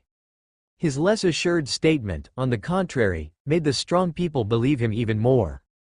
Duo Lai. What it said was the absolute truth. If not for Lord's prior request, it could even devour the red mist of 100 times range in one go. Darn it, Duo will remember this grudge. Now that matters had come to this point, since they had already found a method to alleviate the corruption's erosion, the combined team naturally had no reason to back down. Having already delved deep into the Red Mist land for so long, since they came, how could they possibly give up halfway? Continue, advance towards the heart region of the corruptive expanse. Still, while such was the talk, the strong people's gazes still occasionally glanced towards the strong person from Tianyuan City. They were hoping she could devour more of the red mist, yet worried that in the next moment, this strong person would no longer be able to endure and become corrupt on the spot. Sword Lord Lu Shi even specifically admonished, if you cannot persist, especially if there are clear signs of complete corruption and spiritual fall, do not hesitate and immediately self-destruct your god soul. Niu Yuan was very aware of why this was necessary. A soul realm master could leave a backup, so that if they perished, they could return and be reborn through the pre-preserved soul box. This kind of resurrection bore a huge cost, also needing a suitable and safe site to store and maintain the soul box day and night. Many soul realm masters could not gather a complete set of resurrection treasures until their demise. Of those present soul realm masters, either coming from a great power or having a significant background, each had a backup for resurrection. However, resurrection was not omnipotent. An existence at the pinnacle of the law realm had the ability to completely annihilate a soul realm master. Once a living being's strong person was corrupted, until complete degradation into a life of filth. Likewise, all methods of resurrection were in vain. But by committing suicide before one's own degradation, at least, a chance to be reborn and return could still be preserved. The combined team continued to move at a steady pace. In the meantime, Duo Lai occasionally used its devouring ability, sucking away the surrounding red mist. The quantity of the red mist in Red Mist land was endless and continuously breeding, even if Duo Lai used, devouring heaven and earth, to devour the eroding red mist within hundreds of miles, it wouldn't take long for the concentration of red mist in this area to return to its previous level. Duo Lai did not possess the ability to purify the red mist land. Naturally, there was also no need to do so. Niu Yuan, on the contrary, requested Duo Lai control the range of its devouring, so as to possibly avoid attracting the enemy's attention. At that moment, Duo Lai used devouring talent minimized power, and maintained a certain frequency of devouring, time and time again swallowing the surging corruptive red mist. And on the spot, it annihilated it. Half an hour passed. While the combined team was fully focused on guarding against all directions, the strong people also frequently turned their attention to the young girl from Tianyuan City. She seemed unchanged, still able to withstand. An hour passed. The strong people once again directed their gaze to the blue-haired girl. She seemed still unchanged, only her complexion looked flushed. However, the absence of any outward signs made the strong people somewhat worried. Was it possible that the corruption had already climbed over her god's soul and now was being forcefully suppressed by this powerful person from Tianyuan City? Yet once she could no longer suppress it, the corrosion would erupt instantly, causing a world-class strong person to fall right on the spot. They did not know. They were also not in a position to ask, so they could only continue to silently press on. 2 hours. 3 hours. 6 hours. 20 hours. As they gradually approached their destination, the situation of the team became increasingly dangerous, sometimes even able to clearly sense the might of a law realm existence flashing by from afar. So much so, that the strong people gradually forgot about their concern for the strong person devouring the corruptive red mist. Until the team was preparing to rest briefly, to then burst into the heart region, in their best state, did a strong person finally remember this matter. Lord of Tianyuan City, a strong person looked over. The state of that blue-haired girl was indeed worrisome. She was holding her face, tightly covering her own chest, with her mouth slightly open, as if she was about to. We're in trouble. Is there still a chance to rescue at this time? But this strong person from Tianyuan City has bought us a lot of time. Go with peace of mind. Many strong minds were spinning and thoughts were flying. They didn't speak out. This was after all a close general of the Lord of Tianyuan City, so let's leave the time to these two at this moment. The powerful ones thought. However, the lord of Tianyuan City seems somewhat indifferent. That's not quite right, is it? Before people could make sense of it, the blue-haired girl's condition suddenly erupted, and she could no longer restrain herself. Burp, she let out a belch, looking like she had overeaten. Then, there was no aftermath. The deviant's worry of corruption transformations did not materialize at all, she had merely let out a simple burp. The crowd of the powerful, they were also losing their composure. Isn't it unreasonable, sister, to swallow so much red mist and just belch satisfyingly? Show some respect to the red mist. On this, Lord Shepherd saw the need to explain. Duo Lai indeed was almost at her limit. She began to belch. Wasn't that a sign of being at her limit? If this continued, she couldn't have refined the red mist so thoroughly.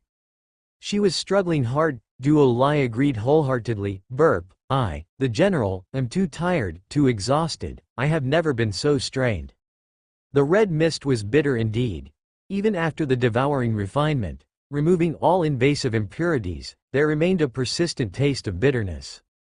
When had General Duo Lai ever suffered thus? She really had given too much for this mission. Thinking of this, Duo Lai's face grew even more bitter, bearing burdens too early for her age. Her suffering was more than evident. The powerful ones showed their respect. For engulfing the red mist, this General Duo Lai must have paid a price unimaginable to them, perhaps even soul wounds that no revival could heal. She indeed had given too much. If a little girl could fight so hard, what reason did they have to fear? No matter what the powerful ones thought, the name of Tianyuan City's Duo Lai was destined to be famous throughout the nations from this day onward. Being famous in the world meant that their information would be collected, compiled by those interested, and those with a bit of backing from any country or force could obtain this information. Naturally, these powerful individuals, merely on face value, could deter many, famous throughout countries and the world. But this General Duo Lai was different. It wasn't a question of strength, she was very unique, very rare. Possessing an alternative, unforgettable strength. Just with this achievement alone, her reputation could overshadow many existing within the law realm. After all, could devouring red mist and saving hundreds from corruption be something those within the law realm could do? Tianyuan City's Duo Lai, invincible. The powerful ones etched this name deeply into their hearts. At this moment, the powerful ones were still at their peak, moving unnoticed till now, not detected by the forces in Dragonsleep Valley. Their confidence grew fuller. We have arrived at the heart region. The heart region, though extensive, doesn't require much time to explore, at most half a day will suffice. We shall continue as per our earlier pace, avoiding contact with the powerful ones from Dragonsleep Valley until we locate and destroy the core of the enemy's layout. Our target is not to defeat those Law Realm Grand Dukes, but to destroy the core. The plan was clear. Victory was within sight. They would soon be home, bearing the glorious honor of saving the world. Given this victory, would it be enough to marry the princess upon return, and get married right away? A momentary distraction crossed the powerful ones, then, their gaze firmed up. Charge! The united team entered the core region. This region was indeed more terrifying, covered in black-red clouds filling the whole sky. These clouds were extremely dense, solidifying as if the inner wall of a being as large as a planet, with the black-red clouds tumbling like the flesh within, slowly writhing. The powerful ones frowned. True Flame Principle spoke. This indicates we are very close to our target. Kang Feng, use your treasure. Kang Feng took out his upper epic treasure, employing its limited-use special ability, capturing the echoes of past winds. This represented the strongest reconnaissance means prepared by the Qi Cheng Federation, reserved until the very end for decisive use. Tai Zan, Shen Yao. Powerful lords also frequently employed their means. Meanwhile, the lords were very measured, utilizing passive reconnaissance methods that wouldn't alert the enemy. Mu Yuan felt rather poor watching this. His Tianyuan city didn't have such fancy treasures. What they had were just some plain epic skills and legendary power. Hong Yi, what's the situation? Looking now. Hong Yi, with her eyes closed, was maximizing the auxiliary ability of the Supreme Illusion Sky Demon. Her consciousness roamed the vast, dark, and utterly silent sea of death, searching for the bright lights within the thought illusion. Though not primarily a reconnaissance ability, the powerful one's thought illusion shone brilliantly, compensating for it. Hong Yi didn't need to roam close to the thought illusion. From a distance, she could see those soaring, colorful black lights. In this direction, and this direction, there are very powerful enemies. Further away, I am still searching. Suddenly, Lu Mei frowned. A few seconds later, Hong Yi suddenly spoke. Something's wrong. Something's wrong. The enemy is encircling us. I'm afraid we've been discovered. Around them, the warriors responsible for guard duty all had their eyes condense. What had been discovered? At that moment, Kang Feng of the Grey Wind Wings also spoke. Beads of cold sweat vaguely visible on his forehead were exposed. The moment we stepped into the core territory, we've been under the gaze of Dragon Sleep Valley, and now the enemy's encirclement is closing in. Was the Shadow Lord of Tianyuan City even more capable in intelligence gathering than Kang Feng of the Grey Wind Wings? Not only was the combat power formidable, but they also had a division general capable of devouring red mist, as well as gathering intelligence on the enemy from a great distance. Were the division generals under the Lord of Tianyuan City too powerful and too comprehensive? Even though the lords had long been aware of Tianyuan City's lord's demon-like powers, they couldn't help but feel envious upon witnessing it. But they didn't have much spare emotion to feel envy at this moment. Their hearts were already clenched, and they involuntarily looked toward the True Flame Principal and Sword Lord Lu Shi.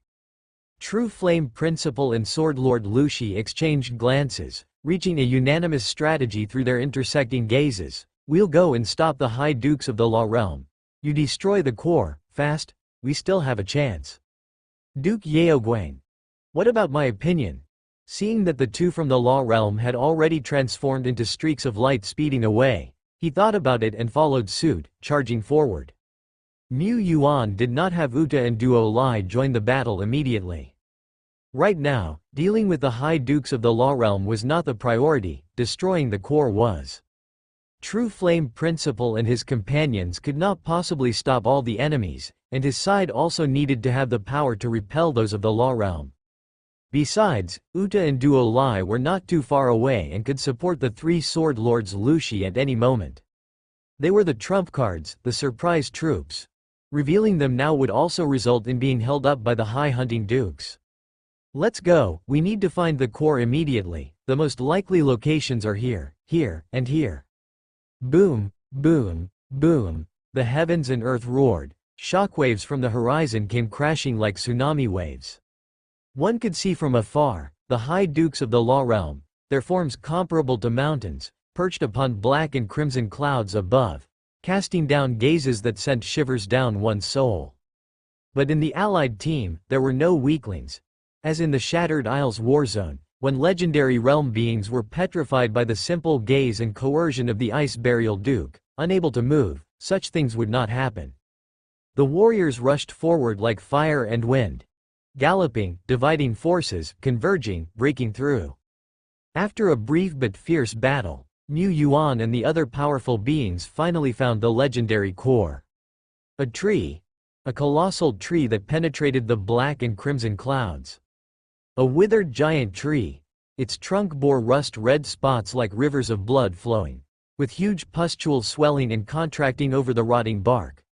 Suddenly, the pustules burst open, and a horde of creatures oozing with viscous liquid emerged, among them even legendary realm monsters. Upon seeing this withered giant tree, not only Mu Yuan but everyone else felt a strong intuition. This was the core. We found the core, however. Surrounding the withered giant tree, the monster tide resembled an endless ocean, vast without boundaries. And above it, one after another, crimson dragons, jackal men, snake men, bull monsters, giants, and other monstrous strongholds stood proudly, stepping into the sky. Dozens, hundreds, thousands, or tens of thousands. Behind them, an uncountable number of legendary realm monsters similarly took to the skies. Arriving alongside them was a suffocating, world-toppling terror. The real battle had begun. How can there be so many? A strong man gritted his teeth. Monster power had always far surpassed that of living beings in the legendary realm. Whenever war broke out, they often had to face several times the number of legendary realm enemies. Only at the world level and the law realm did the numerical disparity not seem so exaggerated. They were aware of this, but now, the number of enemies was excessively overwhelming. So many from the legendary realm acting together, even those in the law realm wouldn't dare to confront them head-on. The number was also beyond Mu Yuan's expectation. He was not afraid, however, and quickly noticed some details. Many of these legendary monsters seemed to have been born in the past month or two, their self-awareness not yet fully developed. Furthermore, legendary monsters don't cooperate well, so although their numbers seem large, the actual number of foes we're facing isn't as much. Grey Wind Wings joined the conversation. Exactly, as long as we utilize our speed advantage, these common legendary monsters aren't much of a threat. However, there are quite a few powerful legends among the enemies. Even the Grand Duke of the Hunt. We must be wary of these and avoid getting dragged into the monster morass. Their communication was through a spiritual link. Discussions and tactical layouts all occurred in an instant. The target was the polluted core. Charge. Mu Yuan locked his gaze on a spot beneath the giant tree, diving down rapidly.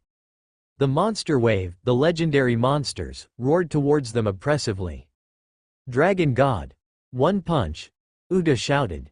This time, his punch wasn't solid but surged like the mighty river, bursting forth.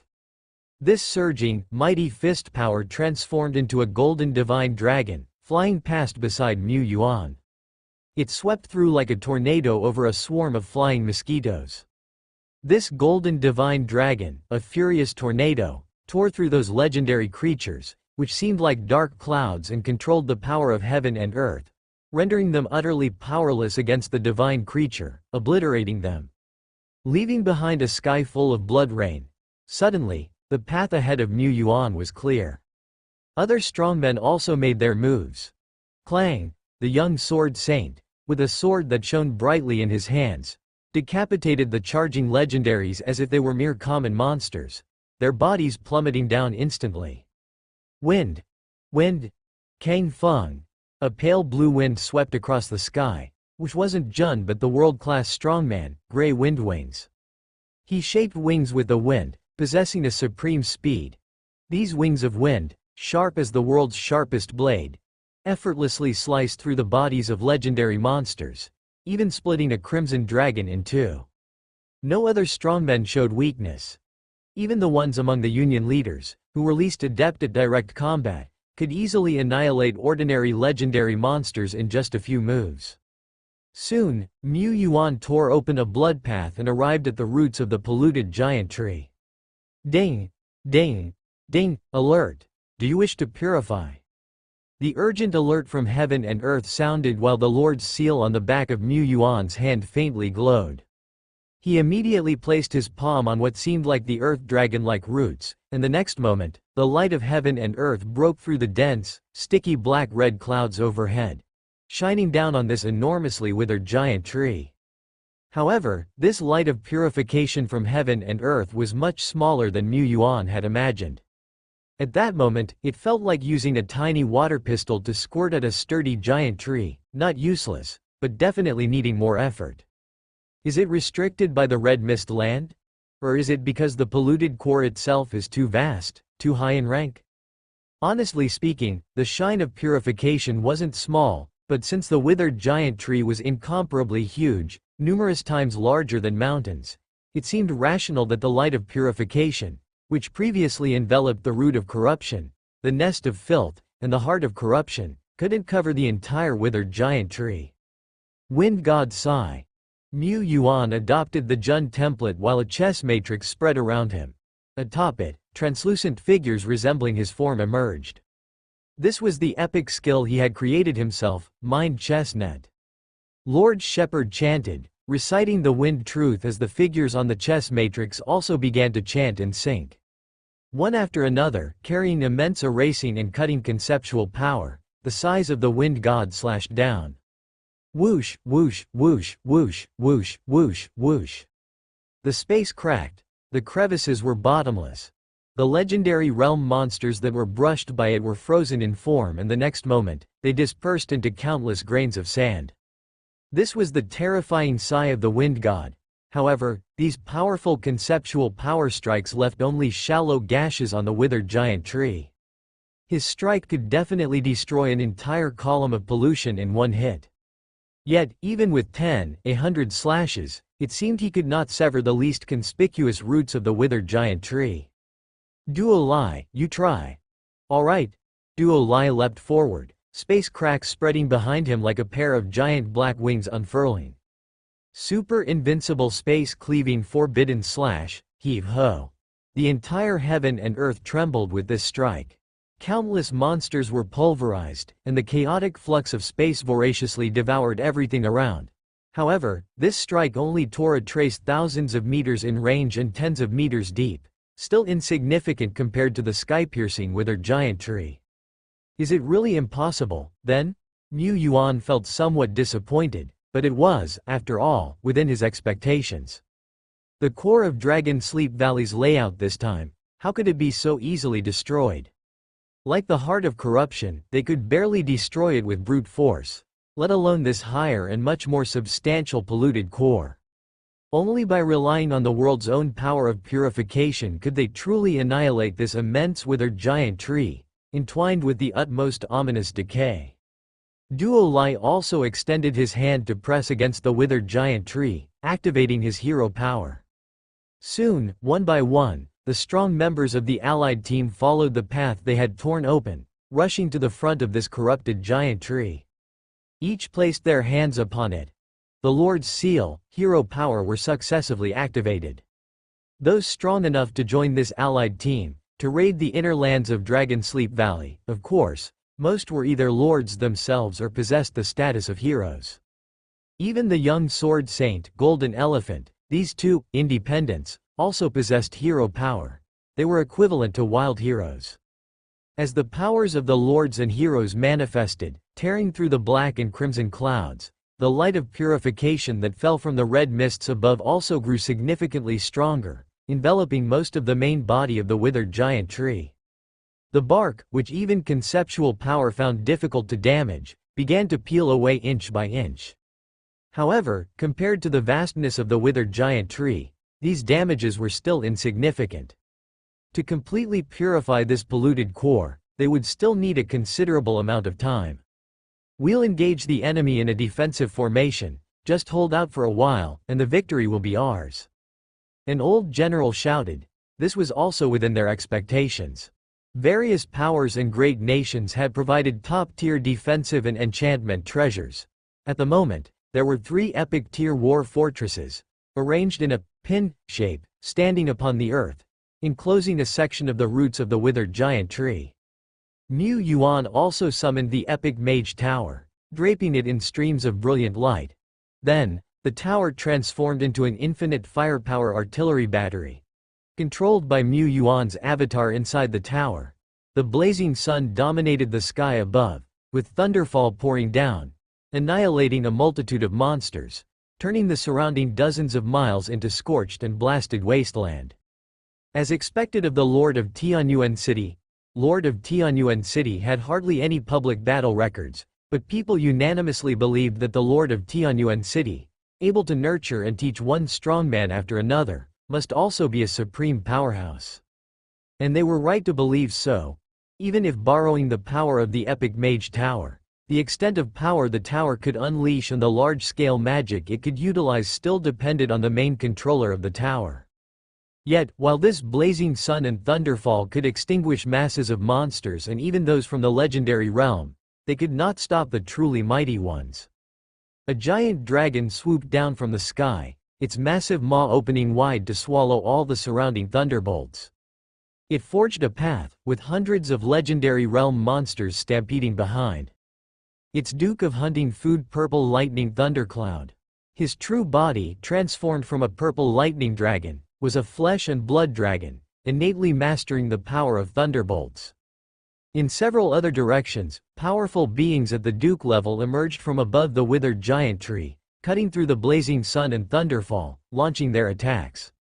But the most dangerous and powerful among them was undoubtedly that Purple Lightning Duke Lei Yun. He had multiple victories against world-level strongmen, standing as one of the top powerhouses just below the Law Realm. Let me handle him. I have ways to counter thunderbolts too. Golden Elephant spoke, already rushing out before his voice faded. Mu Yuan commanded, 17, Hong Yi. You two provide support to all sides. Jun, don't rush in recklessly. You show your strength when we break through later. Isloa is in charge of defense. Uda, you seize opportunities to assist any strongman in danger. But conserve your strength to face the yet unseen powerhouses from the Law Realm. And Duo Lai? First, he had to digest the red mist he had consumed earlier, making himself satiated, and free up his dimensional stomach. This task held a higher priority than combat. The great battle had already erupted. The side of living beings was at an absolute numerical disadvantage, but backed by their stronghold that was both offensive and defensive, they were not without fighting strength. One after another, strongmen unleashed their deadly techniques. Some, like Uda and Golden Elephant, whose combat power only shone when up close, also interrupted their output of purifying force, stepping out of the ranks to charge into the waves of monsters. These lords and generals might not stand out in the allied team, but that was only because the team was teeming with bosses. In reality, each was a renowned strongman. Their battle achievements were outstanding, their records numerous. Among them, there were those with world-level combat power, only lacking a sufficiently significant battle, one that would cement their name in the world. Now, among the strongmen in the Raid Suicide Squad, many had come for just such an opportunity. Facing many Duke of Hunting and countless legendary monsters, now was the greatest stage to make a name. If they could remain unbeaten, Earth's Hold, truly deserving as an elder world-class strongman, burying over a dozen legendary monsters with a single strike. Look, that one from the Chi Cheng Federation. A follower of True Flame Principle, right? He's actually also at world level, driving back a Duke level continually in retreat. He held something like a magic book, an epic treasure. At that moment, the cover of the book flipped open, page after page whirring into the air, and in mid-flight transformed into one horrifying spell after another. Not only did it put the Duke-level monster in dire straits, it also took the opportunity to deal with many legendary realm monsters that had joined the attack. With such a performance, he was truly worthy of the honor of being a world-class strongman. General Tai Zan was actually able to contend with the Duke of Hunting? Hadn't General Wang's combat power already peaked? Unbelievably, he managed to make a breakthrough in silence.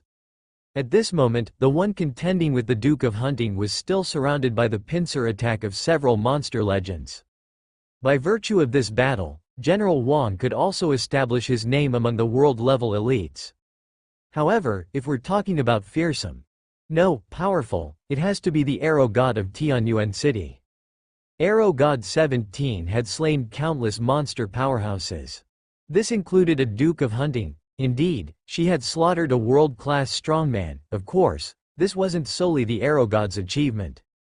She merely seized the opening presented during the Duke of Hunting's struggle with their own world-class strongman, delivering a crippling blow and shooting to kill. It was not only a Duke of Hunting that was pierced on the spot by 17, but two other dukes were also gravely injured under her arrows, allowing human powerhouses locked in combat to take advantage and spirit them away. Rounded up, it could be said, Arrow God 17 shot down 3 world-class strongmen. Such an exceptional archer, so powerful and terrifying, must never be made an enemy. Whatever people said before pales in comparison to witnessing it firsthand. Ordinary legends are like chicks in her hands, utterly powerless to resist. She may not be the strongest person present, but she is definitely the fastest at slaying enemies. A top-notch archer with the advantage of terrain and position is just that strong. Indeed, even Uda's slaughtering of enemies couldn't keep up with 17's speed. 17's arrows that pierced the stars were bound to leave a deep impression on countless people. The name Tianyuan 17 would do the same, at that moment. Boom! A thunderbolt erupted in the distance, tearing the heavens and the earth. A golden figure flew out backward, and in mid-air, 2 huge rotating wheels shattered amidst the terrifying thunderglow, breaking apart. Boom! The rotating king golden elephant fell not far from the front lines, his towering body glistening with golden light now dimmed, covered with scorch marks everywhere. In the distance, a giant dragon, not so enormous in size, walked out from among the thunderfall. Behind him, billions of thunderbolts interwove, forming a colossal thunder giant dragon, looking down from a height at everyone. This Duke Lei Yun. He is not far from the Law Realm, he might even be in the midst of a breakthrough. His thunderbolts have already contained strands and strands of conceptual power. Golden Elephant's defeat was not undeserving. The thunder giant dragon approached, intent on diving down towards the front lines. Who could stop it? A figure dashed through the sky, striding meteor-like to the scene. His muscles were intertwined like pythons, his body emanating waves of intense, flame-like vigor. His very presence felt like a furnace blazing insatiably. Be careful. The thunderbolts of Duke Lei Yun have a repressive effect on the flesh. Golden Elephant shouted, otherwise, he would not have been defeated so easily. However, his voice couldn't keep up with Uta's speed, and the seemingly insignificant figure didn't hesitate to crash into the vast expanse of the thunderfall. Duke Lei Yun's eyes revealed a cruel smile, which froze the next moment. The newcomer bathed in the thunderbolt without defense, just striding forward, the destructive thunderbolts falling onto his body as if they were striking epic treasure armor. The arcs of lightning flowed over the contours of his muscles, leaving him unharmed. And as the human strongman drew nearer, a terrifying aura began to rise from him, one that even he feared. Go!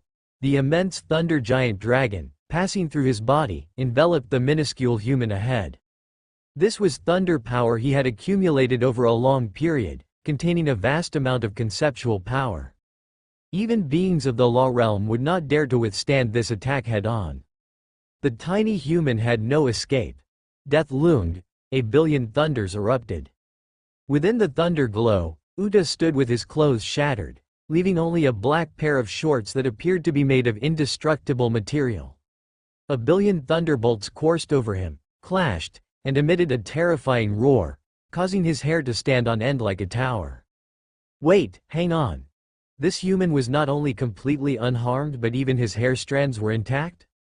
This is impossible. Duke Lei Yun would rather believe it was an illusion. No sooner had this thought occurred to him than a chill of death surged up his crown. An unremarkable fist, in comparison to his entire body, kept magnifying in his view. Engulfing heaven and earth, the only thing in the world. This fist could unleash a new heaven and earth. Boom. The punch descended like a thunder collapse, like a mountain tipping, like the earth splitting, as if the gods were looking down and demons descending upon the world, with countless thunderbolts shattering instantaneously under this ordinary punch. Also shattered was the blue-purple giant dragon, with widened eyes, body frozen midair. A top-tier world-class strongman was felled head-on. With just one punch. Uta, bathed in thunderglow, was like a demon god, so domineering he scarcely seemed to belong to the soul realm. And this was one of the generals under the Lord of Tianyuan City. The remnants of Thunderbolt still raged between heaven and earth. The shattered Duke of Hunting, chunks of flesh scattering all around, incited many monsters' instincts to snatch wildly. The strong warriors, still slightly dazed, kept their fixed gaze on that one who, facing straight ahead, with one punch, had blasted the top-tier Duke of Hunting to death. He had not relied on anyone's cooperation, nor had he employed any strategy, any charge. He simply had arrived at the scene, and with one punch, he purified the heavens and the earth. Even the monstrous strong ones lost their senses in that moment, those who were close hurriedly fleeing into the distance, fearful of being targeted by this slayer. Defending the withered giant tree was certainly important, but their own little lives were even more precious. They were, after all, the magnificent Dukes of Hunting. Obviously they value their lives and fortunes above all else. The withered giant tree wouldn't be so easily purified anyway. Uta's dominance and fury further bolstered the morale of the strong warriors, while the enemies, under the assault of this wild surge of energy, faltered. The gap, widened with each increase and decrease, was obvious. The advantage is on our side, a strong warrior shouted out. But before the cry had died down, a sudden change occurred. Pucci, Pucci, Pucci. Within the defense positions guarded by three great legendary realm war fortresses, enveloped by the light of purification, the polluted roots that had come alive suddenly shot out sharp, blood-red tendrils. In an instant, they pierced through three warriors, who could not be said to be unguarded but whose reactions and conscious thoughts failed to keep pace. By the time they realized this, their entire bodies had been impaled. One of the warriors was even clad in epic-level treasure armor, which likewise could not resist these abruptly arriving blood-colored thorns. Three divine soul realm experts dead on the spot. Without any struggle, without any power to resist. Danger! Danger! Danger! When the polluted roots came to life, dozens of blood-red tendrils also shot toward Mu Yuan Cave in the first place. He was the first target to be focused upon and marked. But he was not alone. Isloa sensed the crisis of fate. Before the appearance of the blood-red spikes, almost as if foreseeing them, she lightly tapped her staff, spreading out numerous hexagonal crystals, constructing a huge spherical light shield. Then came the second, the third, the sixth shield. One overlapping another. In an instant, she layered 6 levels of defense, clearly also a strong warrior well versed in stability and the Tianyuan will. But the very next instant, crack crack crack, boom. Isloa's techniques, built up in advance and stored within items like the staff and magic spheres, were not weak despite being hastily cast on the spot, still containing considerable conceptual power. Defense, protection, stability, layer upon layer, yet still smashed to pieces as though they were dry and brittle. These blood-red spikes contain very terrifying, high-ranking conceptual power. No, inside them is a seething corruption. Cannot be hit. If we are hit, I fear no one but Duo Lai will come out of it in good shape.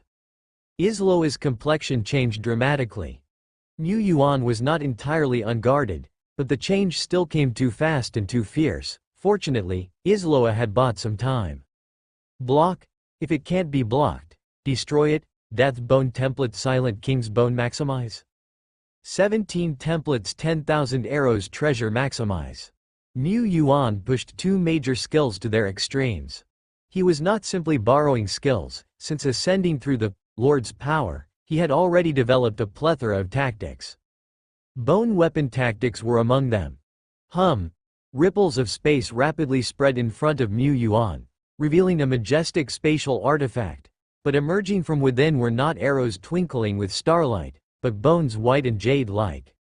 Countless skeletons shot out, continuously elongating and intertwining in midair.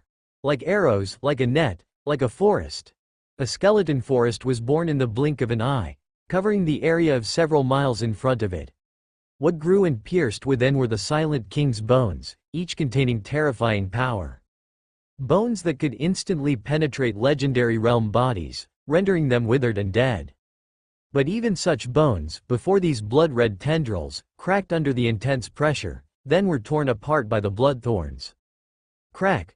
Crack! Yet simultaneously, the bone spikes loaded with powerful sharpness conceptual power gradually pierced through the blood tendrils.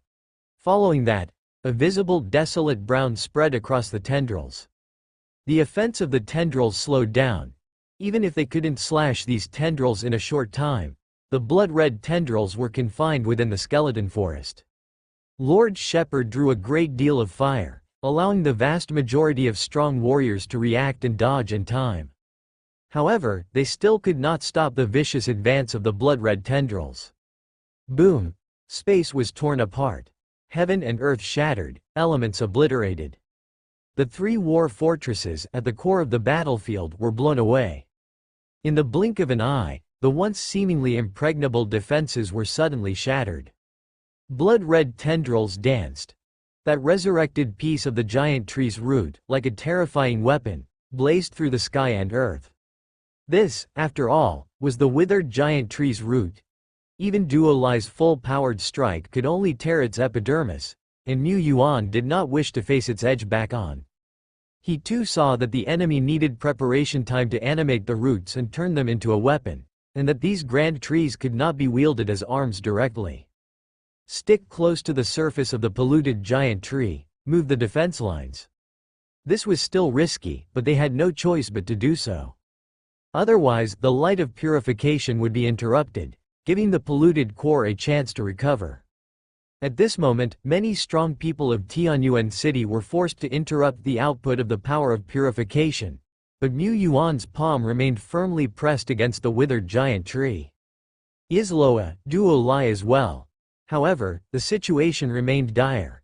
The strong had been utterly confident up until the last moment in the battle, but their confidence had just been shattered. Without defensive positions, what would they use to resist the power of the Dragon Sleep Valley? Some strong entered the three war fortresses that had been blown away, relying on these epic-level defensive structures to hold on. But in the next moment, their complexions changed drastically. From above, amid the vast branches of the filthy giant tree, one terrifying figure after another appeared, stepping down. Dark Teeth Duke, Golden Flame Duke, Ice Blade Duke, Duke Frozen Wind. One after another, the Dukes of Hunting, who had wrought great disasters and countless tragedies across the eternal world and various nations and powers, now appeared in succession. 10, 20, 30. Such monsters, if even one appeared, could cause countless strong to panic and big powers to tremble. But now, 30 of these monsters had emerged. Among them, almost half were not famous world-level monsters, but joining ranks with these Dukes of Hunting without a doubt, they were world-level existences of terror. 30 world-level. Over 1,000 legendary beings who had just emerged. They had come prepared, unleashing a great terror akin to the scarlet mist tide descending, causing even space to stagnate. Even among the combined teams, where lights of will shone brilliantly and souls sparked radiantly, the strong couldn't help but shiver, unable to suppress the fear rising in their hearts. This was the impact from all sides: number, might, and the erosion by the red mist. Living beings were already at a disadvantage, and now they found it difficult to control the fear in their hearts. The scales of war tipped precipitously into the abyss. "Be careful," a strong one shouted, his voice transmitting even faster through a mental link. At this time, those strong ones gathered around the three epic fortresses were relatively safe. But those still transitioning in position, caught between the monsters and the living roots, were in much greater danger. A Duke of Hunting used their spatial ability, traversing 100 miles in an instant, arriving at the scene. Their target was the Arrow God, the Tianyuan city's Arrow God, who had already slain a three-figure number of legendary monsters. She was in danger, an archer, once out of the protection of their position, and approached by several Dukes of Hunting. At this moment, Mu Yuan was very far from 17. After all, he had been the primary target, and Duo Lai, Isloa were both guarding him. Mu Yuan wasn't too worried, he simply gave 17 a warning. If 17 had not yet evolved to a legendary life, indeed she was high in offense but low in defense and speed, better suited for positional warfare than encounters. The strength of the arrow of Polar Star often required the cooperation of teammates to seize the initiative through long-range sniping. An arrow of Polar Star that could not maintain distance was easily killed solo. But 17 was not the arrow of Polar Star, she was the Polar Star Monarch. As the Great Terror descended, the light of will within 17 blossomed majestically. She was not yet of the soul realm, but at the same time, her light of the spirit also burst forth with dazzling divine light, like a solid blade, cutting through all fear and terror. Several Dukes of Hunting descended before her. The leading one, whose body caused space to ripple, seemed to carry a black wheel on his back, terrifying beyond measure. That black wheel expanded, its spatial ripples covering the surroundings like an enchantment. Beside him, Dark Teeth Duke raised his formidable fangs, slashing down with a strike that concentrated his ultimate power. In 17's eyes, cross stars flickered, Tane. Upon each Duke of Hunting, a radiant cross star emerged. At the same time, another cross star shone at the end of 17's vision, some dozens of miles away at a certain location. The dark blade fell, setting aflow the waters of the Star River. 17's figure had long since vanished within it. She transformed into starlight, shuttling through space, arriving at the anchored far shore. Around her, the enchantment with its rippling spatial waves was as if non-existent, failing to hinder her in the slightest. The next moment, still bathed in starlight, her graceful figure having just been sketched out from the myriad celestial colors, 17 had already drawn her bowstring. Mind, will, energy, polar star force, all poured in and fused, elevating to a higher state. Whoosh! The first arrow broke through the air, bursting forth with a resplendent million points of starlight. The dark-teethed Duke, who had just made a cut and whose power and attention were concentrated on that, had only just realized his strike had missed when the chilling sense of death gripped his entire body. Danger! Extreme danger! As Dark-Teeth's attack landed, he had no time to gather his mighty power again. He pinned his hopes on the rescue of the other Dukes of Hunting. He wasn't alone after all. However, as this thought had just sprung up, that blazing starlight divine light had already appeared in his pupils. Not far off, neither the spatial enchantment that trapped humans strong nor the swiftly arriving arrow could stop death's chilling embrace, which nearly froze both space and time. How could it be so fast? Dark-Teethed Duke had no time to hesitate. His ultimate resource, a dark black fang, burst immediately, with thick purplish-black smoke transforming into blades, slashing towards the dazzling arrow of starlight. Boom! Peefed! Dark-Teethed Duke's wings were pierced by the arrow, his entire left wing along with half of his body dissolved under the brilliant starlight, unable to heal. But he breathed a sigh of relief. He was acutely aware that had he not decisively traded a foundational move to buy a chance at life, right now his head would likely have been obliterated, his soul dissipated to dust. But how could he be so strong? The death aura swirling around him, the suffocating sense of oppression, it had actually appeared in a heaven and earth realm strongman? Just now, after their head-on clash, he knew very well that this human strongman hadn't even ignited his god soul. Is this really the heaven and earth realm? Starlight, starlight? Quickly remove the starlight marks from our bodies? He shouted, no longer daring to continue his assault on the surrounding human strongmen.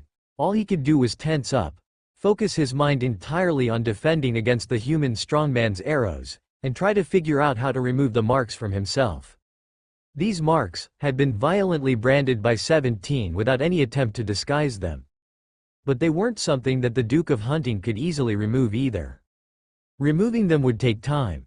Yet this amount of time was already enough for 17 to shoot many arrows. At this moment, even without shooting arrows, 17 effortlessly restrained several Dukes of Hunting, making them not dare to act rashly, let alone continue their assault. The strength to pressure several Dukes of Hunting with the power of one person? This? Some strong people murmured, their hearts boiling with excitement. Such overwhelming strength, such invincibility, but 17 wanted more than just restraint. She no longer aimed at Dark-Teethed Duke. There were over 30 Duke-level strong people present. One more Dark-Teethed Duke or one less made little difference. She targeted the Duke of Hunting, the one dragging Black Wheel, wielding space manipulation, Duke Blackwheel. Among the Dukes of Hunting, he too was ranked in the first tier, possessing strategic abilities like spatial grand movement, often coveted by many Law Realm Dukes. Duke Blackwheel was incredibly proud, however, at this moment, his pride had been shattered, leaving only fear in his heart. The fear of death. Her target is me. It's me. Protect this Duke quickly. The shining starlight had already appeared. But once the arrow enveloped in countless starlights appeared, it was already extremely close. Dark-Teeth and the other Dukes had no time to come to the aid. Despite this being their home turf, despite being surrounded by several world-class strongmen, despite his ability to command hundreds, even thousands of beings from the legendary realm to guard him. Even so, Duke Blackwheel felt as if he was alone in a dark forest, devoid of any people, solitary and confronting the fierce killing intent coming from all directions. Danger, danger, danger. Space shattered. The starlight dimmed slightly, but still pierced through the crumbling space and shattering stars. Crack, splurt, Duke Blackwheel's piece of body vanished in the bursting starlight. He tried to control his flesh and blood, but their writhing was unable to truly heal. The power of the starlight was too domineering. Huff, huff, he stared intently at the distant figure, drawing the bowstring once again. The threat of death also rose again, so cold it nearly caused his entire brain to lose the rationality to think. Space ripples enveloped his body. With a flash, Duke Blackwheel had already moved 100 miles away. Yet he did not stop. He continuously squeezed out his power, using spatial movements several times in succession, escaping hundreds of miles away into the vast wave of monsters.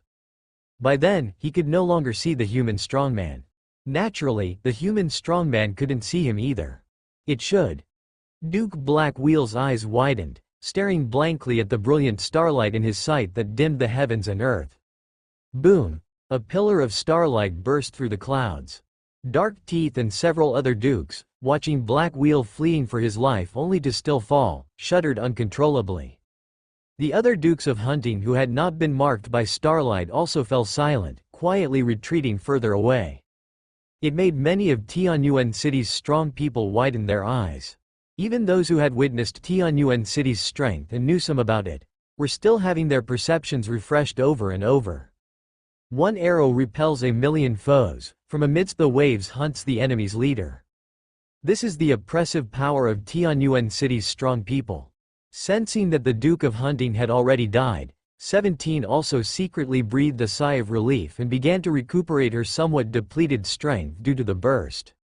Fortunately, that Duke of Hunting chose the wrong way to respond. Otherwise, I would probably have had to shoot 2 or 3 more arrows to truly slay him.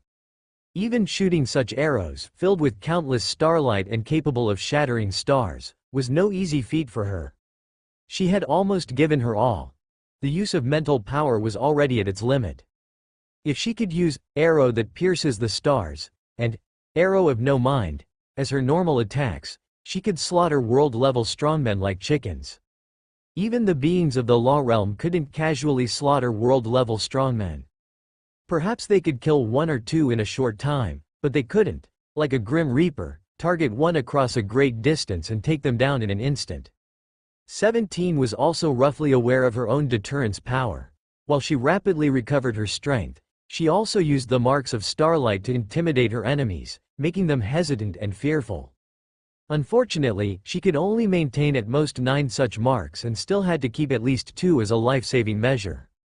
The number of enemies she could intimidate simultaneously was still insufficient.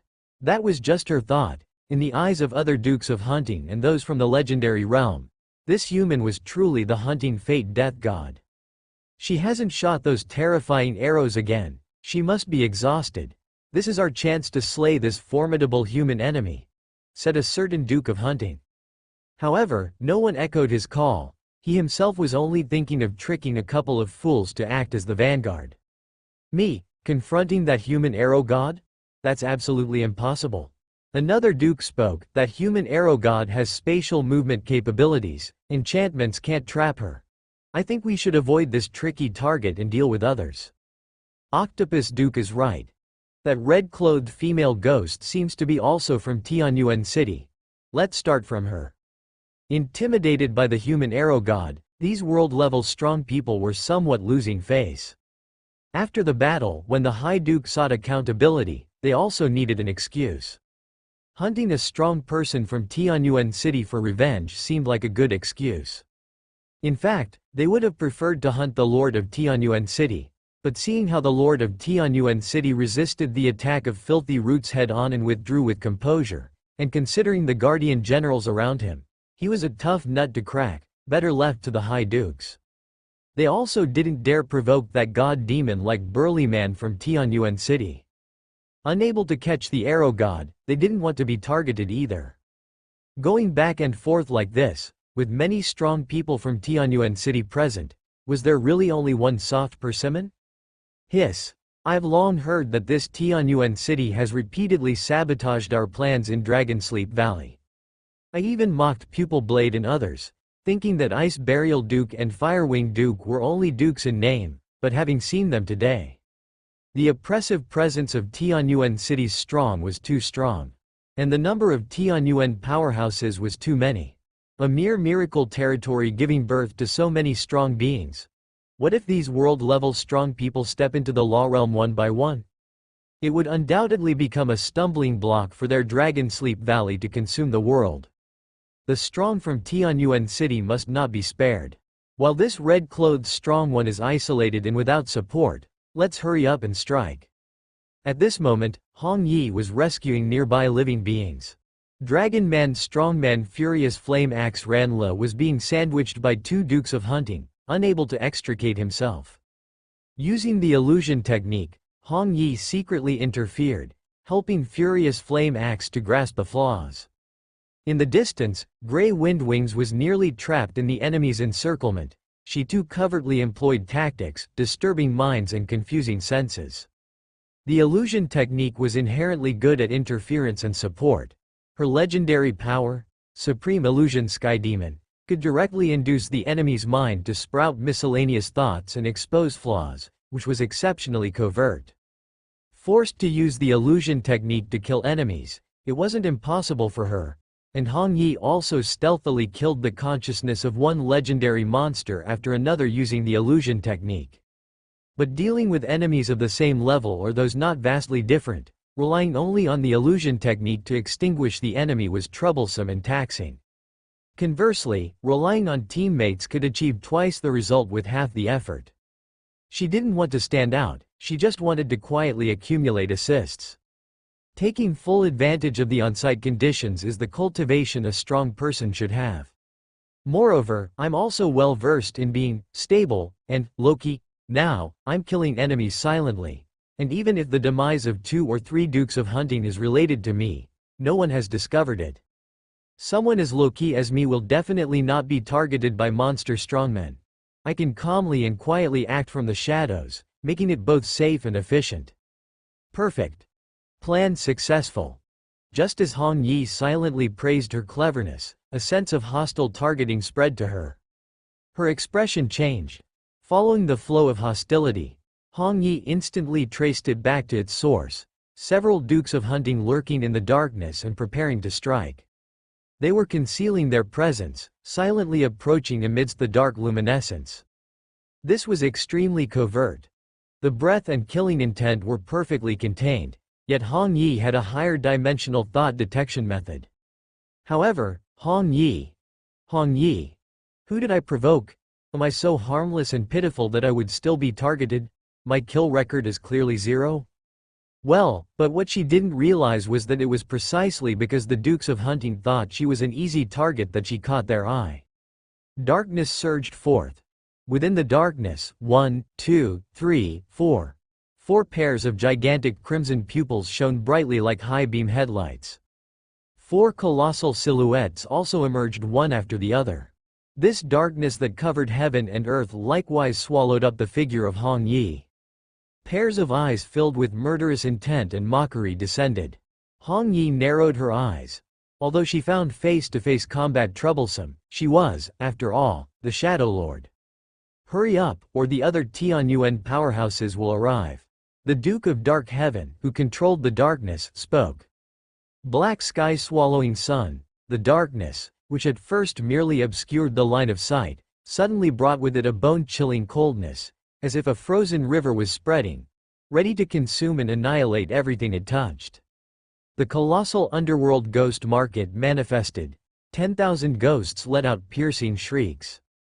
Layer upon layer of pavilions, shadowy figures looming, cold wind rustling. Clouds obscured the sky. The black tide raised by Duke Black Sky only occupied a tiny corner within the vast ghost market. What? Does it possess abilities that cause spatial confusion, enchantment, and sealing effects? This is bad, this one won't be easy to deal with. Abilities related to space and enchantment were extremely rare, even among these statuesque powerhouses who were honored with the title of Duke of Hunting. One who could wield such abilities was bound to be no weakling. He should have thought of it sooner. If the other Tianyuan powerhouses were so formidable, how could this red-clothed female ghost possibly be a weakling?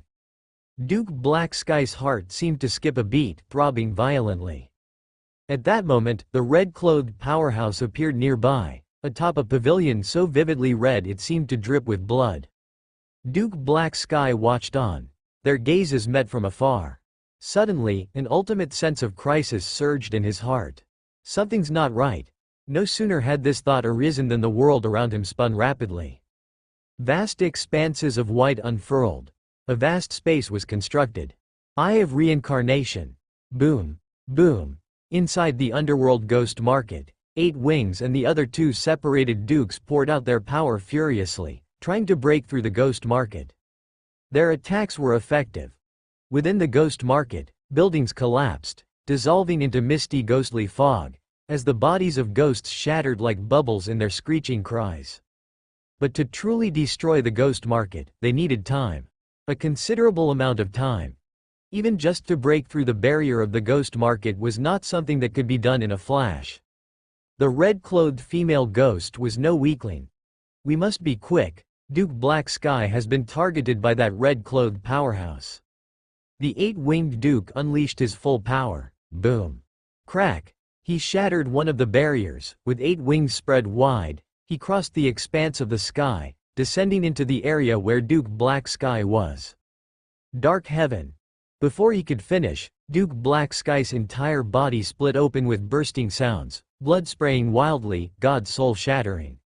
A mighty Duke of Hunting had perished on the spot, in just 1 or 2 instants, when they were utterly unaware of what had transpired. What exactly happened?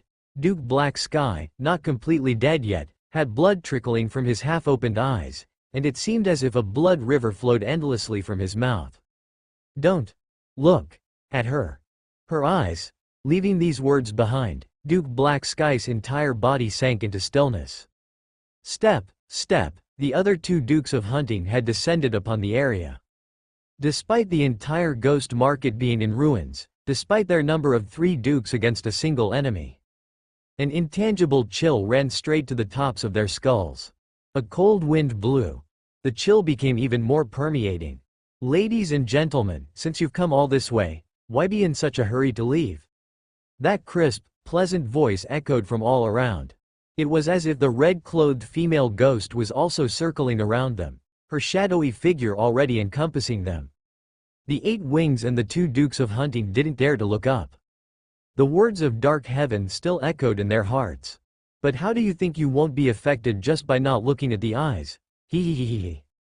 Along with this laughter, the encroaching chill grew more intense. Let's go.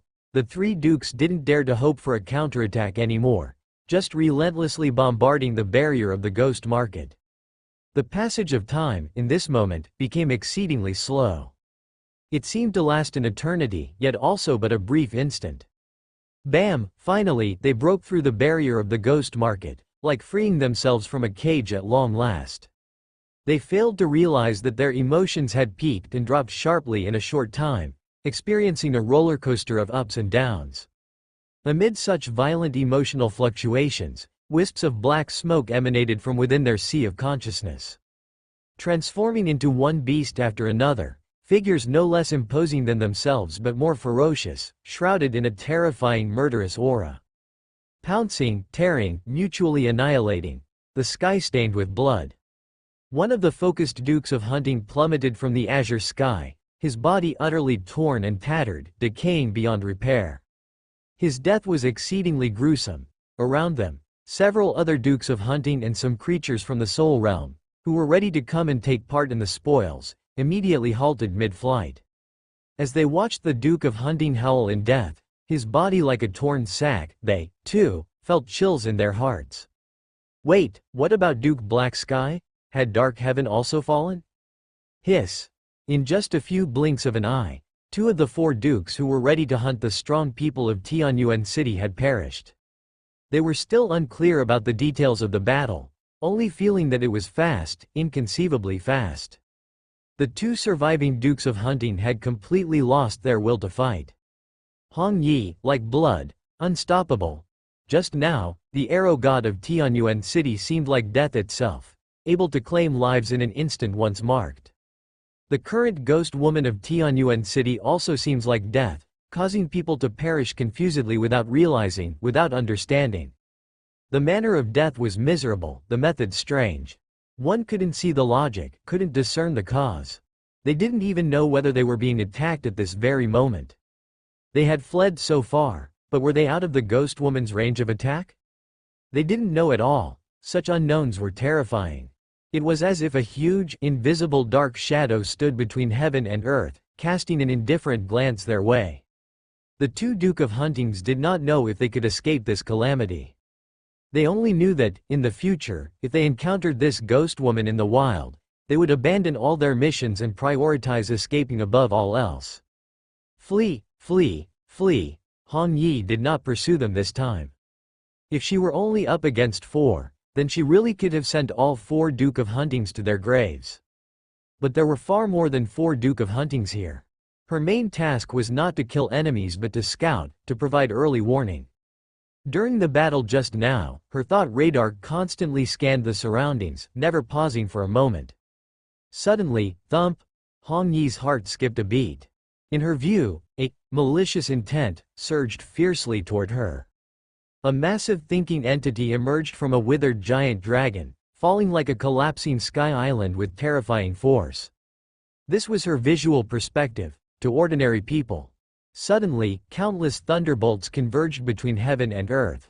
These thunderbolts spread over hundreds of miles, forming a vast, terrifying sea of thunderclouds. In the midst of the thunder sea, a figure shaped by endless thunder revealed a fierce face. He seemed like a being of elemental life. But the billions of thunderbolts that formed his body, upon closer inspection, were also writhing flesh, translucent blood vessels, flowing blood. This is the High Duke of the Law Realm, Duke Wanlei. Didn't the principal manage to intercept him? No, I'm afraid this Duke Wanlei has been around here for a while. The thoughts of the powerful flew fast, transmitting in an instant.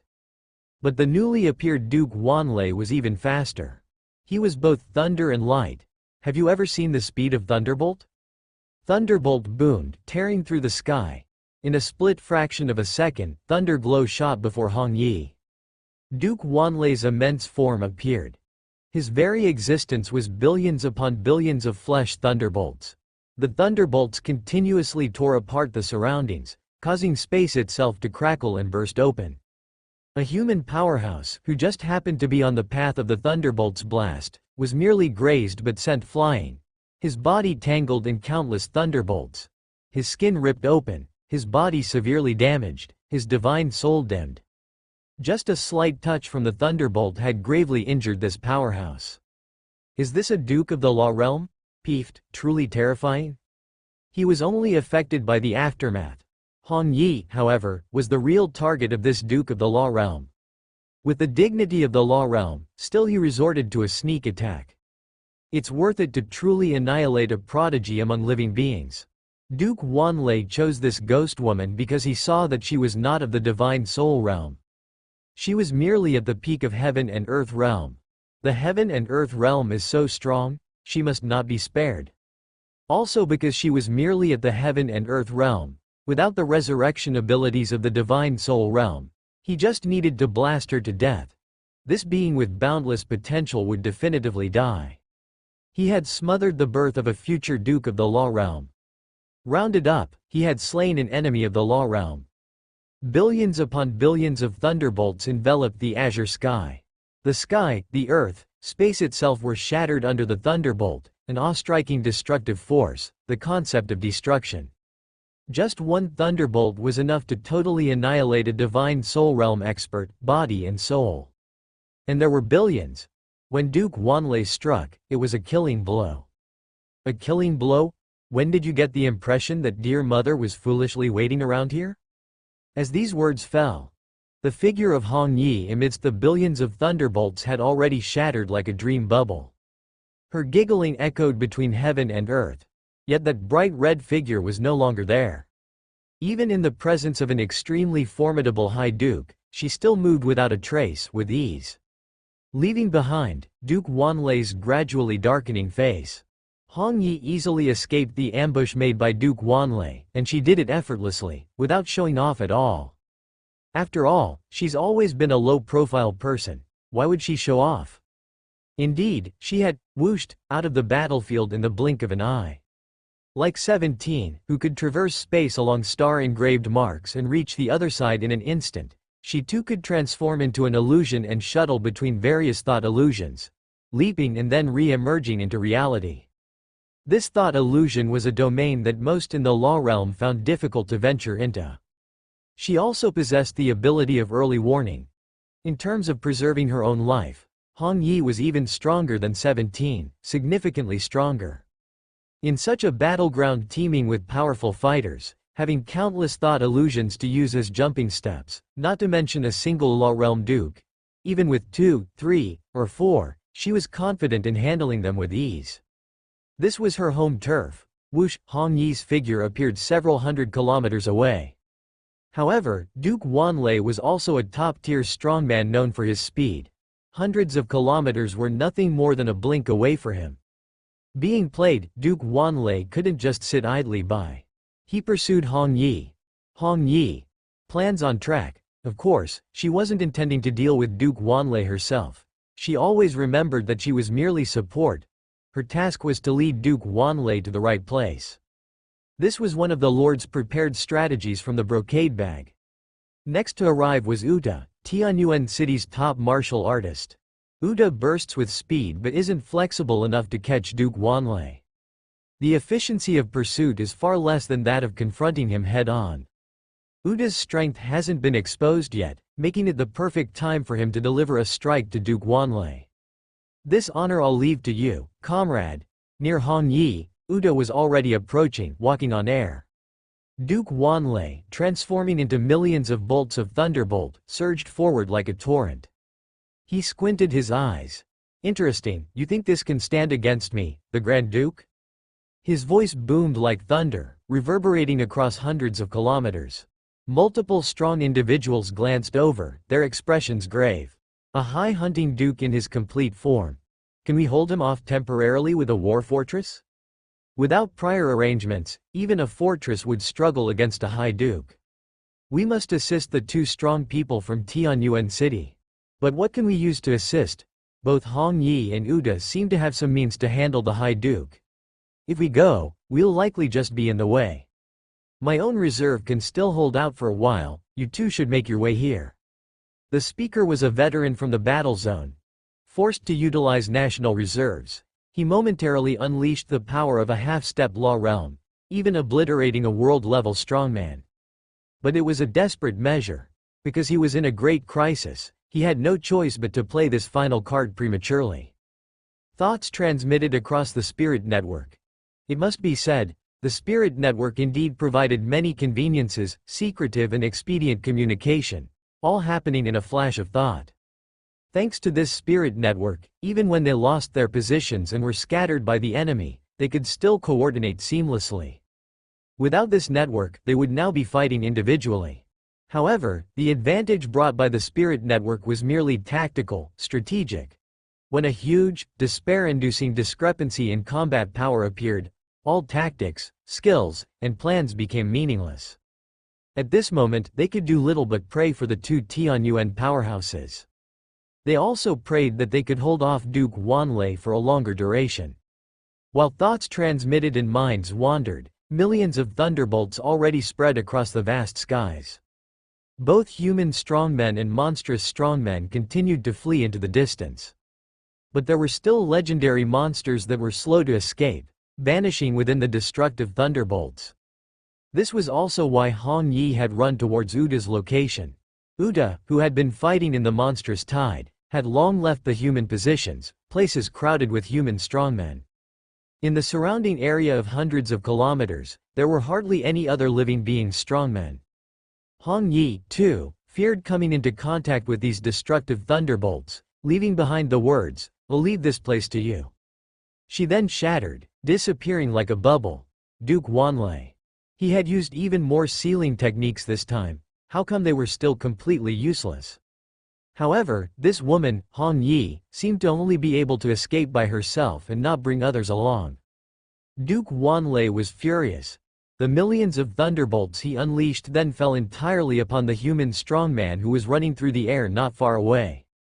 10,000 thunders heavenly tilled. In an instant, it seemed as if the entire azure sky had collapsed, falling down as a waterfall formed by the convergence of millions of thunderbolts.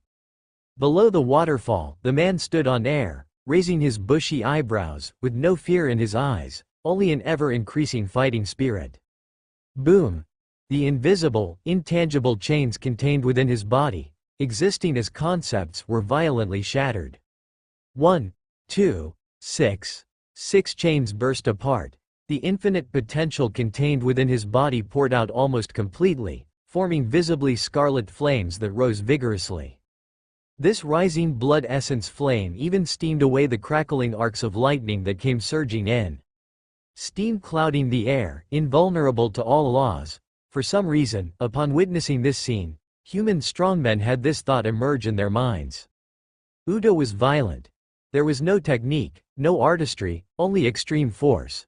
But at this moment, as he bathed in a roaring aura, it was as if he mystically conformed to the ultimate truth of the world. Every action seemed to contain profound mysteries. This was a given. Breaking the physical shackles could squeeze out the body's infinite potential.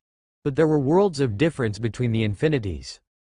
Could breaking 6 shackles before becoming a legendary life compared to after, when a universal body unleashed its potential, could it be the same?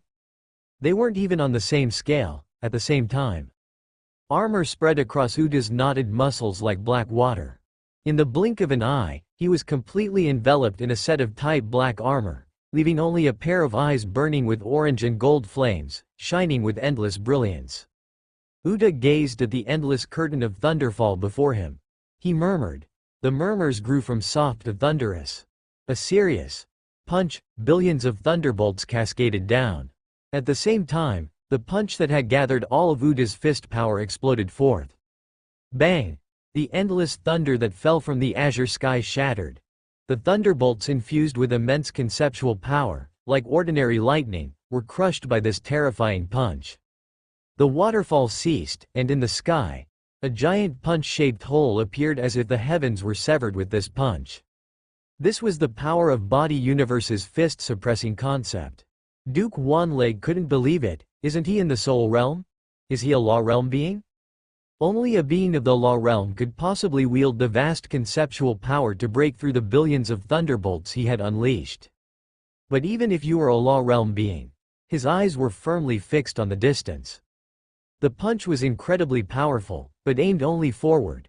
Aside from the broken thunderfall and sky, countless thunderbolts surged from all directions. That was the charm of sheer numbers. He controlled billions of thunderbolts. Even if half were destroyed, the remainder still held world-shattering power. And this destructive power was something that other beings of the Law Realm dared not withstand directly. A Law Realm's body was not much stronger than those of the Soul Realm or Heaven and Earth Realm. This human, a figure, strode forward, parting the brilliance of the thunderbolts. His body was wrapped in pitch-black armor, with blood-red flames burning fiercely around him.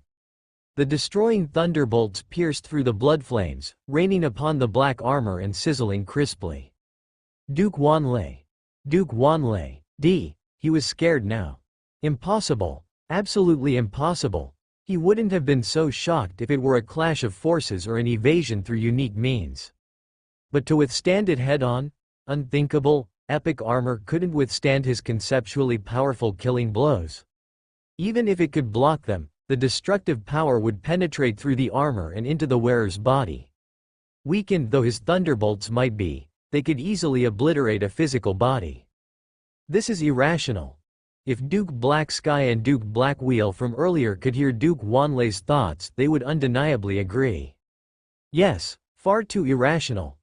Duke Black Wheel couldn't imagine how someone could move so freely within his own enchantment, or be so easily tracked after several spatial jumps. Utterly irrational. Duke Black Sky and his compatriots couldn't fathom how a simple exchange of glances could have them stumbling to their demise. It simply didn't make sense, yet whether it made sense or not, as Duke Wanlei watched the human strongman who regarded the thunderbolts as nothing, stepping forward, fear began to grow inside him. And this fear, like seeds falling on fertile soil, was rapidly taking root and growing. Intense fear overwhelmed him. When Duke Wanlei realized something was amiss and tried to suppress his fear with his strong will and powerful soul. Uda had already taken a stance, twisting his right hand back to his waist. Physical shackles, the 7th and 8th, release. These were all the shackles. They were all that his legendary life, the body of his body universe, could possess. 8 locks completely released. His body thundered, as if a world was being born. His blood flames soared into the sky, causing the space around him to distort. A might more terrifying than any god demon enveloped him. He swung an utterly unadorned punch. Dragon God, 1 punch. Roar. Golden. No, blood-red divine dragon roared, ferociously charging into the sky. This was the color of blood. The monster tide, blood, flesh. Everything nearby was crimson. All the same shade of red, fading into obscurity beneath the shadow of the blood-red dragon venerable. Between heaven and earth, there was only this smear of blood. This stroke of dragon blood filled Duke Wanlei's entire field of vision, a might more savage than god demons, a pressure more massive than the world itself, all crashing down. Ah! Duke Wanlei roared. His flesh made of countless endless thunders kept thundering. He transformed into a streak of thunderbolt light and shot forth. But the very moment the light took flight, it froze midair. The massive body made of endless thunderflesh shattered in an instant. From enormous being to chunks of flesh, organs, down to strands of thunder, all without exception, obliterated. Duke Wanlei, who had just tried to flee, couldn't even let out a cry of agony before he completely disintegrated under this overwhelming fist power, like a heavenly millstone. What also shattered were countless monsters, the space, elements, and everything in heaven and earth. An entire section of the world seemed to vanish, even spatial rifts crushed under this punch, leaving behind only a vast emptiness, stretched out in its place. This punch severed the heavens and earth. It was as if time stood still. The chaotic, thunderous battlefield was muted. The monster legend's eyes widened in terror. Duke of Hunting shivered, grateful that he had stayed far from this formidable man from the start. The human strongmen popped their eyes out, as if beholding a deity. Especially the Tai Zan strongmen. The monsters might not understand, strongmen from other nations might not fully comprehend, but they knew very clearly that it had only been 2 years since the Lord of Tianyuan City stepped into the eternal world. Just 2 years. A mere 2 years. 2 years to nurture a presence at the principal realm, and to directly annihilate a high duke in his true body? F***ck. F***ck times 10,086. The gemstone Grand Duke's incarnate form was likely just at the half-step law realm, and at the time, the Lord of Tianyuan City was part of a righteous beatdown. Now it was one-on-one, a head-on confrontation. Duke Wanlei in his true form, incomparable to his incarnate form, with a disparity as wide as a heavenly chasm. Moreover, had General Wutai launched only 2 punches, or was it just one? One punch to slay the enemy, severing the heavens and earth. The strongmen couldn't help but recall what they were doing when they first entered the eternal world 2 years ago. Still laboring over a small town, still pitting their wits against the monster tribe. Still assisting in defending key towns on the front line against minor monster tides. Even participating in all sorts of newcomer selections, training programs. Being chosen for the Dragon Court competition was considered a great honor. What about the Lord of Tianyuan City? He already possessed the ability to confront, even annihilate, a divine general of the principal realm. The birth of a principal realm strongman requires talent, treasures, destiny. Lacking any one part is impossible. Even the luckiest ones can't just stumble upon a treasure or have sheer luck and nurture a divine general of the principal realm. Moreover, under the command of the Lord of Tianyuan City are many strongmen, who are world-class strongmen that will almost inevitably ascend to the principal realm in the future. Cultivating one strongman is not something that can be explained by luck, let alone multiple. Not to mention in just 2 years. Not even the Child of Destiny could boast something so exaggerated, could they? Marshal Venerate Wuta, terrifying indeed. The Lord of Tianyuan City, even more terrifying. Wuta stood before the forbidden heaven and earth, his aura swiftly receding. But in the eyes of many strongmen, many monsters, he remained an invincible god demon. At the same time, at the moment Duke Wanlei appeared and attacked Hong Yi, 2 high dukes also emerged simultaneously. Gemstone Grand Duke and Duke Bloodburning, Duke Bloodburning was a Law Realm strongman who had already been stationed on the withered giant tree. He had not made a move at the first moment, simply to wait for both Duke Wanlei and Gemstone Grand Duke to take their positions. What he aimed to hunt were Divine Soul Realm experts, even world-class strongmen. These living beings held all sorts of life-saving methods, and even though Duke Bloodburning was a Law Realm existence, he couldn't hunt many in a short amount of time. Their goal was to leave as many of these living beings strongmen behind as possible. Even more, they aimed to destroy the conceptual connections of these living being prodigies' afterlife backups along with them. At the moment that Duke Wanlei made his presence known, Gemstone Grand Duke also appeared. He was the most powerful existence among the three dukes, though he had lost 2 incarnations consecutively to a miracle lord. For him, losing 2 incarnations was insignificant and did not affect his true self. However, his face as Gemstone was smacked loudly. "Gemstone, I heard you were subdued by a heaven and earth realm human?" Although no duke said it outright, their gazes all implied the same message. He was even more disgraced than old Ice Burial. At least Ice Burial had been defeated by a Law Realm existence, but he had been bested by a previously unknown human lord. Dragon Sleep Valley truly took notice of Tianyuan City because of the battle in the Shattered Isles warzone. The failure of Gemstone Grand Duke established the human lord's reputation. Today, Gemstone Grand Duke would wash away his own disgrace. Roar! A black giant dragon with an odd shape, its head almost half the size of its body, its mouth taking up most of the space on that huge dragon head, suddenly appeared. This appearance, different from the projections of Gemstone Grand Duke he had seen before, looked somewhat comical. But Lord Shepherd, who had engraved the information of various monster strongmen in his heart, knew very well, this was Gemstone Grand Duke's true form. A Law Realm Duke proficient in devouring, who liked to swallow his prey into his stomach and digest them there. Legend has it that Gemstone Grand Duke's stomach was as vast as a world. Once swallowed by mistake, even the most premier Law Realm experts, without unique escape methods, would only face demise. And Gemstone Grand Duke's devouring was terrifyingly formidable.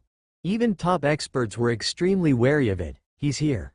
When Mu Yuan first saw Gemstone Grand Duke, at first glance, he was just a giant dragon with a bizarrely large head, not looking very powerful. At the second glance, within his vision, there seemed to be nothing but that huge mouth open wide, roaring skyward.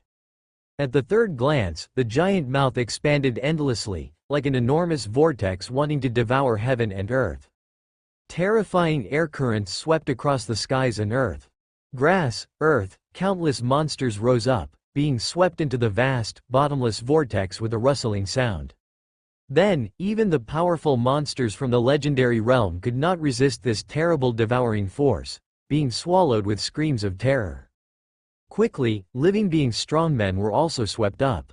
They either harnessed the power of heaven and earth, grew wings, or continuously stepped through space, but no matter what methods they employed, they couldn't escape the dreadful vortex. This suction was, after all, infused with conceptual power. They drew closer to the center of the vortex, that gaping maw. Death was closing in. Suddenly, starlight rained down, laying out a serpentine trail of stars in front of them. This starry trail shook uncertainly within the suction vortex, flickering, but ultimately took shape. Simultaneously, every expert received a transmission alert in their minds. Go! Of course, these experts were not just sitting ducks waiting for rescue. They instantly unleashed their killer moves, slightly resisting the devouring force, and stepped onto that starry trail. Curiously enough, once they set foot on the starry path, the terrifying, nearly irresistible devouring force that they could hardly resist suddenly reduced by 99%. The experts quickly fled along the starry path, soon stepping into an area interwoven with endless starlight raining from the sky. In this place, though the devouring vortex loomed just outside, the horrible suction force was gone entirely. Finally safe. Thanks to the Lord of Tianyuan City, Lady of Starry Sky, for the rescue. The one who acted was Isloa. Wielding the starry sky scepter, she drew upon endless starlight to spread across the ground before her. She was merely a divine soul realm expert after all, and her mastery of conceptual power was nowhere near as profound as Dead Bone or Duo Lie, making it difficult to cover the great devouring vortex with starlight. But if she only aimed to shade this small area and create a safe zone, that was as easy as turning over her hand. The land shrouded in starlight became the domain ruled by Isloa. Gemstone Grand Duke had already devoured countless creatures. Within the scope of his hollow vortex, only a luminous platform bathed in starlight remained firmly entrenched on the land. No, the land had also begun to fracture, countless broken rocks flying up, all swallowed by him into his belly. Only the starlight domain stood firmly pinned in space. He, Gemstone, actually couldn't suck it in. Interesting. Worthy of the humans who have repeatedly thwarted this Grand Duke's plans, you have earned the right to witness my true power. Rejoice, fear, and then sink into the gastric juices of this Grand Duke. The voice of Gemstone Grand Duke thundered. But he wasn't the kind of villain who loved to blabber nonsense.